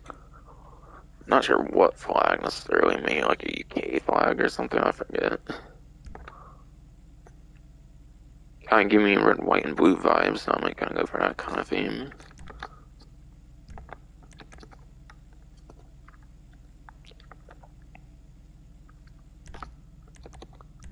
That's fast, don't need to check that.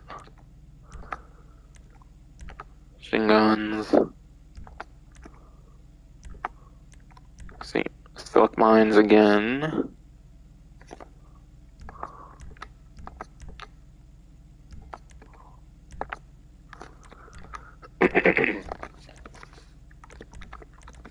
Okay, seeing I'm doing a blue build, I might go to crew on this one.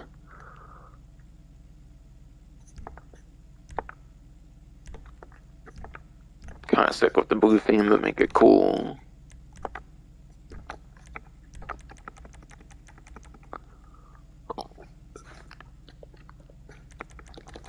And if I want blue to kind of go with the, like, livery in a sense, I might go to red. Red of some kind.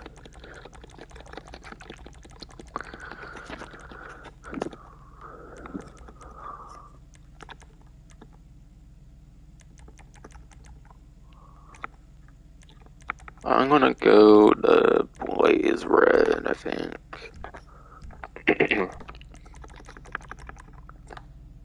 May do like a white for trim.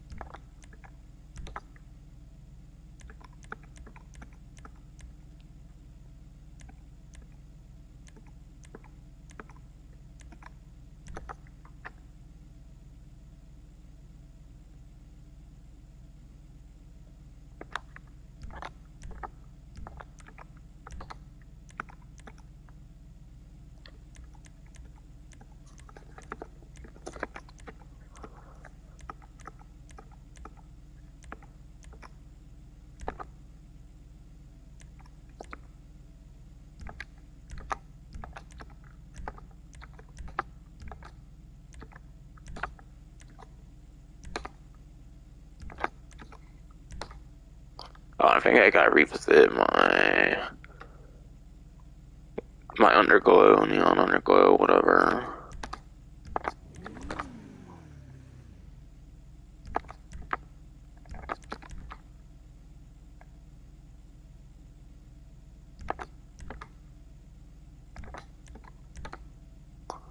I think this is a sedan, I believe, so I just go random high on one. And yeah, ENS deity, I think this one was.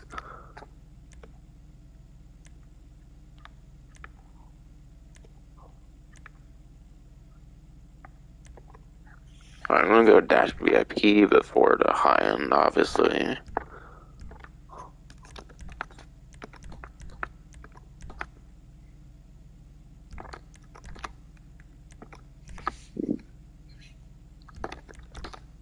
And yeah, being chrome rims and me having all the free chrome rims possible, I can just change it obviously for free. If I want to change the rims in the future for chrome rims.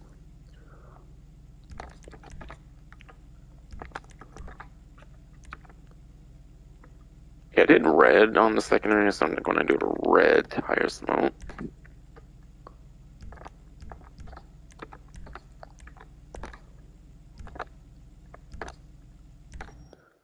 And go over to car meet for colored lights again. Gee, this is a 4-hour stream now, damn. I honestly didn't expect to be doing a, like, spending spree kind of. Not gonna lie, I didn't expect I would be doing a spending spree. I've never really done a spending spree for a DLC before. I didn't know 30 million would have been enough for all the vehicles for day one, but I guess it was. Because I'm still gonna have a good bit of money, and I feel the modifications I'll still be able to get for the champion if I want that, or buy it now as well.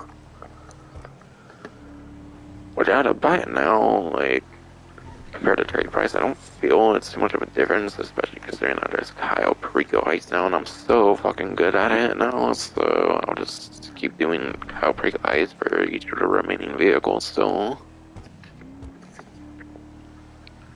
So I already know what all the vehicles are, kind of, already, and their prices and everything, like I usually do, so I know what to prepare for.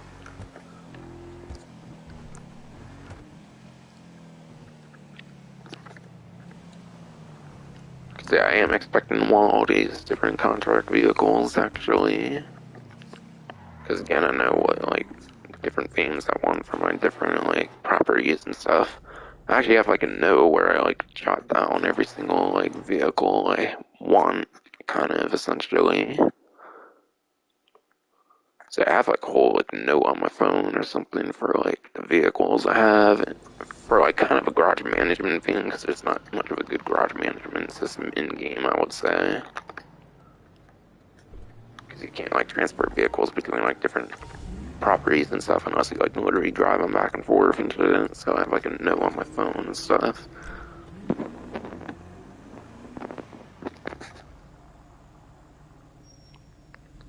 And yeah, it's something new I kind of started doing on my phone with like a note, jotting down like the vehicles I want and stuff. Since Los Santos Tuners being a car focused, car heavy DLC and whatnot.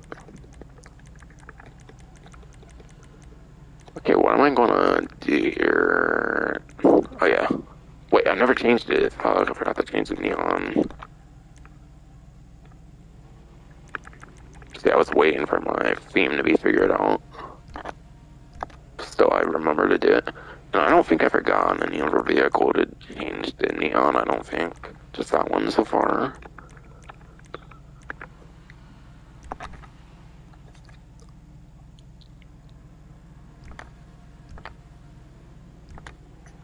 I want to say that's it here for this.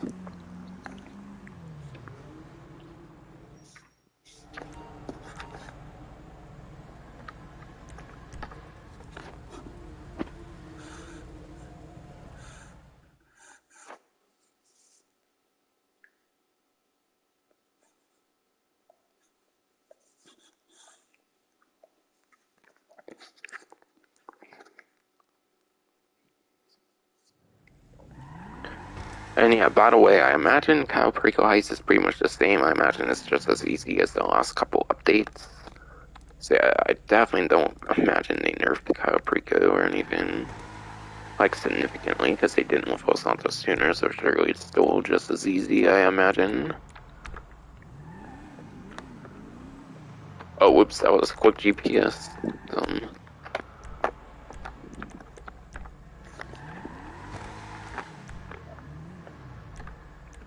Wait, head-to-head in 5 and then scramble 20.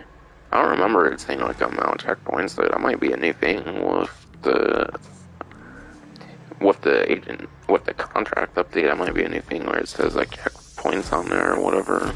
So I don't feel I remember that being a thing before.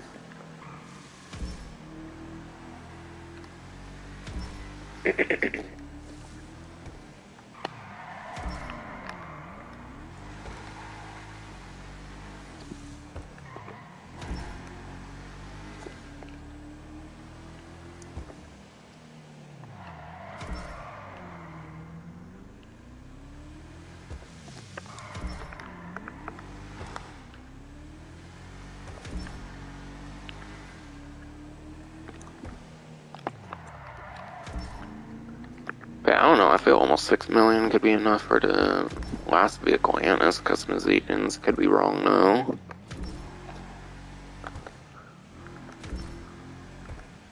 I feel all the fancy Imani stuff is only like 700 to 800,000 kind of combined, at least with the RC stuff. Maybe like a million with the homing thing or whatever. And then also there's all the like typical like cosmetic stuff and whatnot. So I feel like I could get that by now, like, and it'd be fine. So I'll probably do that, honestly.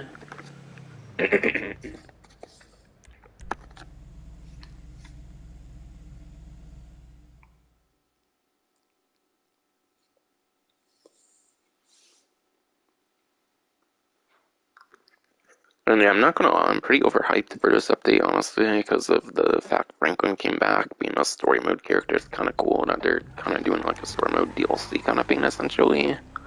Pretty cool. Like, honestly, it kind of gives the Doomsday vibes, I feel, with how it feels like a story thing or something. Then again, it's more Soda Gates, I feel, than Doomsday Heist, for sure. I think I heard Doomsday Heist was kind of supposed to be a story mode DLC. That's what I heard, at least. Regardless, Doomsday Heist is definitely one of my more favorite updates. Similar to this. And kind of Perico Heist and Diamond Casino Heist and stuff like that.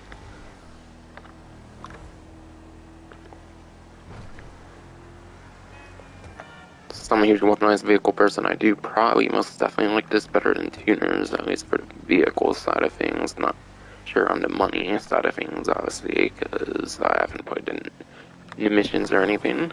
Because, of course, that stupid computer says join a public session. But I wasn't going to do missions anyways, but still.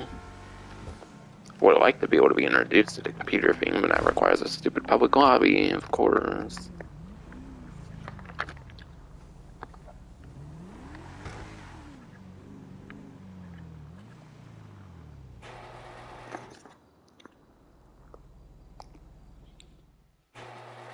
But yeah, I think so. I end on the vehicle. I'm gonna finally go over the patch notes in full. I kind of did, but I kind of decided to go for more gameplay because, yeah, I thought the stream was still kind of short at that point. But yeah, now I've been like 4 hours now.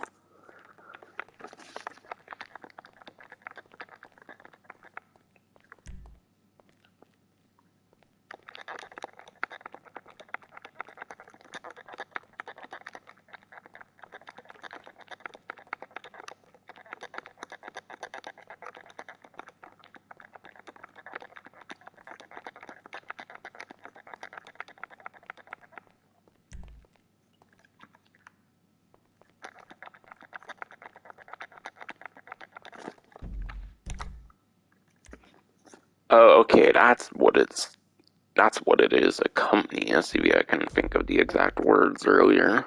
Like, I described it as something you could use for like security contracts or whatever, probably. But yeah, that's a company SUV officially.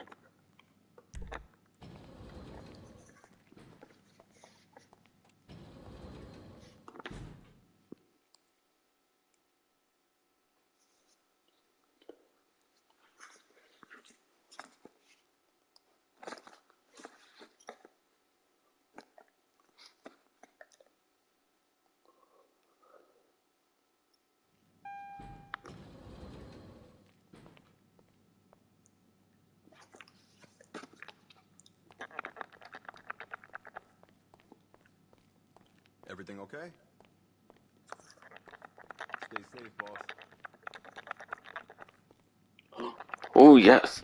Chop's in the petting position. Let's go. Oh, yeah. Hell yeah, I'm petting Chop. Who's such a good boy? You are. Who's such a fucking good boy, Chop? You are. Okay, there's an award you're supposed to get, but I don't know if it popped up for me yet. I'll try petting a few times here and then. Okay, there it goes. Dog's best friend. And actually, that reminds me, I still haven't shown off the awards yet.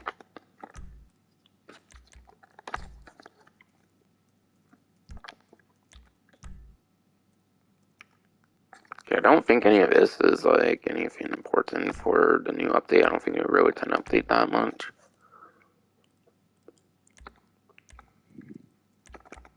Oh, it scrolls now. Okay, because I was looking before and I was like, they don't really have much room, I think, to add more stuff. But yeah, now it can scroll and it's cool. I think before this it couldn't scroll like this because it didn't need to, obviously. But yeah, on course. Meet Dr. Dre at the Los Santos Golf Club as the leader to earn $50,000, apparently. Cool. Locate his copy of Dr. Dre's stolen music as the leader to earn $100,000. Scenic route, another one of those for $100,000. Black privilege, another one. ETA, hold Dr. Dre at record age studios as the leader for $100,000. That's 450,000 so far, and those are instant platinums on all those, it looks like. Track down a few people stole Dr. Dre's music as a leader to earn 250,000. So I think that's up to 700,000. Complete all Dr. Dre's story missions as a member of an organization or motorcycle club to earn 100,000. So I want to say that's up to 800,000 there, with that 100,000. Yeah. Complete seed capital of Franklin earn 100,000, so I think that's up to 900. Same for Lamar, so that's $1 million that can be earned already. Damn, for these one-time awards. Complete Fire It Up as Franklin for another $1 million. Lamar for that same one. 100,000 for I think 1.2 million for awards. It's crazy. OG Cush's Franklin for 100,000 up to 1.3. OG Cush's Omar for 100,000 for like 1.4. And yeah, I think the Franklin Omar ones are just like two-player like mission things that I explained earlier in the stream, whenever that was, because that's the end. There's been a lot of vehicle customizing for a while now. Alright, and then these ones can level up here. Complete 5 security contracts, and then obviously it'll go up from there. 5 payphone hits, that one can go up from there. Watch Dr. Dre work in Record 8 Studios 5, so what, like 5 minutes or something? I'm confused. Like, bro, that shit was literally like half the trailer on the news wire at one time. Like, actually, you know. I'm not saying I hate Dr. Dre, but I'm just saying like half that trailer was like him literally fucking making music or some shit.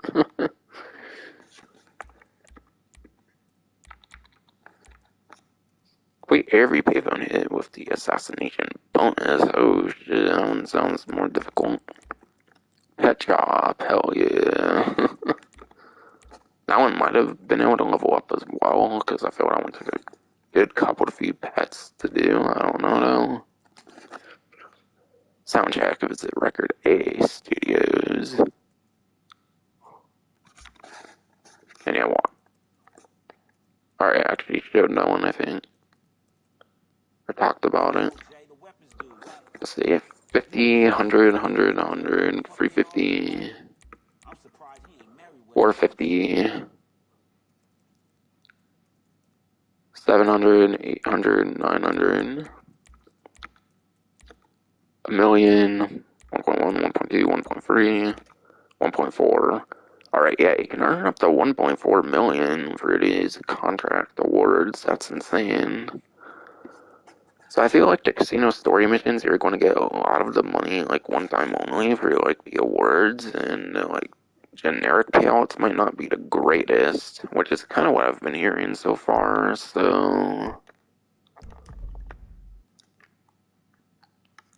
Obviously, no one should have really expected it to be Kyle Perico Heist or anything. It's obviously not Heist like that is.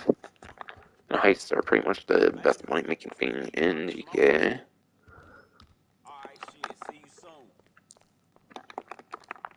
soon. And I think this was kind of advertised as a new business, and businesses can be argued they're supposed to make you good money as well, I suppose. But obviously, still nothing like a heist, I would say, in terms of money-making potential.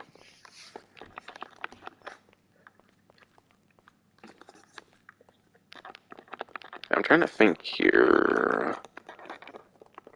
Oh yeah, I was going to go over patch notes again instead of actually go through all the patch notes because I didn't want to earlier. Because yeah, I felt the stream barely went on when I first did that. But I sat here when I first did it.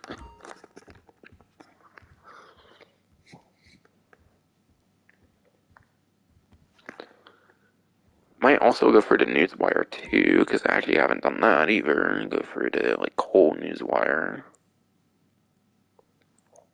Guess I'll start with that, I guess.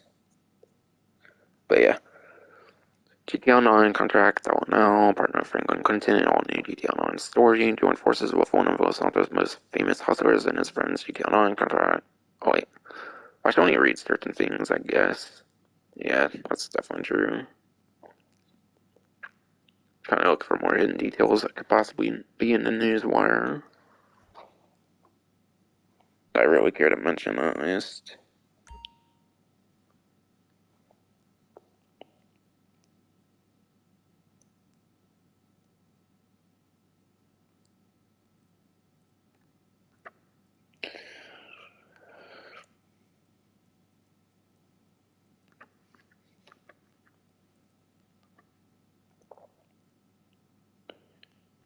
Yeah. Newswire is kind of just generally going over the update. There's not much of like a hidden thing much I feel that they mention.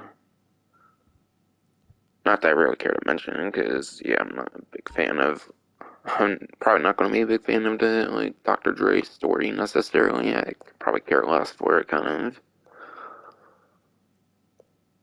And yeah, obviously the newswire can be read by anyone. Trying to see if there's much of anything worth mentioning on the newswire though.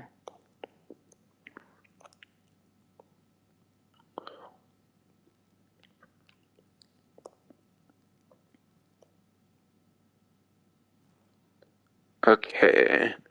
Something worth mentioning is players who visit Record A Studios anytime between now and December 22nd will get the West Side fitted cat for free. But yeah. So I'm assuming you basically get the whole entire like 8 days or whatever till the next event week or something like that, or almost that whole time to be able to get the West Side fitted cat for free and just for going to the Record A Studios, however you do that.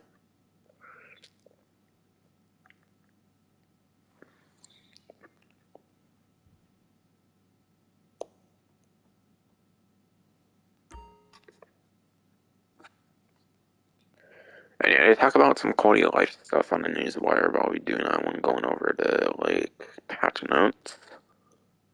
Definitely share in full this time.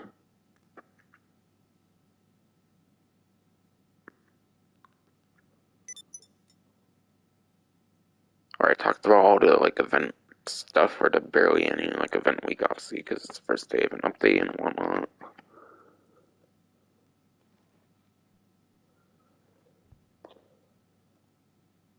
Okay.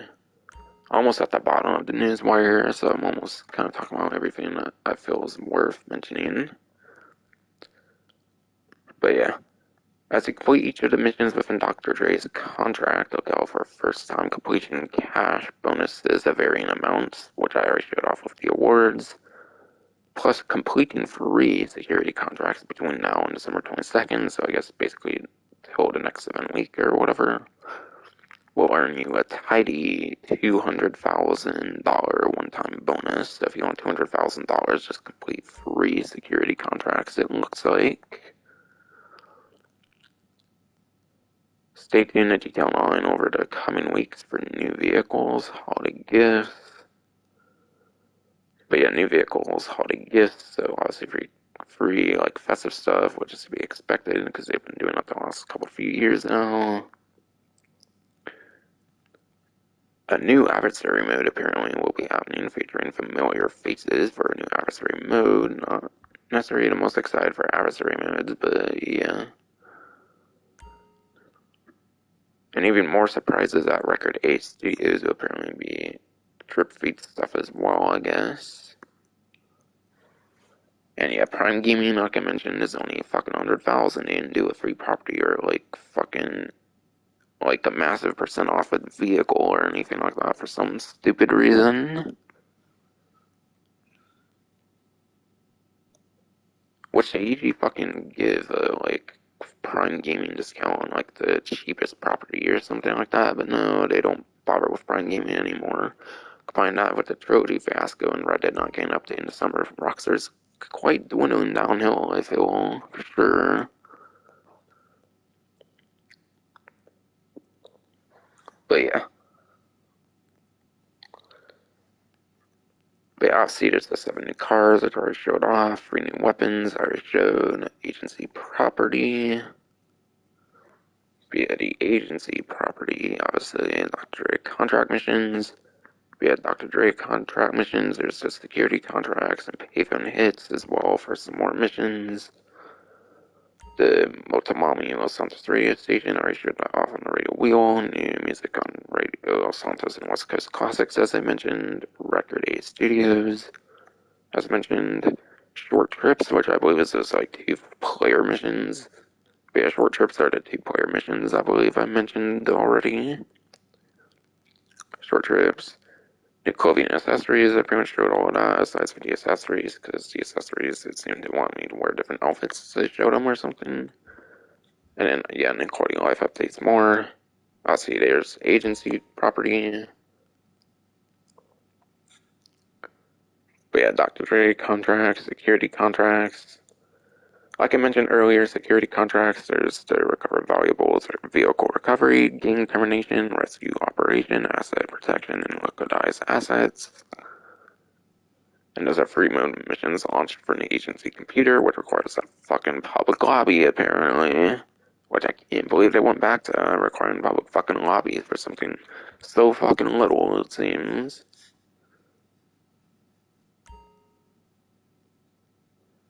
Payphone hits, free mode missions, have you taken out targets?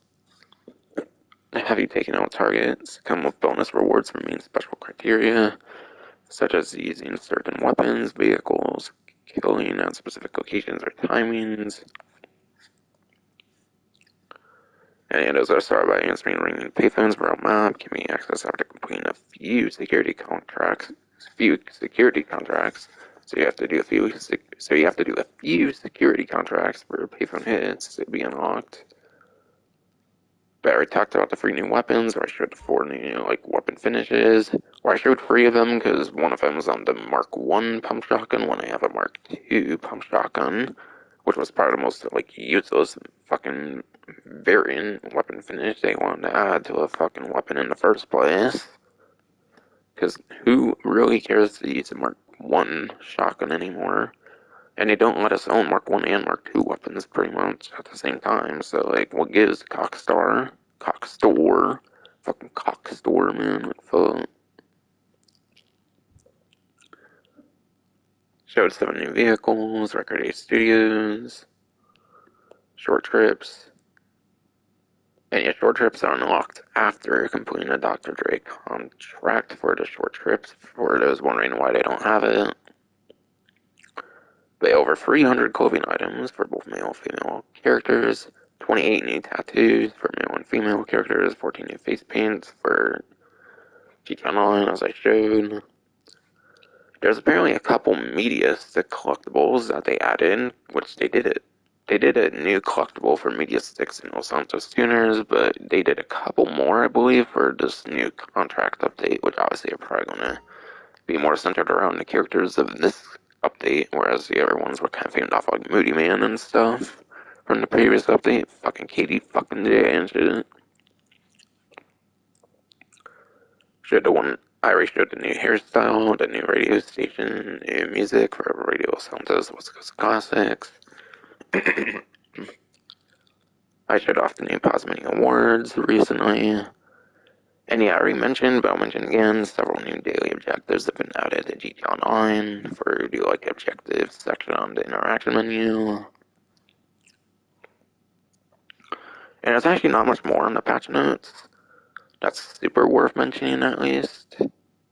But yeah, players will get fewer phone calls in GTA Online. But yeah, you'll get fewer phone calls. GTA Online players will see the additions of new map blips, markers, and help text replace phone calls, which I showed that one off quite a bit earlier, and in like good detail and whatnot. Daily fees in GTA Online have been reduced. I mentioned that like a few times. It like raised up with those fees and whatnot. The arcade game Cube 3D has been added to the upstairs area of the auto shop. So you have another like place you can go to play Cube 3D. Apparently, you can play Cube 3D. You can play Cube 3D from Grand Theft Auto 4 at like the Tuner Auto Shop, which is pretty cool now, which wasn't a thing before. Players can now alter the number of laps that must be completed in Alice Carmi head-to-head races. Rewards are increased for more laps, obviously. So head-to-head, you can do more laps now, it seems, than you could before, or something like that. You are now rewarded Alice Carmi reputation for completing auto shop contracts. So if you're doing like actual like contracts, you can now get the like tuner's reputation, which is super cool. Customer deliveries, those like kind of like the smaller import like export kind of business tied to the auto shop. Those like customer deliveries, and I'll give you reputation as well. And exotic exports deliveries give you the tuner reputation as well. So the vehicles you find randomly across the map for that last one. And yeah, I wonder if you have your staff in the auto shop, like if you have them deliver the vehicles, if you'll still get reputation for that, because that could be a passive way of getting the reputation in like actual free mode without being in the Carmi if you could. And then yeah, last major thing apparently in the patch notes that they mention is the safe capacity in the nightclub and arcade has been increased. And I think I heard the exact number on like some. I think I saw an exact number on like YouTube comments and stuff, but yeah. Apparently, both the arcade and the nightclub safes now can hold up to $250,000. So that's a $200,000 increase on the. That's a $200,000 increase on the arcade safe, which you literally just get as passive income, which is nice. And then, yeah, it goes from $70,000 to $250,000 for the nightclubs. That's a $180,000 increase for that one. So maybe those nightclub popularity missions will finally be super worth doing for a massive 250 compared to measly 70,000. So yeah, nightclub popularity missions could be kind of worth doing again, which is kind of nice, I feel. But yeah, I believe both can hold 250,000 for at most 500,000. So nice, huge increase for the nightclub and arcade. States assuming that 250,000 I heard of is true, which I imagine it would be.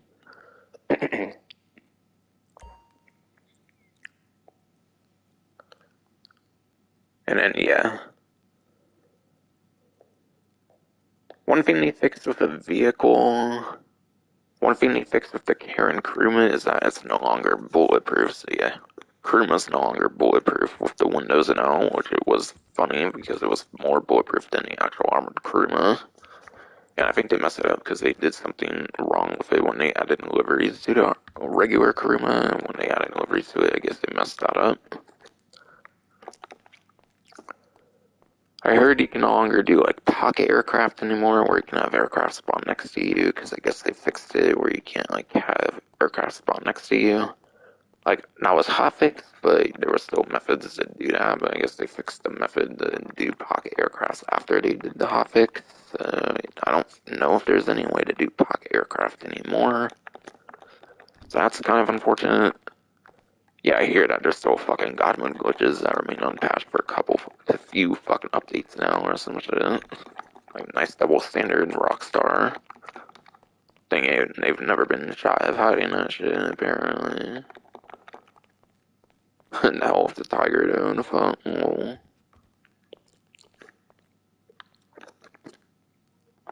Yeah, I think I pretty much mentioned everything that's worth mentioning in the patch notes. I think there's something I was going to show off, but I think there was something I could think of still showing off or something. I forget.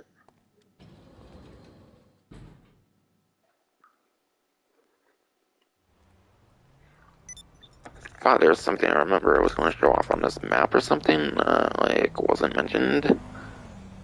Or I mean, I was thinking more hidden things I could mention. Oh yeah, I think I was going to go to Franklin's house or something, because there's actually new Easter eggs at Franklin's house. Since obviously they can put stuff at Franklin's house and it makes sense now, whereas before he was practically non-existent in the online. But yeah, I am going to get that champion, I guess, because I feel I could get all the modifications with the money I have as well. Like, yeah, buy it now, obviously. It's going to cost way more, but Like I said, in the days of Cal Perico Heist, pretty much anything is affordable with Cal Perico Heist these days, so I'm gonna definitely go for it. Yeah, that one looks yellow, so I'm gonna oppose it with orange, I guess.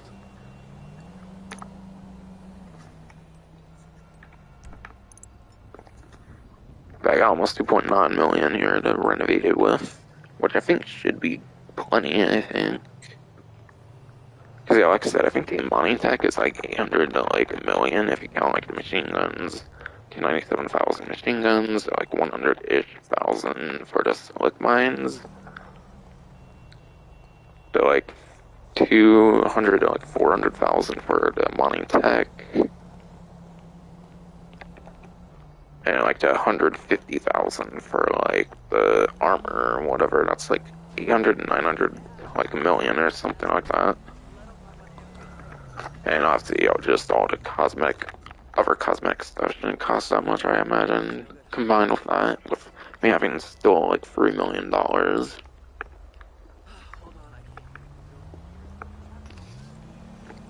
So yeah, I think I could literally get all these vehicles and the upgrades, so maybe have a comfortable amount of money still.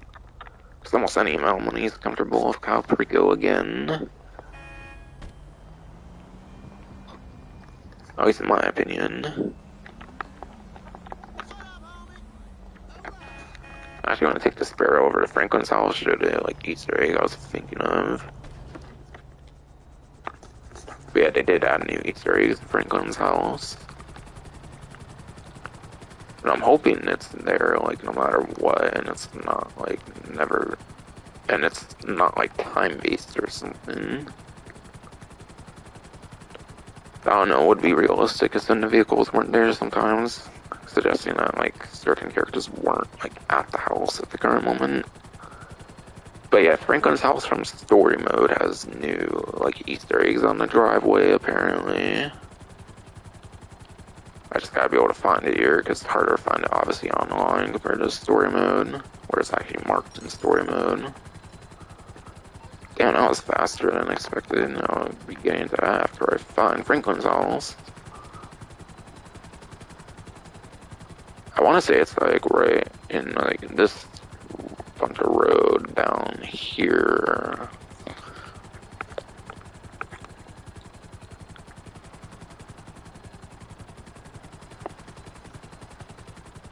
think this is it over here, yeah. But yeah, there's a vehicle at Franklin's house there, as you can see. I think there's sometimes other vehicles that spawn there too, so other times there might be more vehicles, but at least for me, there's just one right now, it looks like. But yeah. If you read the license plate on the P-Fister, SUV that I obviously customized earlier, there's a Tanisha license plate on it, which is super cool.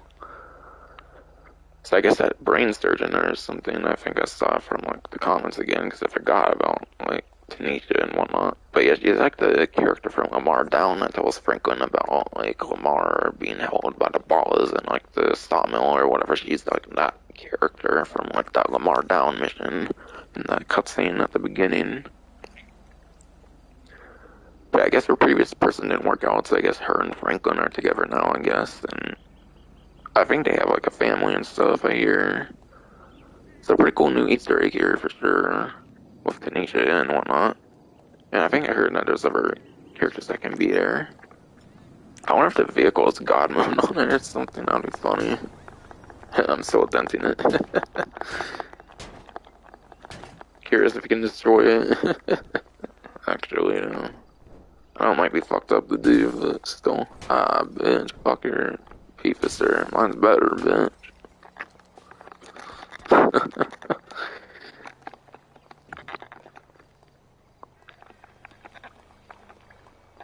It'd be cool there to be like more characters here and stuff. Oh yeah, I think this is one of the new music stick locations because my thing's vibrating. Yeah, there's one on the table there apparently. Interesting. Obviously, they would bother with Franklin's house again. That makes a lot of sense.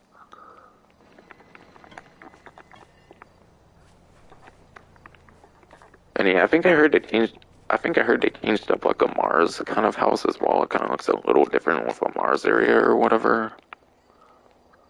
Damn it. It's not like story mode where you can like go in there again. That'd be cool if you could go in there. Oh yeah, there's obviously like different things out there on the creator where you can obviously go in there and stuff, but yeah. Yeah, I really want to see if I can destroy this or not. That'd be funny.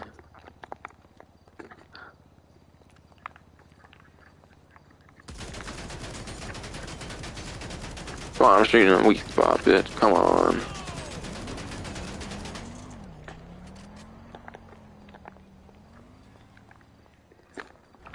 Okay, is that explosion proof and shit? What the fuck happened to my sparrow? What? My sparrow's smoking. What? It wasn't smoking earlier. What the hell? Man, that's what I got for fucking shooting and then. Oh, yeah, it's explosion proof. God damn it. Yeah. But no, that makes sense. I guess Nietzsche's immortal in this game. Damn it, man. I was so gonna ruin Franklin's career, damn it. No, I'm kidding, no, on that last part.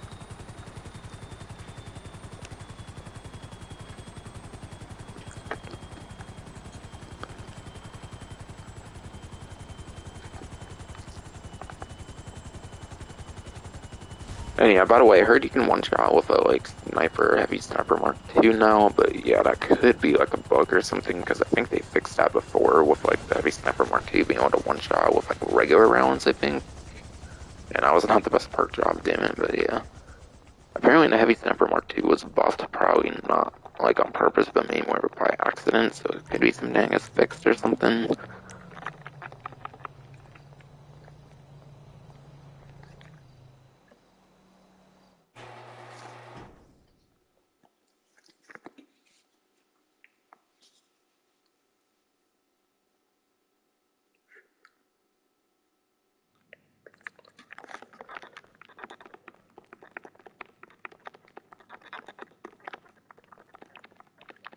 Wait, my champion should definitely be here, yep.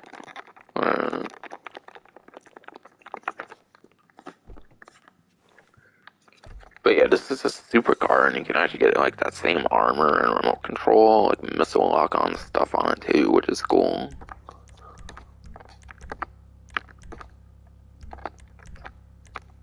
Yeah, super brakes on this too, of course.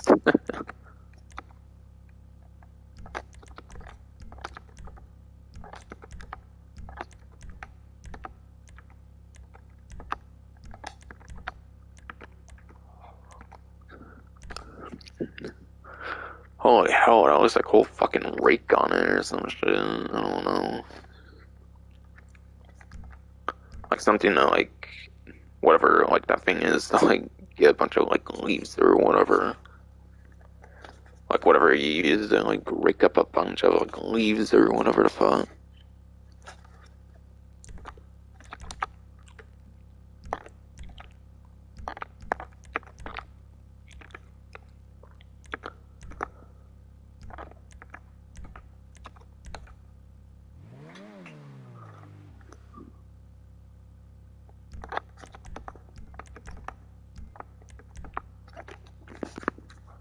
This actually has a surprisingly little amount of customization, I feel, for like practically each category for a supercar, I feel. Considering how much the other supercar had for customization, after all.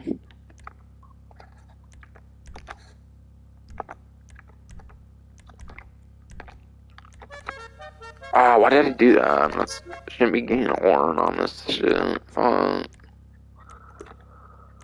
But I don't feel this one's as necessary for a missile lock-on jammer, considering this is pretty much the fastest of these like armored vehicles from this update, I would say. So I would say the remote control cockpit unit could be good on this one.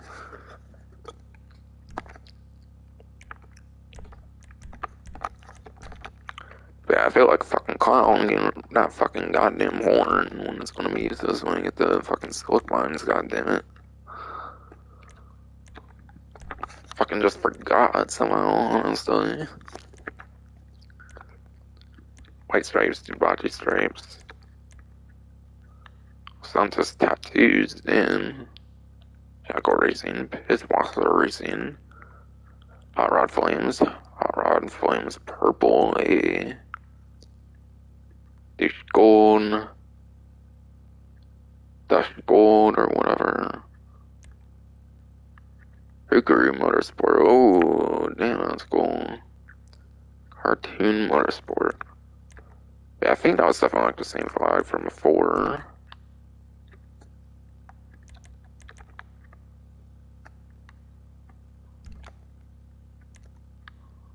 So maybe I'll kind of change up the look of that one in a sense. I'll kind of maybe do the same thing as the deity, but maybe change it up a bit or something.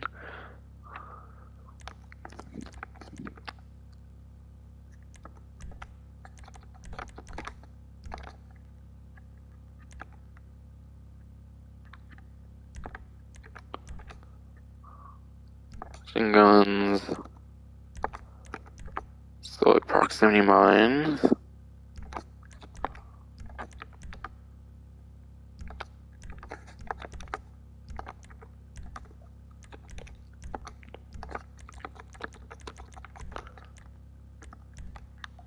I did crew on the primary. I might do that for secondary this time because I'm probably going to go a similar theme.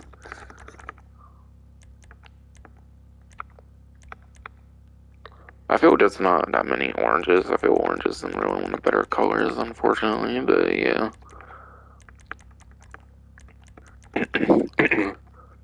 I used Blade, Cabernet, and wine on the stream. I haven't used Candy Red today, so I do Candy Red.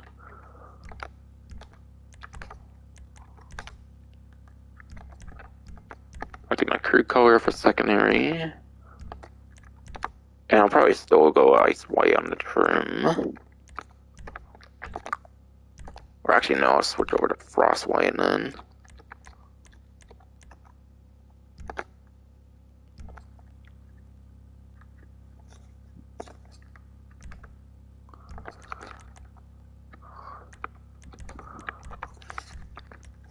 Crew.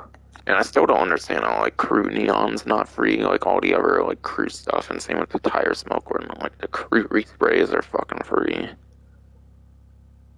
Like, honestly, crew anything, I feel, should be free, period. Since, yeah, I think Sound Wave became free with Los Santos tuners, obviously.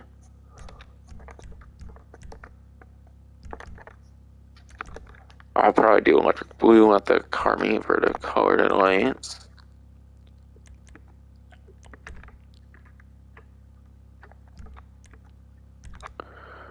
Carbon skirts.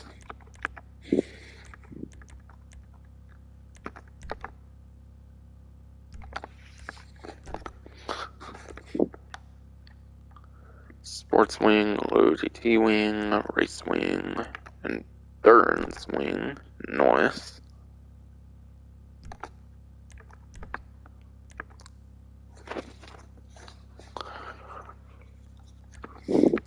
Primary, secondary, carbon.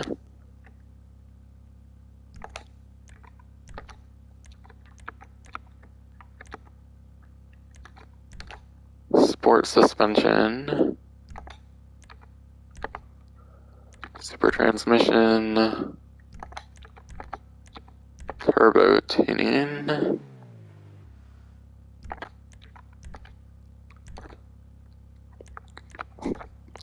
In a super, I'll do high end. Alright, it's the Debauche Champions, right? Alright, I did this one today, so I'm going to do the Cheetah Carbon here. Which I don't think I did today, but I could be wrong. I don't know, I do kind of feel I did that, and I really like the look of Carbon Solar, actually, so I'll change over to Carbon Solar then.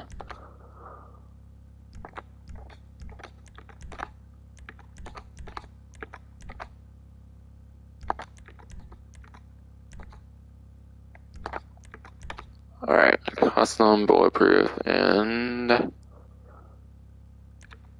crew smoke.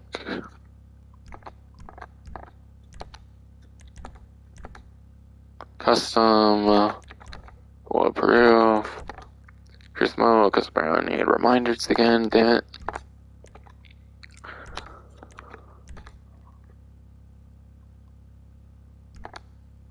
Holy damn, I have way more money than I thought, actually, for, like, after modifying this. But yeah, I'll still get the colored headlights, and then I'll basically be done with this live stream, because they're almost, like, 5 hours in.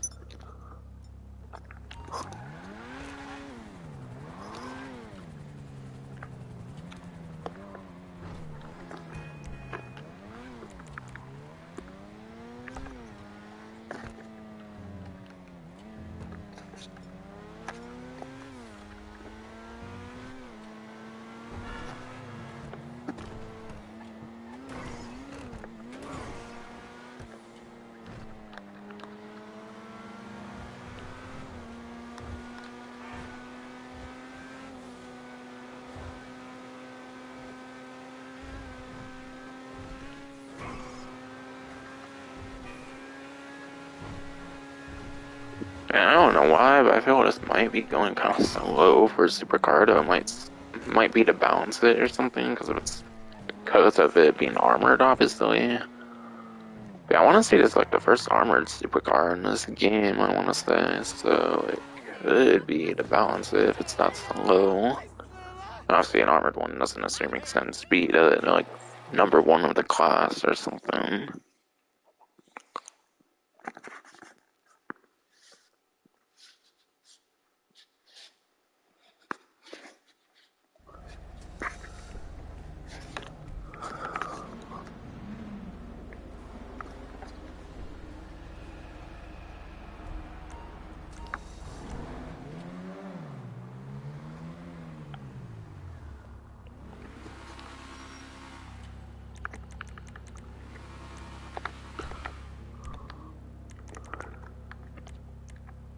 But yeah, there's no crew on car headlights, so I think the closest to my crew car would definitely be the electric blue.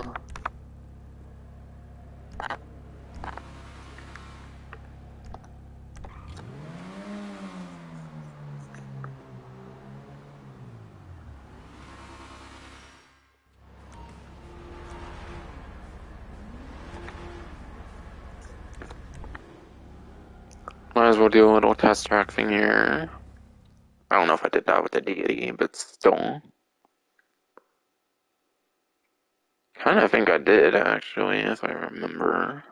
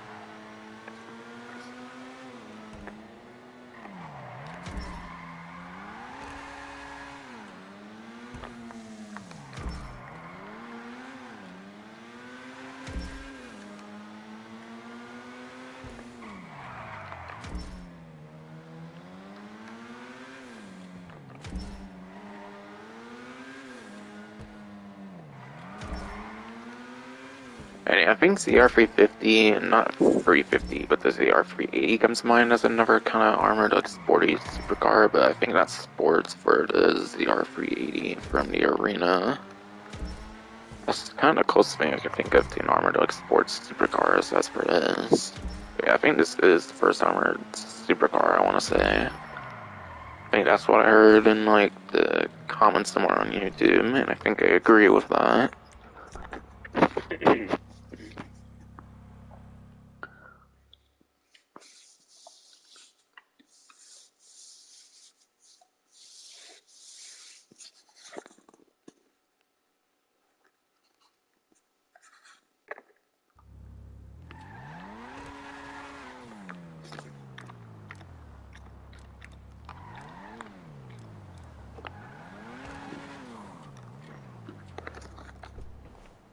But yeah, this actually ended up being a longer stream than I expected, to be quite honest. I didn't think I actually would have had enough money for the vehicles in day one, but it turned out there's only 7 vehicles. Still have almost 1.5 million, which I'm totally cool with having that much still. And the next vehicle that comes out, I might only need to do like an hour or two Calperico, which would be great. Hopefully just 1 to 2 Calpericos would definitely do for next vehicle that comes out in like 8 days. Then again, multiple vehicles might be coming out actually pretty recently. Because it is during like Festive Surprise, kind of, and Festive Surprise they tend to be extra generous with the vehicles, releasing more and more vehicles than they usually do in like a week or something. So they'll probably release vehicles more frequently because of it being around Festive Surprise, like they traditionally do. But holy hell, this is my first, like, kind of sprinting. This was my first kind of spinning spree in this game, which is insane. But yeah, that's finally gonna be it for this video. Not video, but that's finally gonna be it for this stream. Hope you enjoyed.